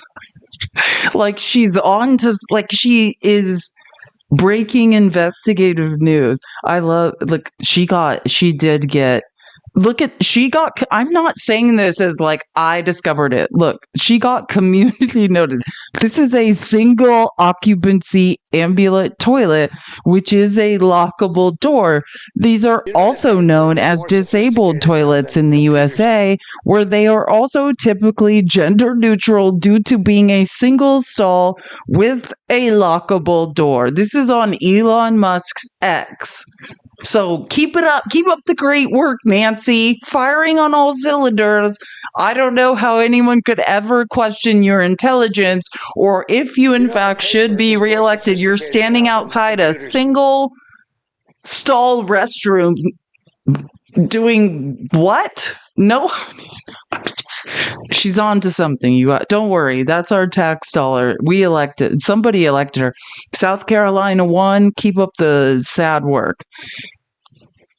I know.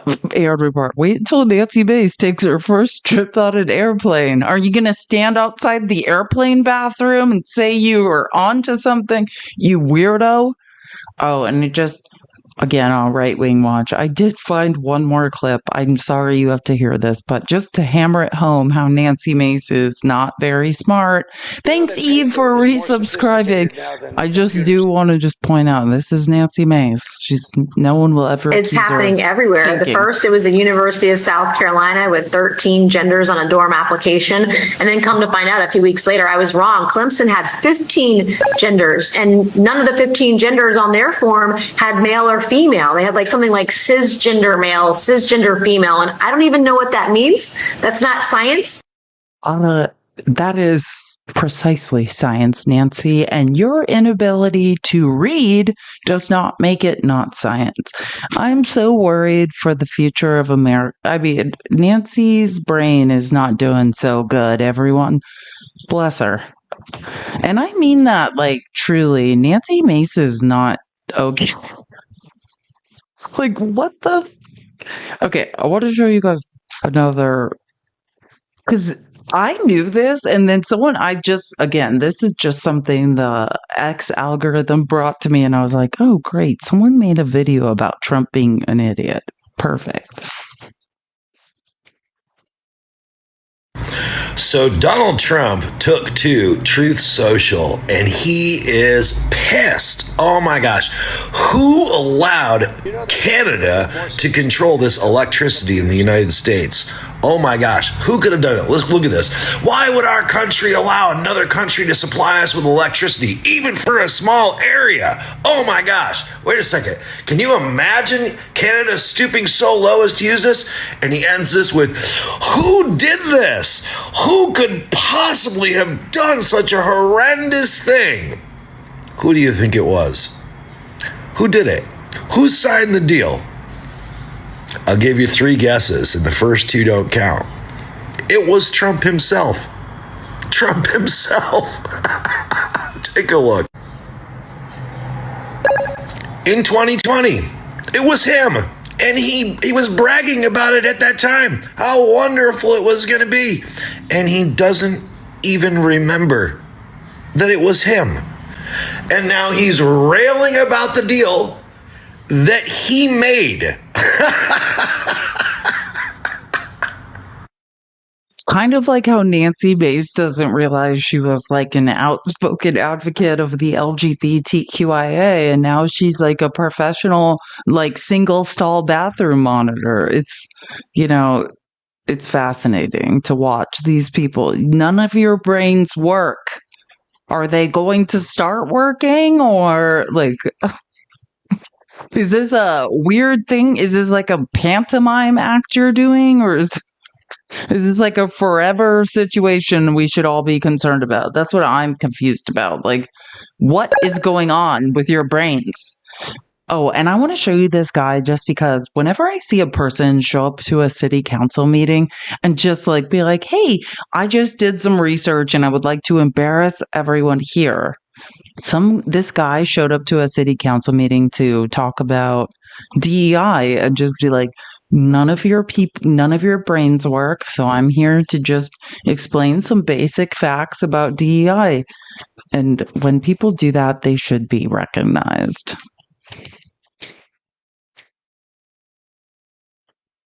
Executive orders aren't laws. Dear colleague letters aren't laws.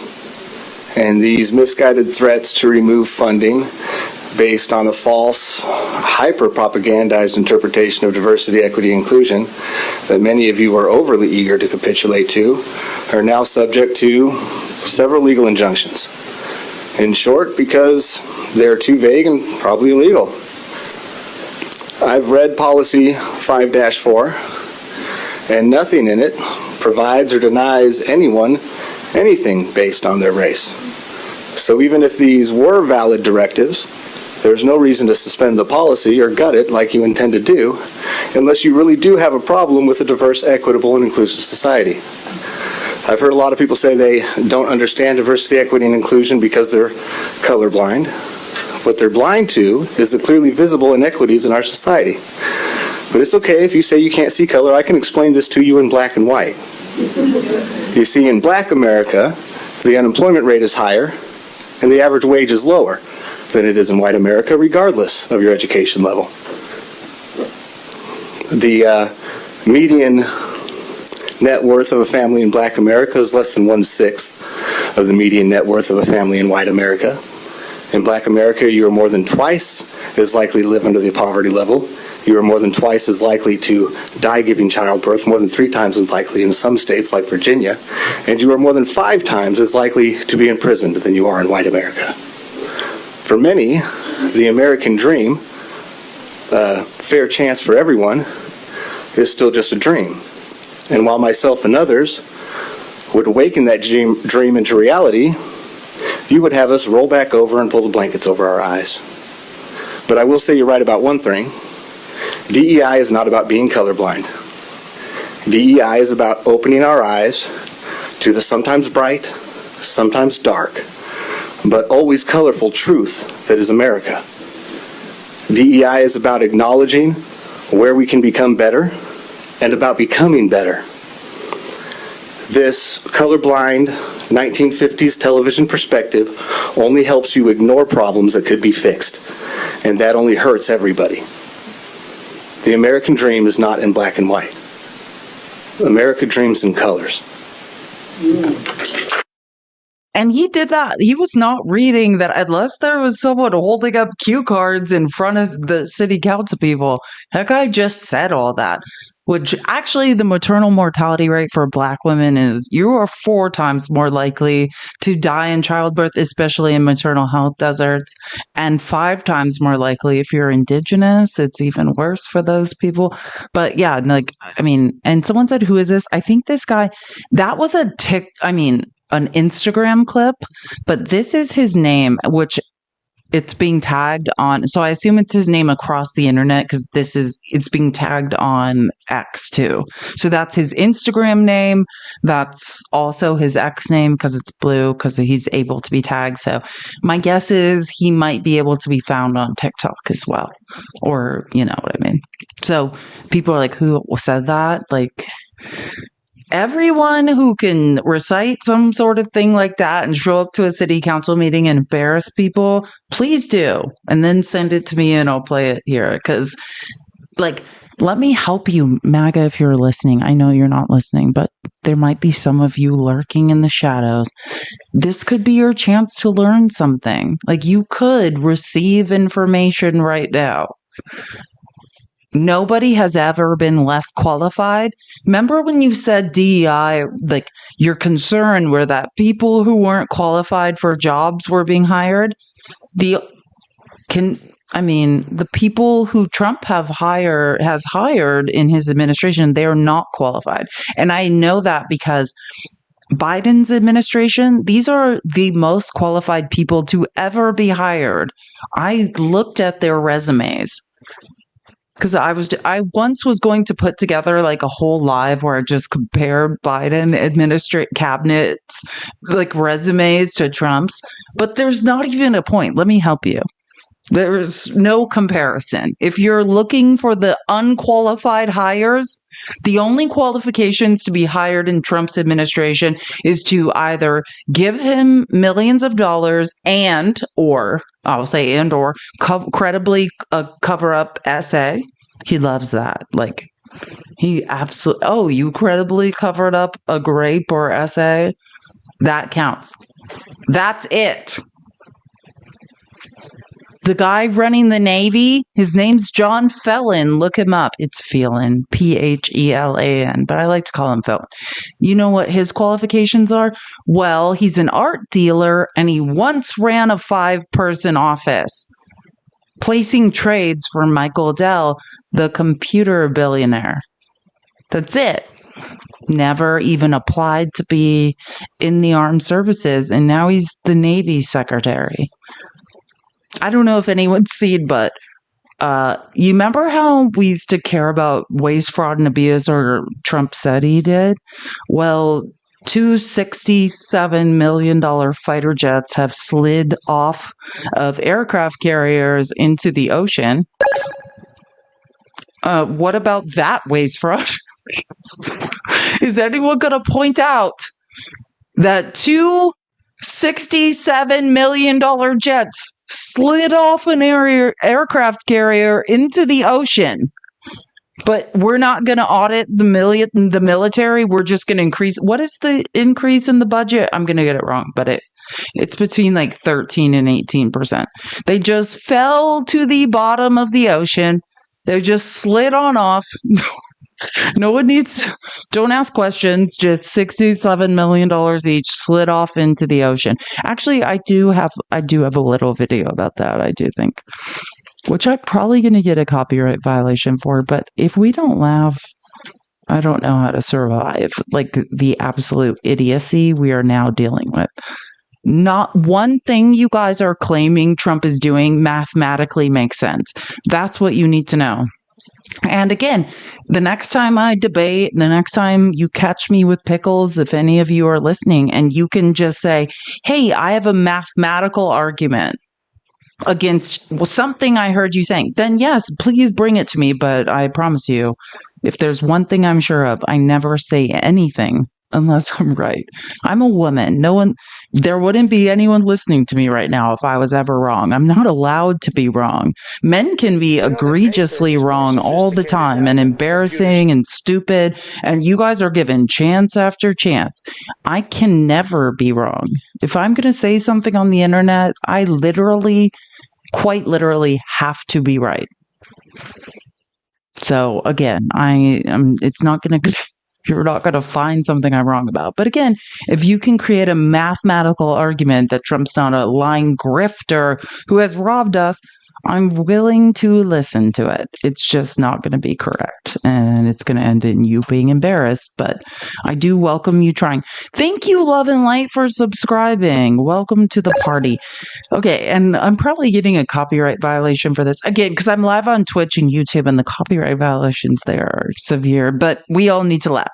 If you didn't know, whilst we're hearing about waste, fraud, and abuse, Pete Hegseth, the man that Trump refuses to fire, 2 $67 million fighter jets have just fallen off aircraft carriers into the ocean.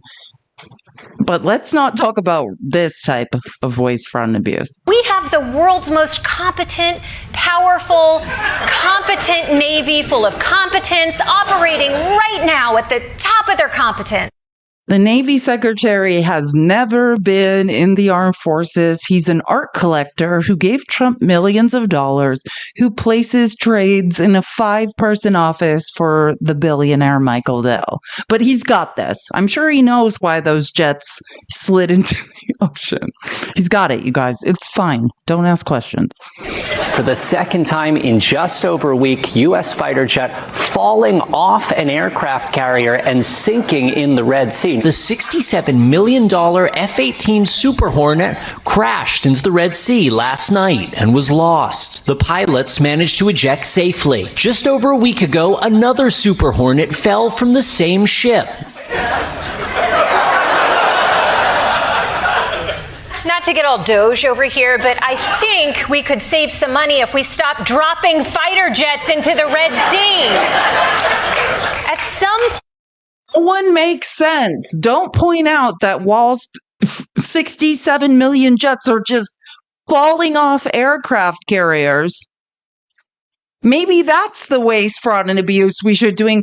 But instead, we're spending $1 million on a congressional hearing about semi-pro fencers who never received a tax dollar. Let's continue terrorizing those people while $67 million jets are just falling off mother effing aircraft carriers into the ocean. Two, not one. It wasn't a one-time accident. Twice. We're giving more military aid to pufferfish than we are to Ukraine. Zelensky should just be following behind our aircraft carriers with a giant net. And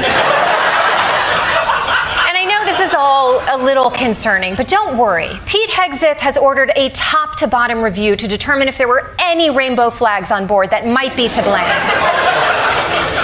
Whatever the cause is, we have got to stop dropping $70 million fighter jets into the ocean, people. Otherwise, it's going to change the reputation of America's fighter pilots. And then the Top Gun sequels are just going to start getting real weird. Another sunk jet. Damn it, Top Gun Maverick. Why do you keep trying to see if planes can fly underwater? It's one of life's mysteries, sir. No, it's not. Jets don't belong in the ocean. I would fire you, but you're white, so Pete Hegseth won't let me. So I'm just going to beg. Please, stop sinking jets. Maybe, sir. But not today. Not today? That sounds like you're going to crash another jet into the ocean. Don't you even Top Gun! That's the truth. As long as there are unqualified, mediocre white men running the military, then white men feel good. Like, where's Miles Austin? Where are the people that could actually be in charge of something? That's what we need to know. And I think people are like, are you joking? No, just to be clear, I just do want to prove that I'm not joking, that this is a real thing. Here, will show you. Here's the first one. These are New York Times articles if you want to screenshot them and look it up so you know I'm not making this up. This was the first jet that sunk into $67 million jet that fell off an aircraft carrier and sunk into the ocean. This was the first one. And then here's the second one that fell off and sunk into the ocean. But I have to hear about the semi-pro trans team that never received a tax dollar. What about the $67 million of each of these jets that is now at the bottom of the ocean? Yeah, nobody hears about what's happening anymore.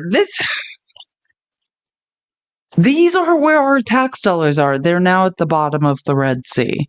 But let's keep worrying about semi-pro fencing that never received a federal tax dollar, because that seems like the right congressional hearings. MAGA, you guys are firing on all cylinders. You guys can't read. You know how I know this happened? Because I can read. That's how I know. Because I don't wait for Donald Trump to admit to something happening. Oh, and you want to know what else happened that's even worse than this? Because, you think this is the only meltdown in the military? Again, the Navy is being run by a man who has never been in the military. He's an art collector that gave Trump millions of dollars. Look up his name. John Phelan, Phelan.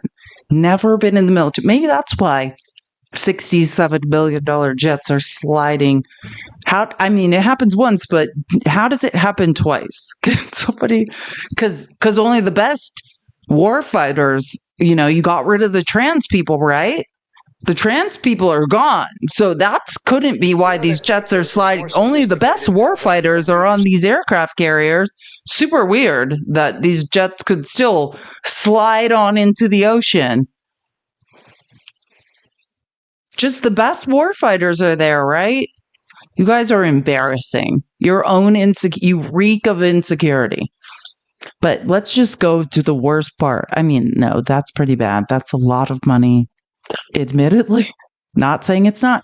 But I'll tell you something, and then I'll let Rachel Maddow tell you some more about how embarrassing our lives now are. But I will say this. Republicans, I'm going to give you some credit for something. For some reason, a billionaire who very clearly can't speak out against Trump but has started to hate him is Sir Rupert Murdoch. I will say the Wall Street Journal is doing real journalism, and I never read the Wall Street Journal, and I'm starting to because they keep doing this is a Washington see, I can't even say it because I've never read it. This is now the third Wall Street Journal exclusive that I've used on this show. Remember the 2 signal chats? When they say multiple, they mean over 12. Pete Hegseth is in over 12 signal chats. Over 12. I want you to be clear. And he didn't exit them after he was found out for the first 2. He's in over 12 signal chats that have been confirmed by the Wall Street Journal. Again, it's an exclusive. You can go ahead and just read this if you don't believe me. I mean, it's still continuing on, this man. I mean, I don't know if it's 10 and then there were the 2 or if it's 12 extra. I mean, you could read. I did read this. Or you could read if you really want to find out. But just know that the head of the military is being hacked over and over and over and over in real time. And Trump refuses to acknowledge it. And whilst you guys talk about waste, fraud, and abuse, $67 million jets are just sliding off aircraft carriers, not once, but twice in the last 2 weeks into the ocean. And then you want to show up and debate me about waste, fraud, and abuse. You guys are fools. Literally, in my sleep, I wake up laughing at all of you. So, and again, I have all the screenshots of that article and I can take you through it, but I just don't feel like it right now. So you can look that up on your own time. I know you won't. You're not really into reading, but I do want to show this other piece Rachel Maddow did on Monday about some more examples of what's going on. So again, we're talking about incompetent. I have to hear about DEI. I just want to talk to you about real incompetent people who have been placed in positions of power. One is Pete Hegseth, and here we go. We learned that hackers claim to have hacked into the computer systems of the airline that operates many of Donald Trump's deportation flights. The company is called Global X, and their flights for the Trump administration include those 3 plane loads. Did a piece on Global X from a ProPublica article, if you remember, about how all the people that worked for Global X, the flight attendants, were talking about how no one will make it out of one of those flights alive. Of men who were flown from the U.S. to El Salvador last month. In March. Those 3 flights famously were the ones that a federal judge ordered must be turned around and flown back to the United States. That's an order the Trump administration did not obey. Well, today, 404 Media reports that they are in contact with a hacking group that claims to have hacked into Global X and taken, among other things, their flight records and passenger manifests for all the deportation flights that Global X has operated for the Trump administration. 404 Media says, as far as they can tell, the data appears to be genuine. But But that's not the only major hack that 404 Media has brought to light just in the last day or so. You remember Mike Waltz, Trump National Security Advisor, who accidentally added the editor of The Atlantic magazine to a Signal group chat about war plans in Yemen. You may have seen reports last week that at the cabinet meeting at the White House on Wednesday, Mr. Waltz was caught on camera by a Reuters photographer using his personal phone, or using his phone at least, at that cabinet meeting, and appearing like he was still using something that looked very much like Signal to chat with multiple high-ranking government officials. The news photographer was actually able to capture the text of some of his messages on what appeared to be the Signal app that he was using during the cabinet meeting in front of a bunch of news reporters. Now, I say it looked like the Signal app. It wasn't the original Signal app. It was a different version of Signal. I don't know. I used to work in the tech industry, so people clone the technology of one place, but it has fewer servers and fewer protections. Someone cloned Signal, and this idiot is on it with not just him, other idiot government officials in Trump's government. But I have to hear about DEI hires. You guys are fools. Called Telemessage, made by a different company that appears to be considerably less secure than Signal. Sure enough, 404 Media now reports that that app, Telemessage, has also just been hacked. NBC News, meanwhile, was contacted by a different, entirely separate hacker who also claims to have hacked this Telemessage app. Telemessage has now suspended its operations, which is going to be so inconvenient for the whole Trump administration national security apparatus that was apparently using it amongst themselves. So that's all going well. Of course, Mike Waltz is no longer Trump's national security advisor. He was fired and replaced by Secretary of State Marco Rubio, who is also simultaneously the archivist of the United States now and the acting administrator of USAID, and now national security advisor as well. Which tells you just how seriously Donald Trump takes all those jobs, right? If he thought any one of those jobs was a real job, he wouldn't give the person holding that job lots of other jobs too. In fact, not only does Donald Trump not appear to think that the job of national security advisor is all that big a deal, the Washington Post now reports that some senior White House officials are, quote, questioning the need for a traditional national security council at all. So, national security advisor behaving the way we know Mike Waltz has, national security advisor being fired, national security council all going away, the whole White House national security council, that whole apparatus. Really? You guys don't see the need for it? At which point you might want somebody who worked in the White House to explain the consequences of something like that.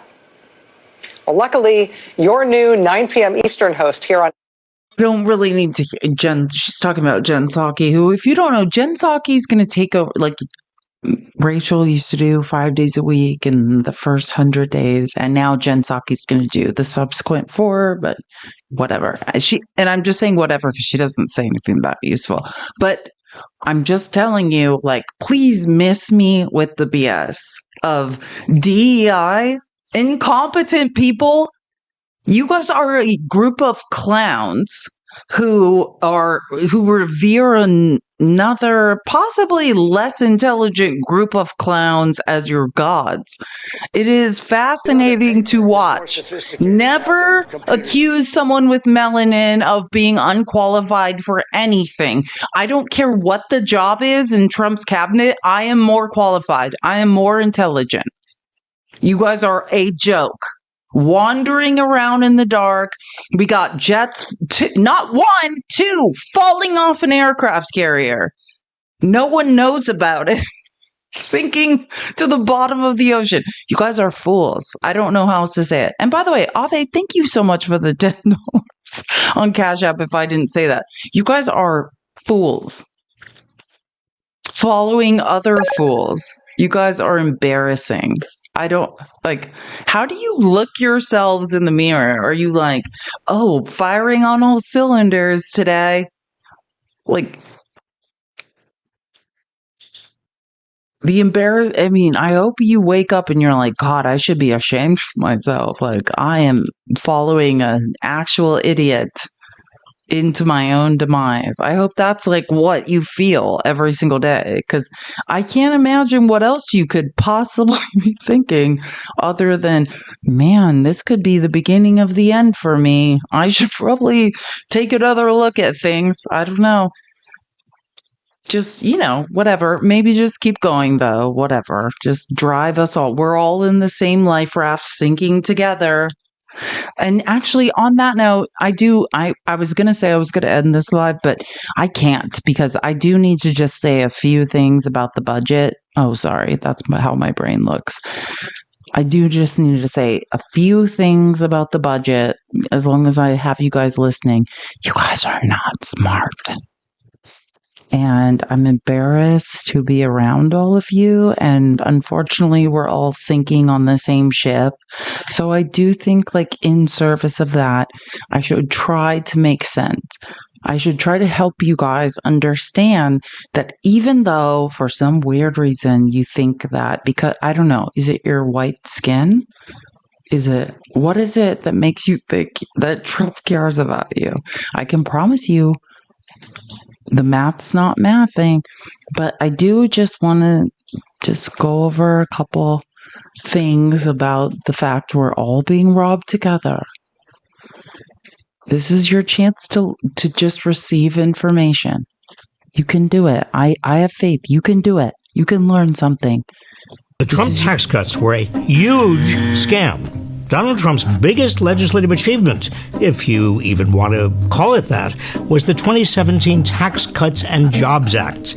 The law permanently slashed corporate taxes and temporarily cut income taxes, mostly for rich individuals, through the year 2025. The results were worse than I could have imagined. Trump and his officials claimed the tax cuts would lead to corporations hiring more workers and would very conservatively lead to a $4,000 boost in household incomes. AT&T plans to increase U.S. capital spending $1 billion and provide $1,000 special bonus to more than 200,000 U.S. employees, and that's because of what we did.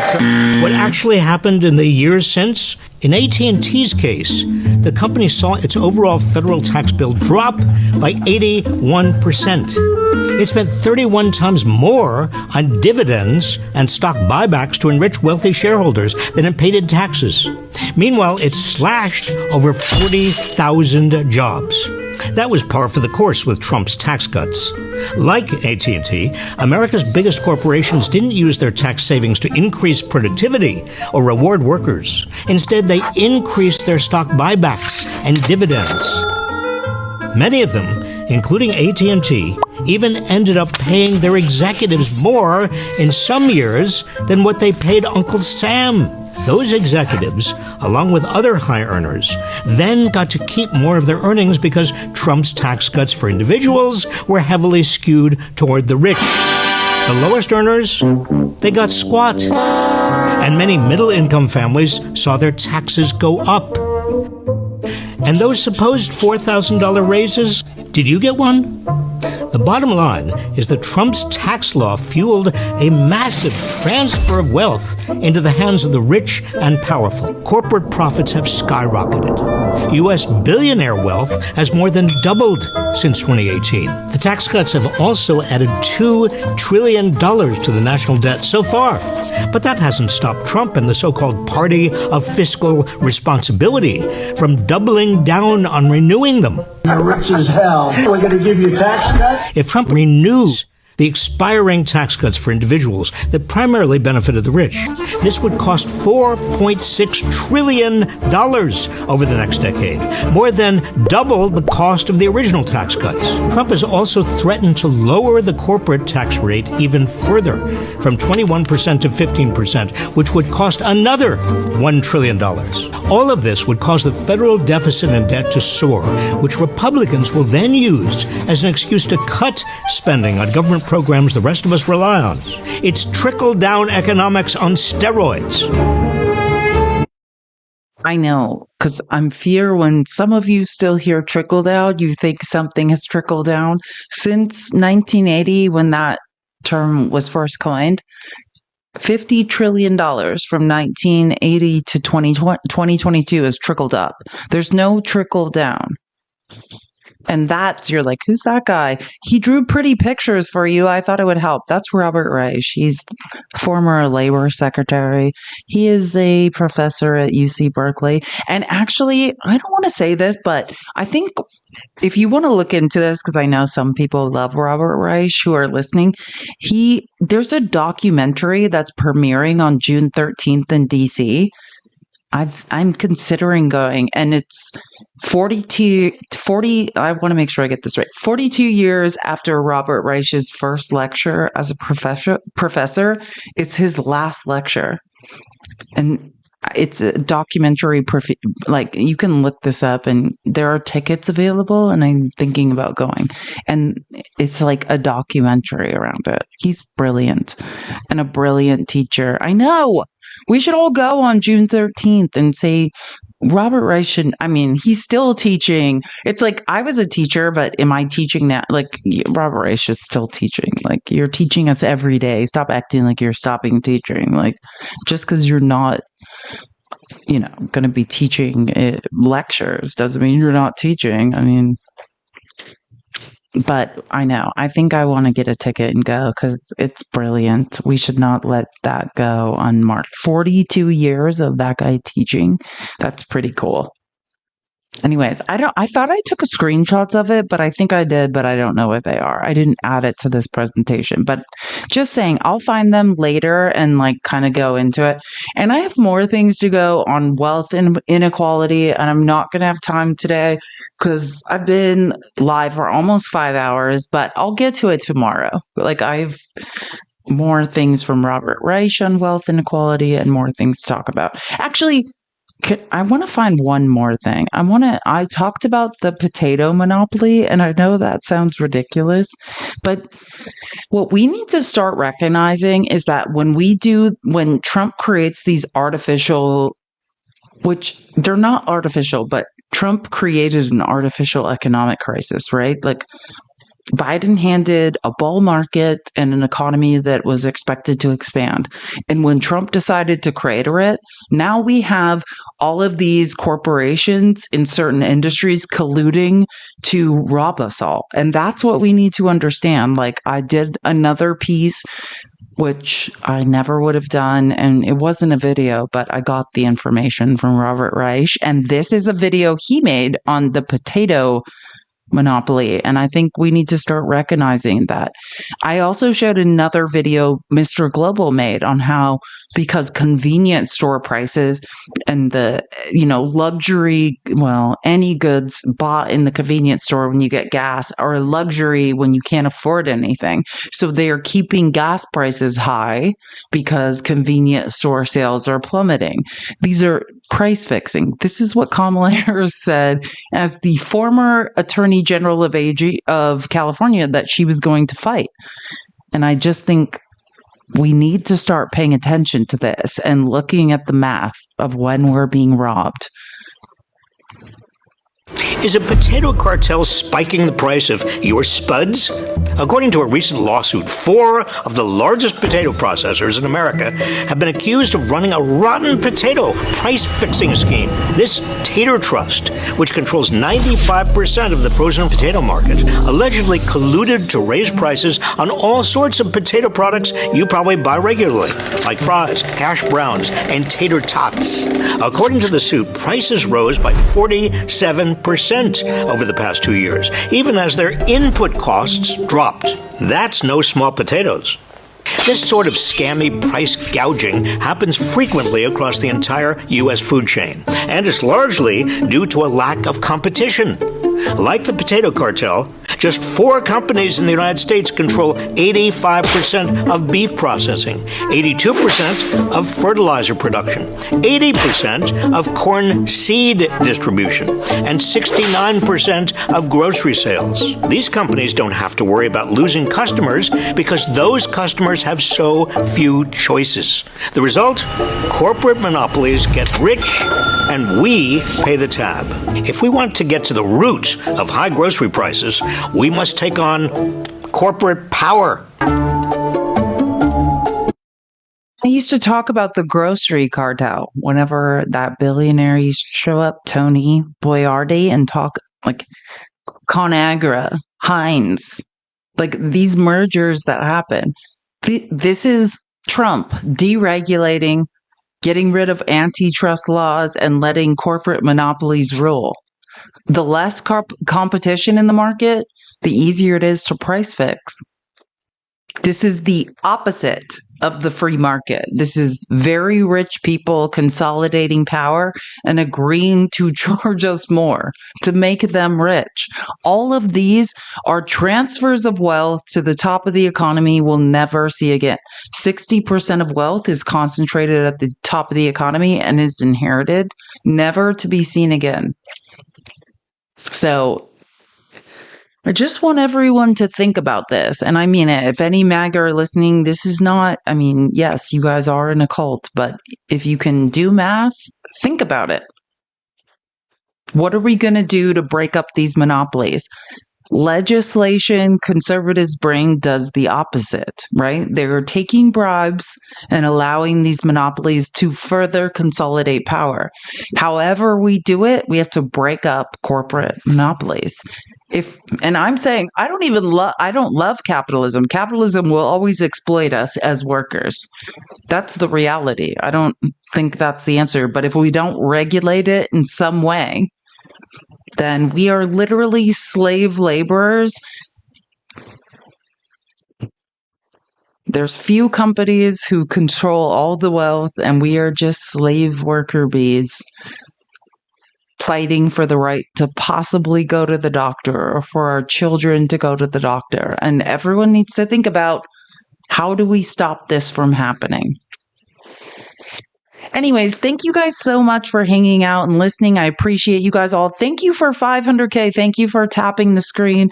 Love you guys. I'll see you tomorrow, same time, same place for the People's Receipts. Love you. Don't change for anyone, not even a court order.